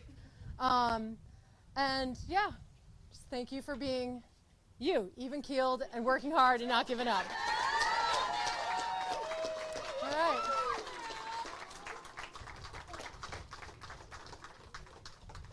All right, I'm gonna pick another even-keeled person. All right, Hope, come on up. All right. Okay, to be fair, I say that like no one's really a disaster. You're all pretty solid. So, Hope, in case you do not know, is the smarty pants of the group. You're all smart. Many people are very smart.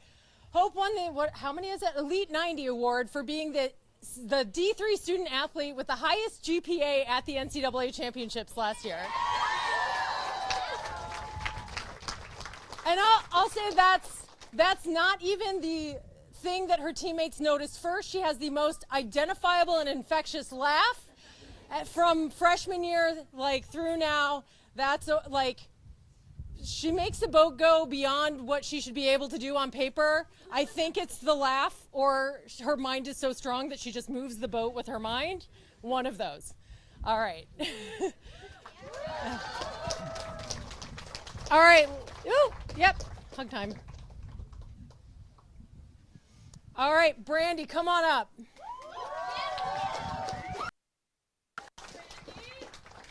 All right. So one of the things, Brandy, she's so little, right? She is very athletic, all right? And one thing that I really think is great about Brandy is the devotion that she has to her family and her faith, and that she makes, prioritizes, she is living a D3 ideal where she is making space for these different things in her life. And I'll say that if there is a teammate having a rough time, Brandy is a go-to. they know that Brandy will have their back. So there you go. Yeah.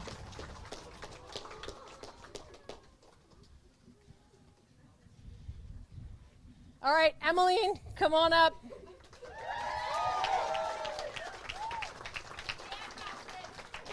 Yeah. Emmeline is one of our 2 captains this year, which, if you had asked Becky and me her freshman year, is a small miracle, because every day all spring we were like, she's gonna quit. She's gonna quit. She hates it here. No. So another person who has had a lot of patience and a lot of maturity in dealing with various aches and pains. But it's really been fun to see, like, with all of that you stayed. You're a fierce competitor. You grew through it, and you are, like, very smooth in whatever seat we put her in. She can kind of do it all.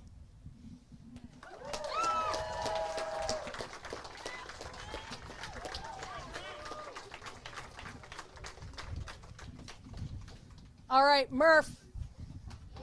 Yeah. Okay. Emily Murphy, not just Murph, but Murph. Gives a picture of calm and will deliver the most, like, she could be like, my car blew up yesterday, but it's okay. Like, she'll come in and every now and then just, like, drop a bomb that would have somebody else, like, crying on the floor. And I think you're very resilient, and, like, just a good teammate. When you're there, you are ready to, like, bring the mood up and have fun. Like, you're never the mopey one in a boat. So there you go.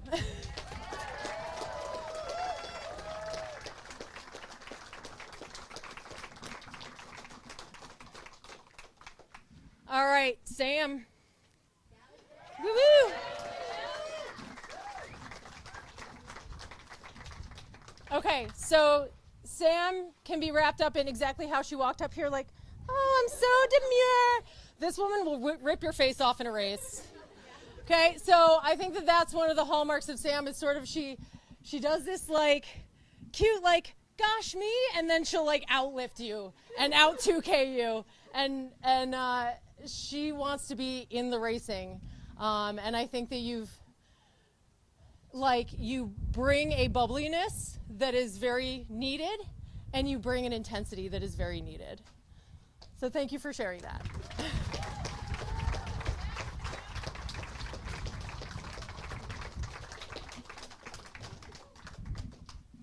All right, we have our Philly people left. All right, Emma, come on up.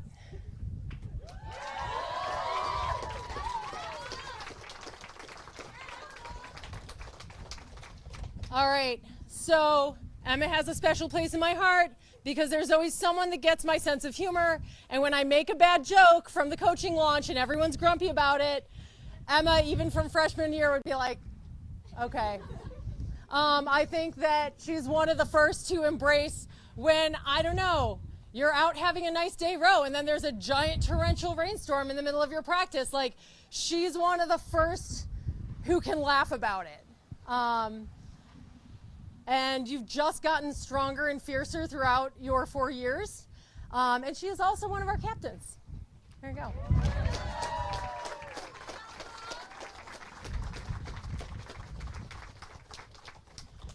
All right, Kai, come on up.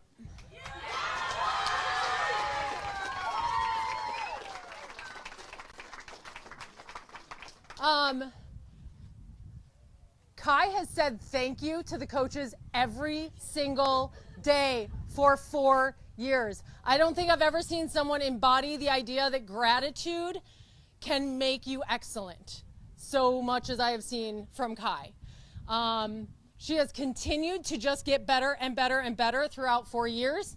And I think one of my favorite moments is in the beginning of, maybe it was the beginning of last year, in a team meeting where we were kind of like, why do you row? What's important to you? And Kai just very much was like, guys, rowing is love. And, and just can give you the most impassioned, off the cuff, like if there's anyone who's trying to tick all the boxes, if you're like, hey, you should take notes and this might make you faster. Hey, you should do this recovery trick. This might make you faster. Kai is incredibly conscientious and brings her whole heart to the team. And thank you for that.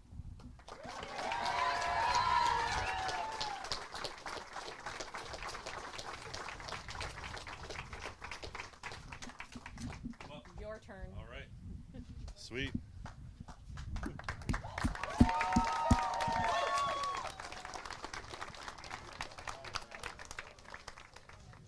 All right. So, first and foremost, I want to say, you know, it was a great day, and thank you to all the supporters that came out and bringing the nice weather and watching the teams come and race. There was some really good racing that went on, so thank you again for them.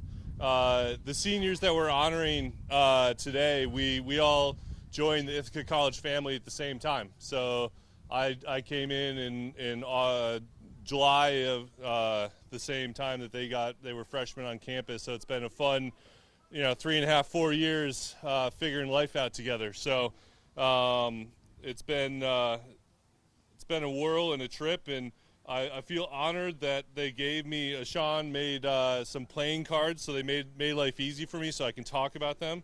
No, I'm just kidding. It's nice having the hometown, though. I always forget the hometown, so thank you for doing that, Sean.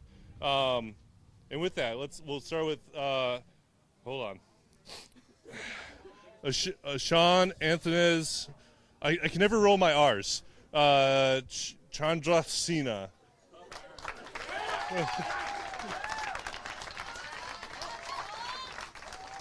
All right.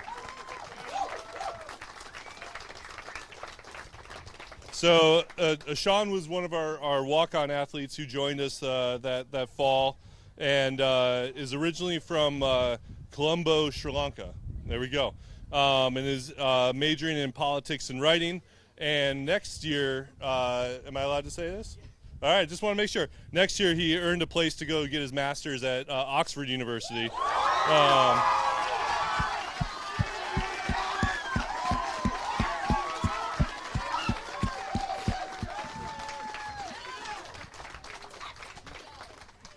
So congrats on that. Well earned for sure. Sean has brought heart to everything he has done, and it's been an honor to coach him for the last 4 years through the ups and the downs and the trials and tribulations. And you always like that smile right there. That no matter what, no matter like how bad things could be, sometimes he always was able to kind of fake it a little bit, but was always able to kind of bring the good stuff and bring the attitude, and lie to me a couple times about, am I actually feeling good? Well, he's smiling, so he's got to feel good, and we talk about that. And his cooking and everything that he's brought to the teams, and the last time he cooked for the team, he spiced it a little bit lower for us, which was appreciated, because the first time he made it, whoo, that was spicy. That was spicy. So thank you, Sean, for your 4 years, and we look forward to seeing what you do in the future. Yeah.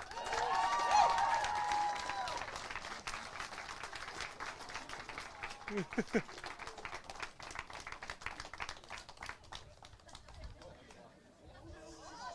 you go. Chocolate milk. There you go. All right, let's go. One of the Camerons. Let's do Cam Stanford, because you were next up. There we go. So Cameron's from Pelham, New York, and is also a politics major. It's been fun kind of working with you, Cameron. He rode for a club in high school that I coached at for a hot second. And we think we overlapped, but not directly, because I was coaching the women's team at the time.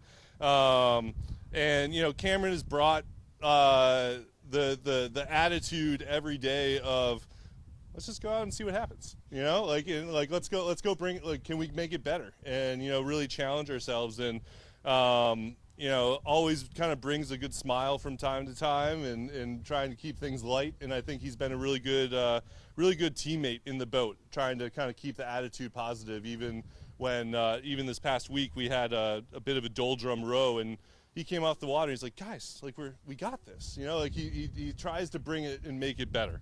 And that's been a well received within our team, and I thank you for bringing that and challenging yourself. And I still remember back to the first IRA camp, and you're like, I don't know if I want to stick around and be a spare, and you like, that was like the best idea I ever had. Like, I really should have done that. I'm glad I did that. So you really have a passion for the sport, and you're continuing to bring it, and looking forward to seeing what you do over the next couple of years. And thank you for what you did here at Ithaca.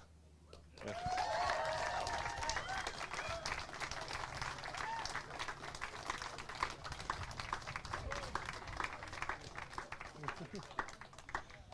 All right, we're going to go other Cameron, Cam Strong, C Strong. There he is. I wasn't sure if you were going to be back in the media truck helping keep this going, you know? So Cameron is from Andover, Mass, and is a TG Digital Media Production major. If you haven't noticed, you know, he kind of helps the rest of this team kind of make this this broadcast happen, and that's been really appreciated. He's done some pretty cool things along the way.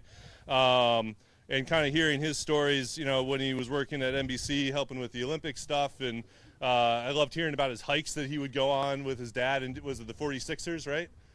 48. Sorry, I'm not trying to sell you short. 48ers. You got them all in 2 years ago now, something like. Yeah. And you know, in the same vein, you know, I thought Cameron like always kind of shows up, and he gives 100% of what he has. You know, he's a busy guy. He was able to fit a lot in during his time here at IC, but he always made whatever he was doing his priority at that point. And that's not always easy to do. And I appreciate everything you brought and your attitude. And I would also say, like, you like to race. You know, it's been fun. Like, it's been easy putting you in stroke seat, because I know you're just gonna lead that charge down the course. And you know, it showed in the races today and last year. You know, pushing that 3V to challenge that 2V, and had some fun kind of racing with those guys at the Liberty League. So thank you for everything that you brought to the program these past few years, and looking forward to seeing what you do in the future. All right, yeah.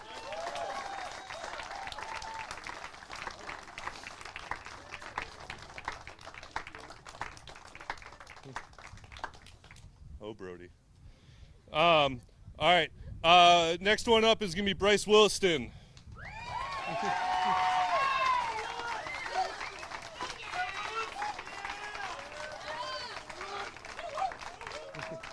All right. Bryce is from Reading, Connecticut, and is an environmental studies major. Bryce was also a walk-on for us. He's joined spring of his freshman year, when he was unfortunately cut from another team on campus, and was like, Coach, I want to keep doing sports, and I hear I can do this one having done nothing before. And I was like, yeah, you can. Yeah, like let's figure that out. So I haven't found the video, but at some point I'll share the video from like some of those first practices, because I definitely have some good stuff.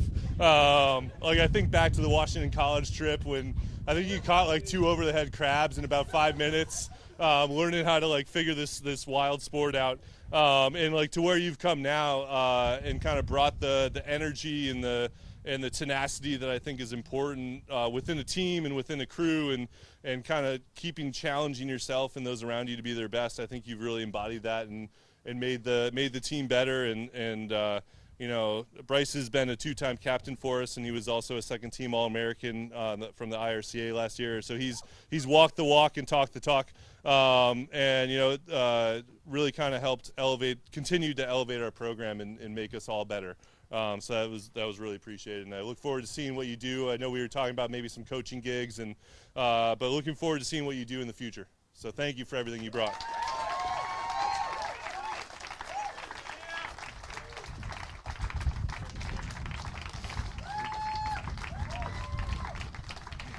And I'd be remiss if I didn't just at least give a shout out to Sammy Smith. So Sammy was a coxswain on the team from Brigantine, New Jersey, and a cinema photography major. Did I butcher that? Yeah. Okay. Great. Sorry, Sammy, wherever you are out in LA.